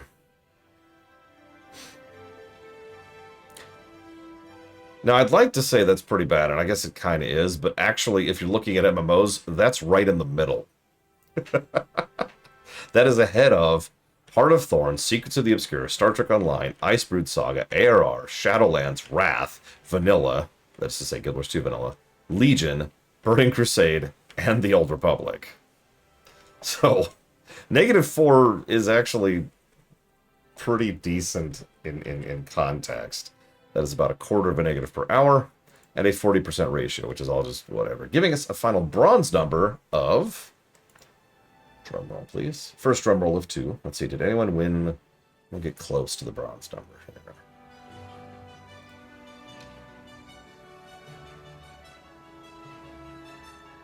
Ooh. That is kind of close, but I think that still goes to Mr. Red. The bronze number for St. Janthir is 18.9. It's over the 0 marker. It's over 0. Mr. Red's putting that towards Doom, Dark Ages, Half-Life 1, Half-Life 2. Okay. I was asked to talk about Janthir. I'm going to talk about Janthir briefly. I still think it's worth it. If you're invested enough into Guild Wars 2 to want to play Guild Wars 2, it is quite literally worth it just for the improvements to the Spear, which is an amazing weapon and well designed on literally every class, and for the Warclaw, which is just better Raptor, right? It really is Raptor 2 or Raptor Plus or whatever you want to think of that. But even if you don't care about that, there's some fun little side stuff. I have done a conversions out there. I've done several events. The homestead is actually great. Like, I've seen better housing in MMOs, but the homestead is still pretty legit and worthwhile. And a feature of co-op. And a fun thing to do as you're kind of approaching endgame. Oh, it can off the deep end. And the story's not too shabby, all things considered. Until you hit that halfway point.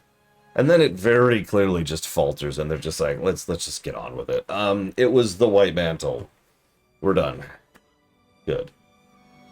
What? That's my in-summary thoughts on Janthir. Now, give me a moment, because now I have to do something much more complex. The good news is I'm nice and organized, so this shouldn't be terrible. Actually, yeah, it's very ice-brewed. It's decent until... I mean, there's some issues.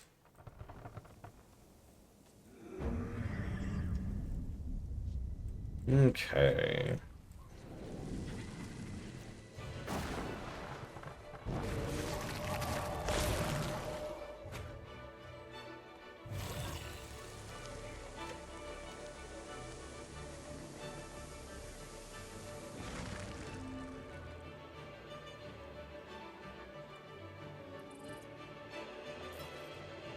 You know, unrelated, this is probably my third or fourth favorite song in this game. Right here. Sorry. Distracted by Kennex Cow. No Man's Ski? That hasn't had a lot of attention lately. Doom the Dark Ages. And Expedition 33. Thank you, as always, for being part of the show, Kennex Cow. Yeah, this is just Lion's Arch theme, but I like it. I don't know what you want from me. Most of the other music I like is in Cantha and Janthir. Okay, Guild Wars. Here it is.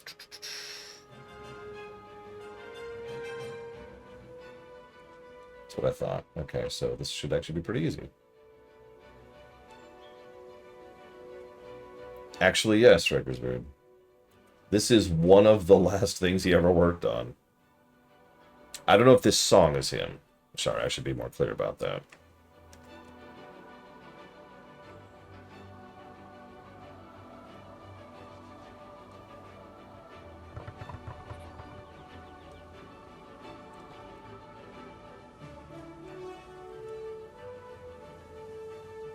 That was easy. Okay.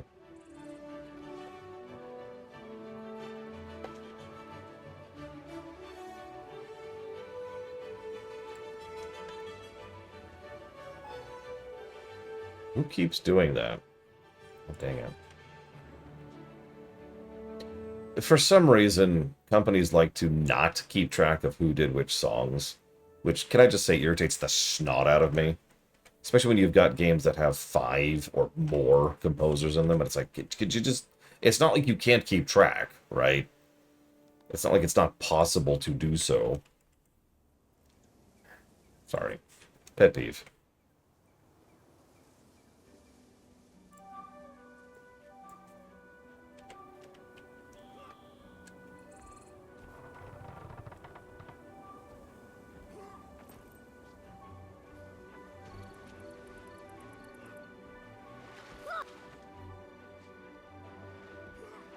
Did Game Geek ever get here, by the way? I literally can't see the game right now. My screen is nothing but documents and spreadsheets. Okay, if Game Geek's here, I'm going to try another shot at taking a shot.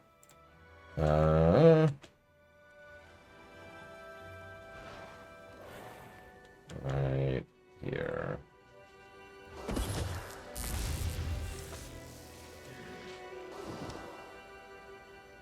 There we go. Make sure I get a good action shot of Riker's beard back there. That's a good question, Riker's beard. I mean, his career kind of died. And obviously the EverQuest deal was part of that. So, who knows?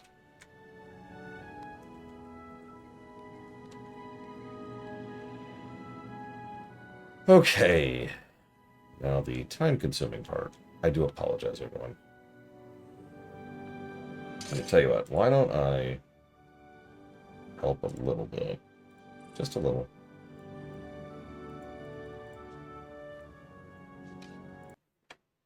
There we go. Let me play some EverQuest music.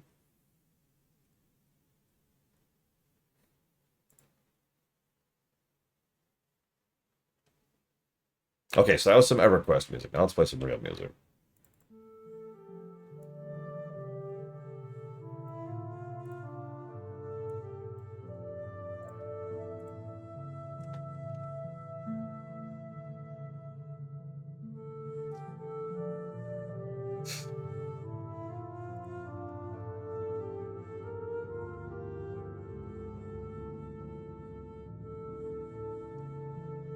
It actually is not Giga. This is not Guild Wars 2 music. Can you tell me what music this is, Giga? Because I bet you can. You know it. You love it. It's Guild Wars 1.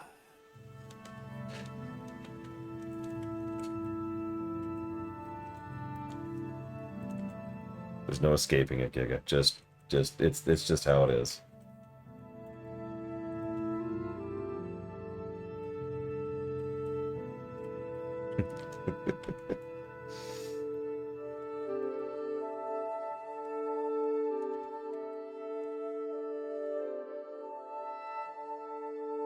Don't do it, Giga. It's not worth it. There actually is a mod around. That would be Bragon. You're going to have Whispers available, though, in order to procure said invite.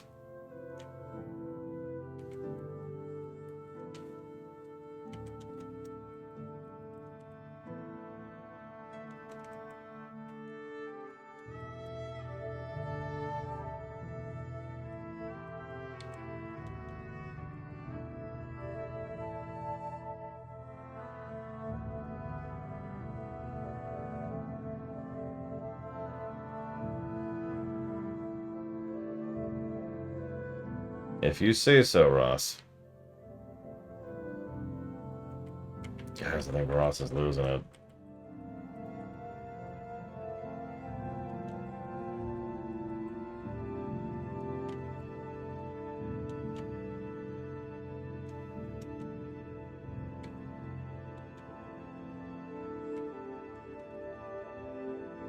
I don't remember the command anymore, but the best advice I could give you for Guild Wars 1 is once you install it, run it with a specific string command in the command line. I forget what it is. You'll have to look it up, which will download the entire game. Because otherwise, every time you enter any new zone of any kind whatsoever, ever, you're going to have to download that zone when you get there.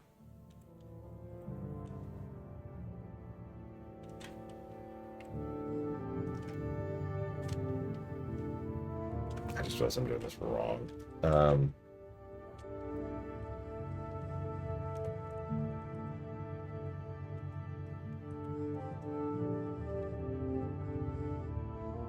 I can fix that.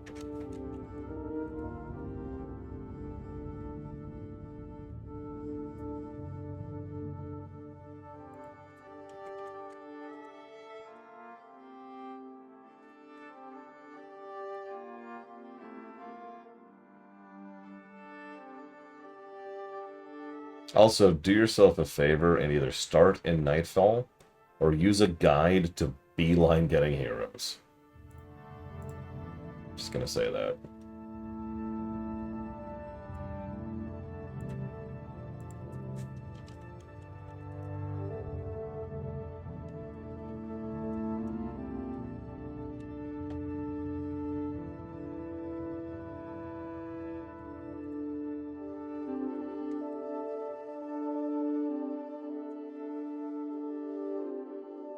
I apologize it's taking so long. I just realized there's a better way I could do this, which is quicker.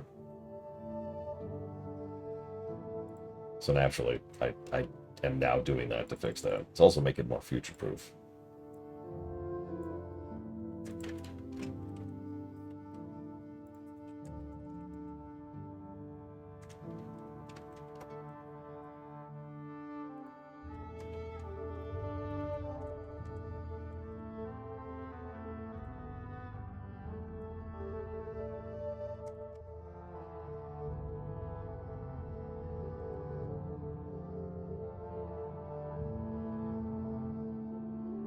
What was that, Rutgers Bird?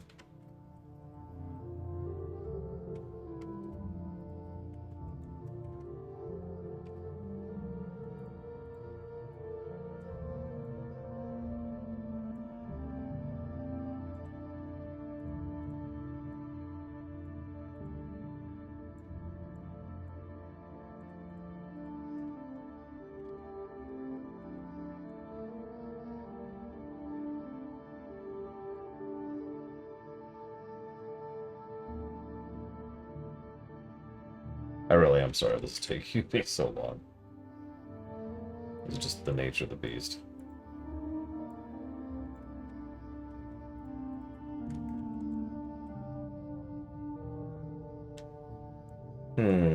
Maybe? For the longest time, I called Guild Wars 2 a co-RPG instead of an MMO, and it's kind of true.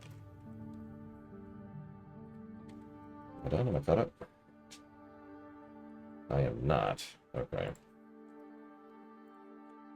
Having said that, yes, I think I would actually go ahead and agree with yes for the most part.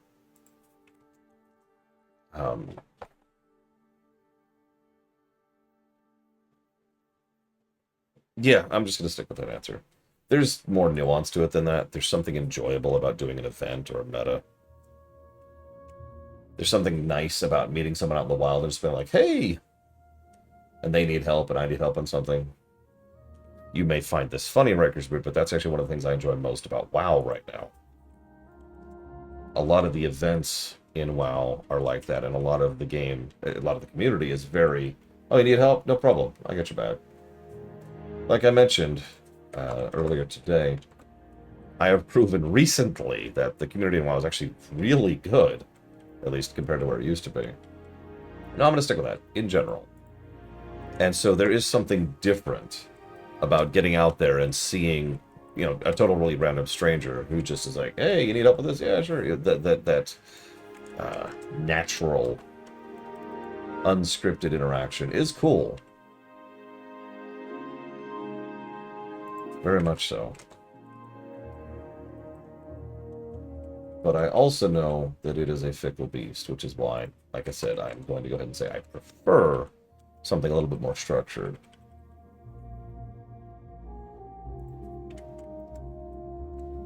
Yeah, in all honesty, when I did the WoW lore run, we actually had an asshole who decided to park a bottleneck NPC who was required to do pretty much any quest in a specific zone. It was a Shara, I remember this. And just killed that NPC over and over and over and over again. And they were, you know, max level with good gear, and there's nothing we could do about it. Now, it doesn't work that way anymore. Because things have been done to improve the game to prevent that from happening, or to stop that from happening. And, on top of that, a decent amount of those assholes have just left.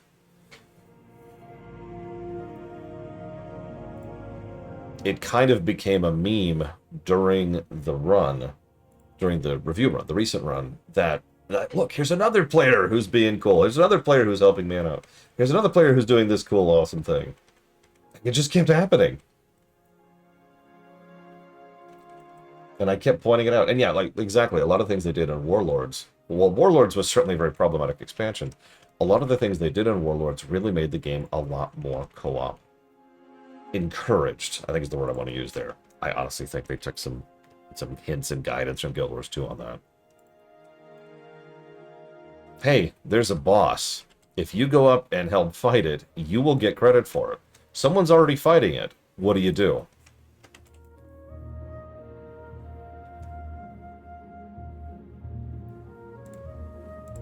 I've seen people hop in and just help with a fight because there was a fight nearby where they were. Like, oh yeah, I got you back. There's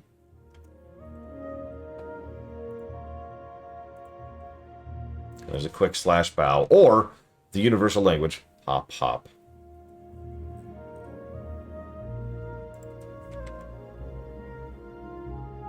Yeah, actually, Lord Paramount.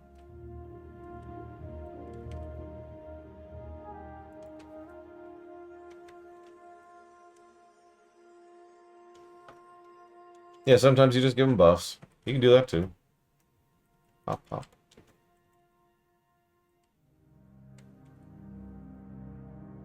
I can't imagine Guild Wars 2 without jumping, because I have played Guild Wars 1.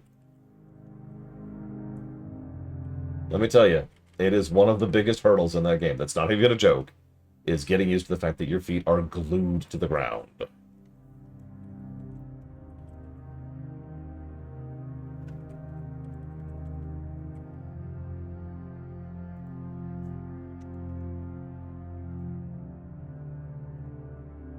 Well, I agree with you, admittedly, Riker's Beard. I really do.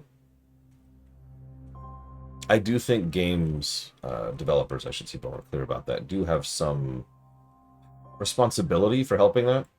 Like, obviously, no developer can force that kind of interaction. But they do have it in their power to encourage it. And to discourage assholes. And again, Guild Wars 2, right? Like, it's one of the things Guild Wars 2 does most uniquely and best. Is it's like, yeah, no, here. You don't meet a lot of assholes in Guild Wars 2. You do, they exist.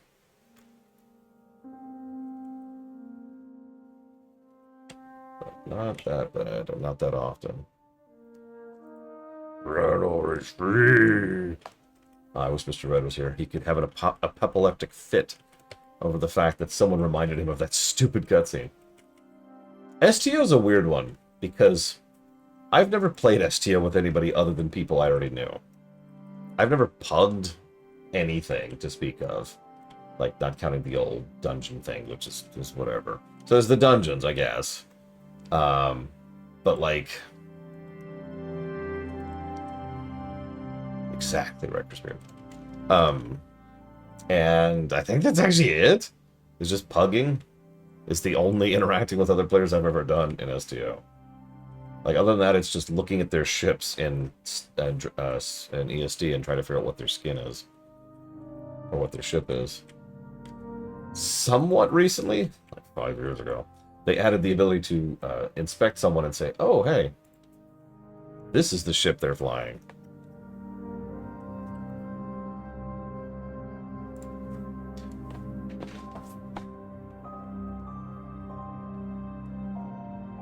Interesting shadow machine. Good to know. Good to know.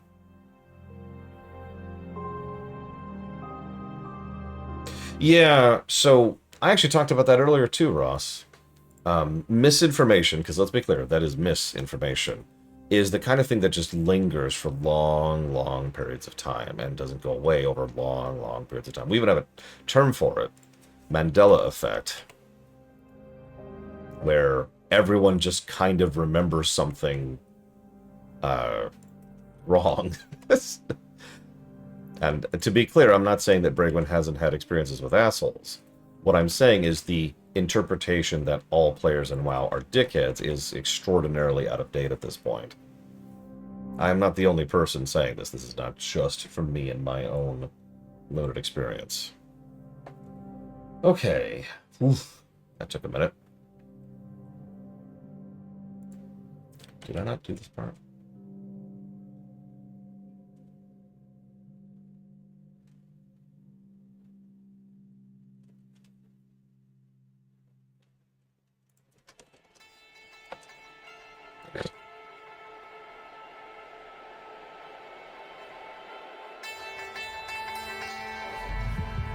Yeah, see, the problem is, most of that kind of stuff comes from something that's valid. Either, in WoW's case, there really were a bunch of dickheads. I told you, the WoW lore run, right?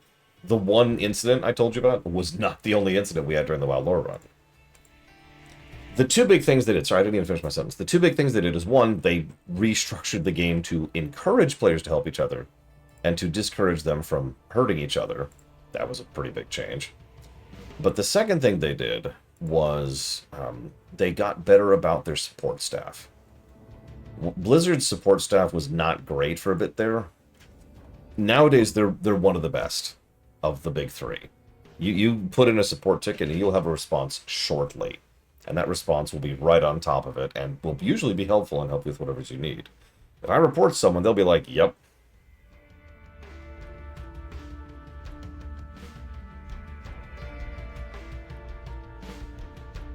That too, Ross. What do you remember? The 20 times you went to a restaurant and had a nice meal? Or the one time you went to that same restaurant and didn't?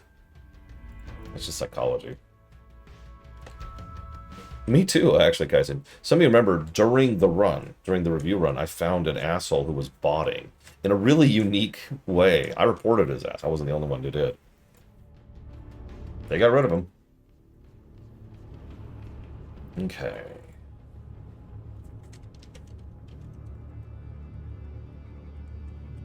Almost done, I swear. I swear.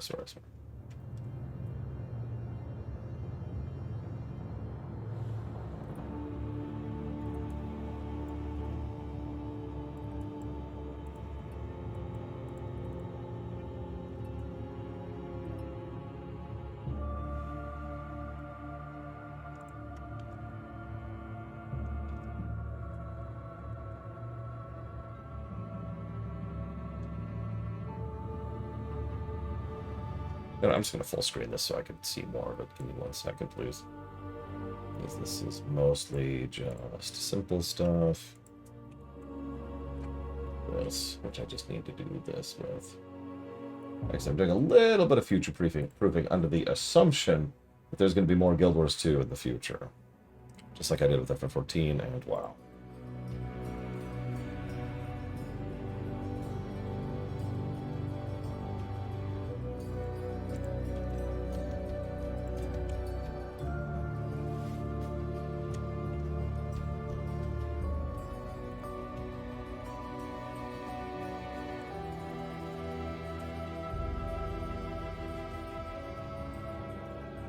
No, yeah, I was gonna say, this was our speedrun of Guild Wars 2, you kidding me? Yeah, I do think that dev arrogance going down helps a lot. I do. Absolutely. Okay, so... it's 234. And then... 217, Jesus. That's close. Okay. One last run. I'm just gonna do like a no really final run of, is this all where it should be? One last audit. Let's see, what's an appropriate song? Like, I need a speed run song to go through this. You know what? I know where it is. There we go. All right, we got this. Let's do this. I'm kidding. I'm not going to subject you to that. I would be fine with that, but I'm sure nobody else here would. Let's go with, oh, I don't know.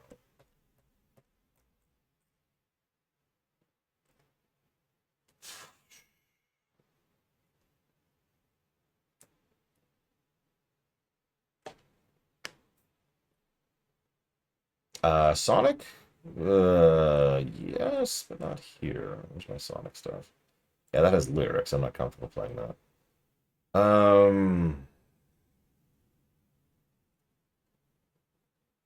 I do have a victory playlist, and it doesn't just include FF Victory songs, so I'll just put this on random.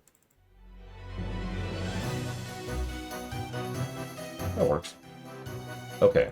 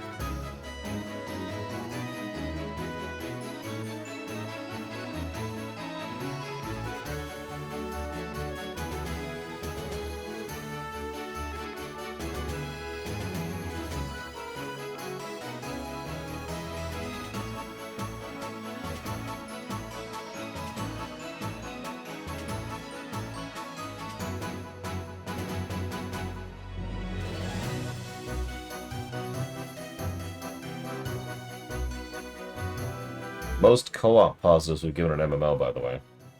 Which I stand by.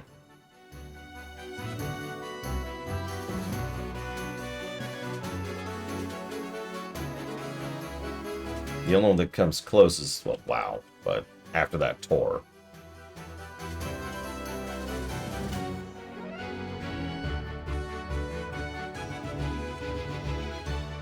Most core combat positives, which, yeah.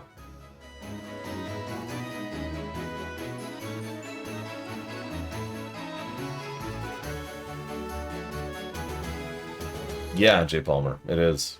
It is astonishing what they're able to accomplish with this terrible, dated engine.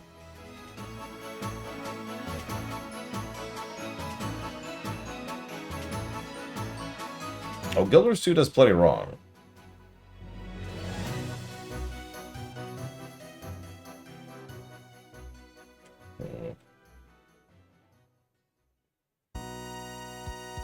Oh, that's right.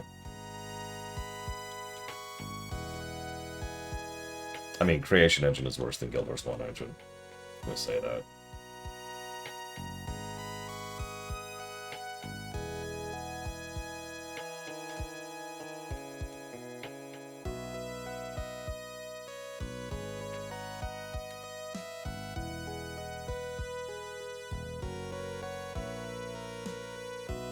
Yeah. Creation Engine was old when Fallout 4 came out. I know what you're thinking. We could go before that. You could. You could.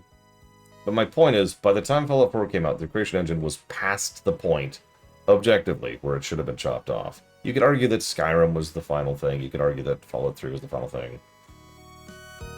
Fallout 4 is past the line, one way or the other.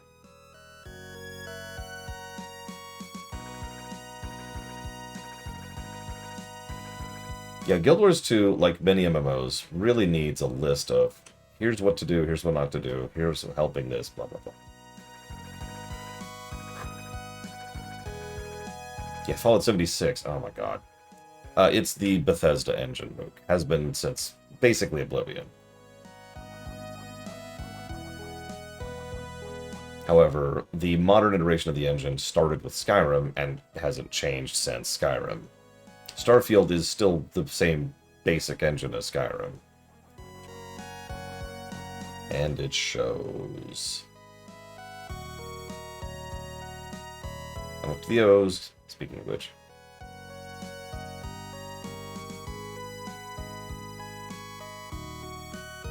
Oh god, Braven.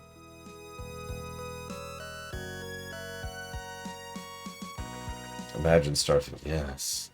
Yes, it hasn't come out yet. Alright, actually, I have not, Jay Palmer. I didn't know he'd done one. What game is this? Is this Breath of Fire?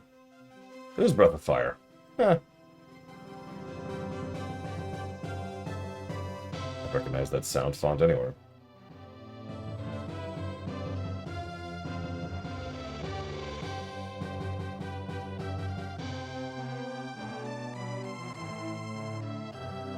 Kidding, Blade Deval. I'm curious too, especially since its main competitor will be Guild Wars 2, since it'll be an MSQ only run. Is that everything? That is everything. Okay. Audit done. Let's look at our numbers. My goodness. All right.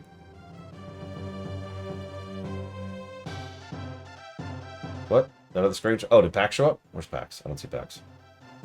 I really don't. Where's Pax?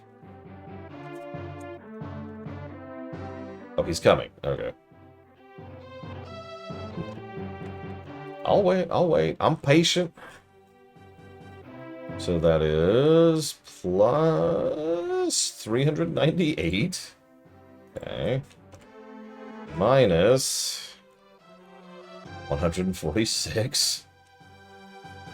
My boat. My boat. No, there we go. Perfect. That's perfect. Hang on. Let me try to get a good shot here. Oh my god. It's changed to nighttime since I've been sitting here.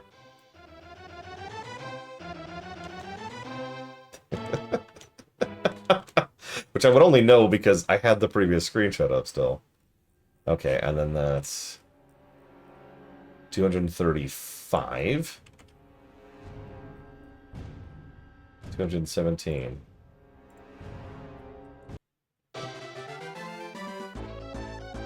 Always with the Breath of Fire. Put in packs for this. I need a calculator for this. Hang on, these numbers are a bit too high.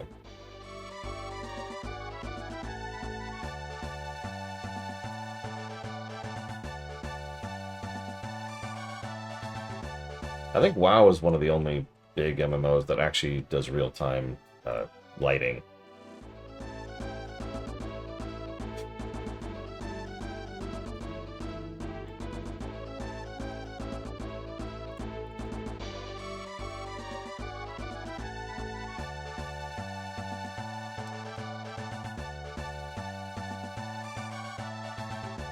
Alright, real quick.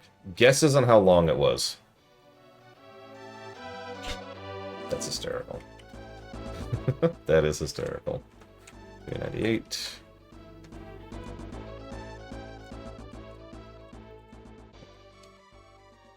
Yeah, the whole game. The whole game.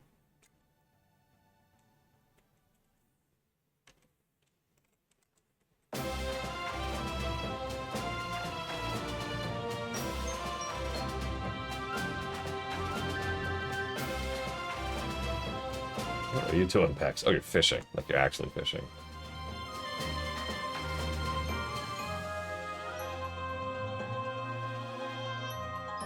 This is the remaster version, I do believe.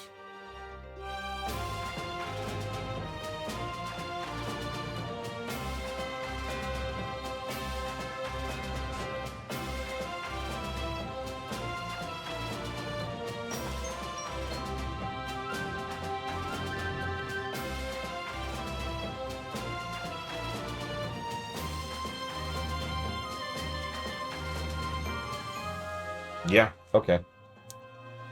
Alright, let me, okay. It's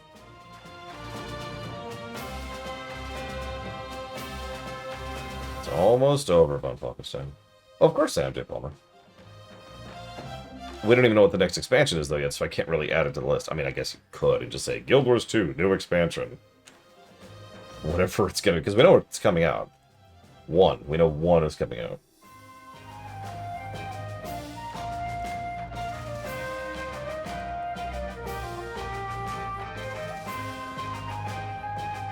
Sorry. I'll tell you what's funny in a second.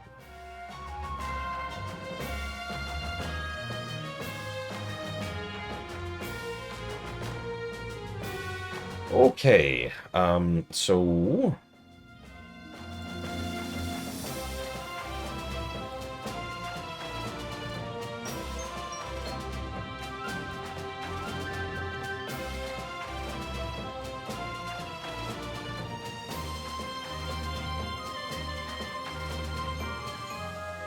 I'm almost done. I just want to get this all lined up because I want to give you all kinds of dumb facts and figures. Because I figure there's at least one other person out there who wants to hear all the nitty-gritty stuff.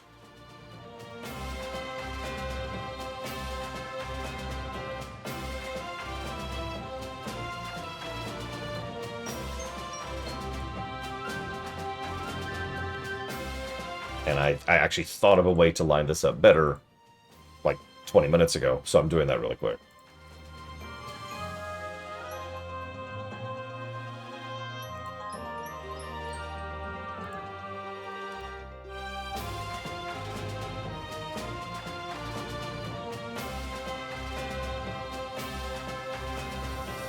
That's right. I mean, there was no guilds warring in Guild Wars 1 either, Record Spirit. The guild wars, of which there are plural, have never been relevant to the story. Anyways. Okay.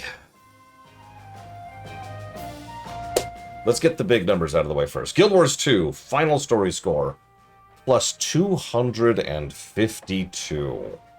That's pretty solid. It's also, well, we'll skip past that. We'll skip past that. Hang on, let me get to, let me pull in the in-game music, because we've actually got in-game music for this. Hang on.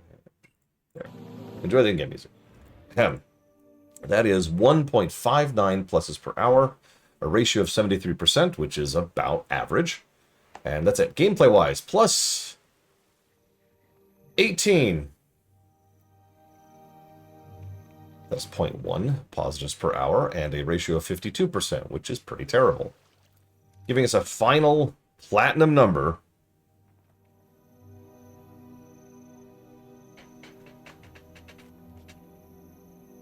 I gotta see the guessing sheet. Who won? Who won? I'm not sure who won that. I'm gonna have to figure that out. It is 200. I could just stop there. 283.11. That is still quite good, given all the drag. That is still very high, but you can really feel how that was dragged down. Just dragged down. Is that... so J. Palmer... What did you guess, J. Palmer? 300? Yeah, I think that's going to be closest.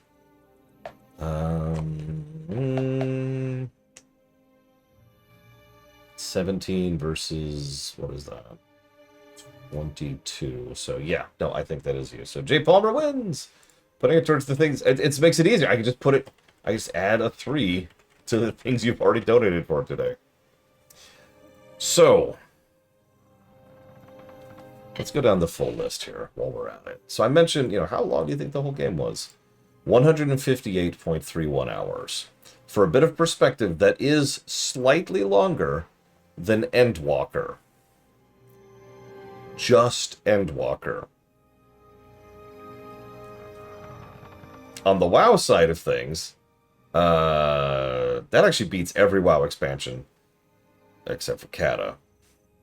In Tor, that beats everything in Tor except for doing Tor Vanilla. Which, yeah, that makes sense. And that also obviously beats Star Trek Online. So let's look at some specific numbers. So first of all, in terms of story, that puts Guild Wars 2 at the number 2 slot. And by number 2, I mean number 4. Of the 5 MMOs we've covered, it goes WoW, FF14, Tor, Guild Wars 2. Down at 252, beating Star Trek Online with 73. Now, in terms of density, that actually puts it very high, relatively speaking, probably because we skipped all the other stuff. So that's a 1.59 density. That puts it above Star Trek Online, Tor, and FF14. Ratio, I believe, is... oh, no, it's dead in the middle. It's above Tor and STO. It's below WoW and FF14. Gameplay, I'd love to tell you it's at the bottom, but actually that's a lie, because it beats Star Trek Online and Tor. This is starting to be a trend, isn't it? Both of which have negative gameplay numbers, but it's obviously absolutely nowhere near the juggernauts that are FF14 and World of Warcraft. Same thing with gameplay density. Same thing with gameplay ratio. The golden number, the platinum number spread, I should actually write platinum here to remind myself, is hilarious, by the way. So WoW and FF14 are in punching range of each other, up there in the 1400s and 1600s. Guild Wars 2 is 283. Then Tor is 158, and STO is 106. But I said I had some more figures for you, because I found a way to just look at the bronze, just look at the bronze numbers. Just look at the expansions. So let's look at this for a second. So, who wants to guess the highest story score for an expansion in Guild Wars?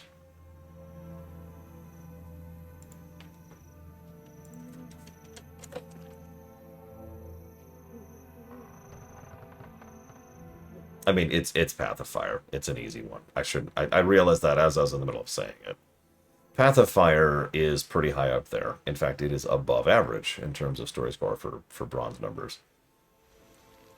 Path of Fire is then followed by End of Dragons, and then Heart of Thorns, and then Janthir Wilds, and then Secrets of the Obscure, Icebrood Saga, and Vanilla.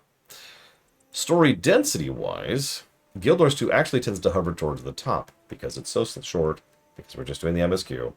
So a lot of high density there. Story ratio, the highest ratio by a decent margin is End of Dragons. Then Path of Fire, then Heart of Thorns. then it dips off enormously. Like, to put this into perspective, End of Dragons is 97%. Path of Fire is 96%. Heart of Thorns is 90%. Janthir Wilds is 68%. That's the drop. Gameplay. So, I'm pretty sure, yep, I'm right. Path of Fire was the highest gameplay, no shock there. And it was followed by End of Dragons. This is starting to be a trend. And then Janthir. Secrets of the Obscure, Ice Brood. And way down at the bottom there is Vanilla. It's okay. Guild Wars 2 Vanilla is not the worst gameplay score we've given anything, because Legion exists, and so does Burning Crusade.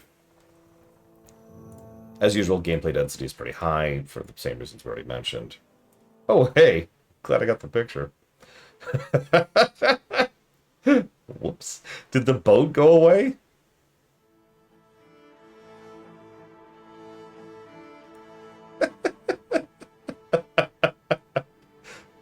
Are you just hovering in the air? Hang on. Wake up, wake up. Wake up. There we go. Ratio. So Path of Fire has the highest ratio of gameplay at 70%, which is not great, admittedly. End of Dragons is 62%, and then they all just... Oh, no! No! I'm all sad.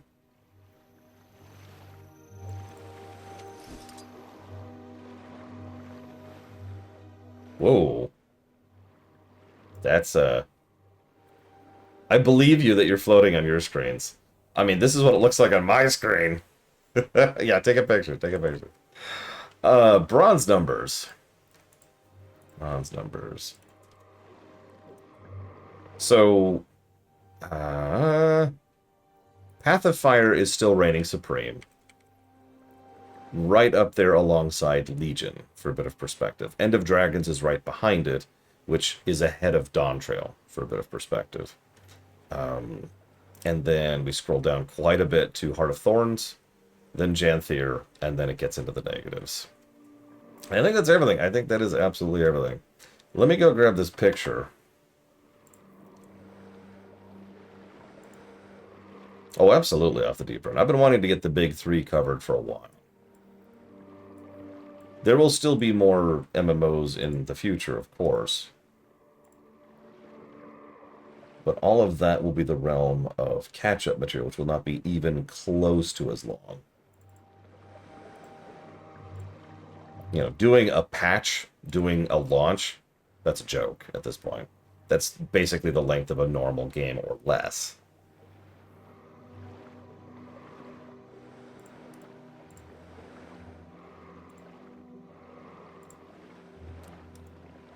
One second. Here's Giga's shot.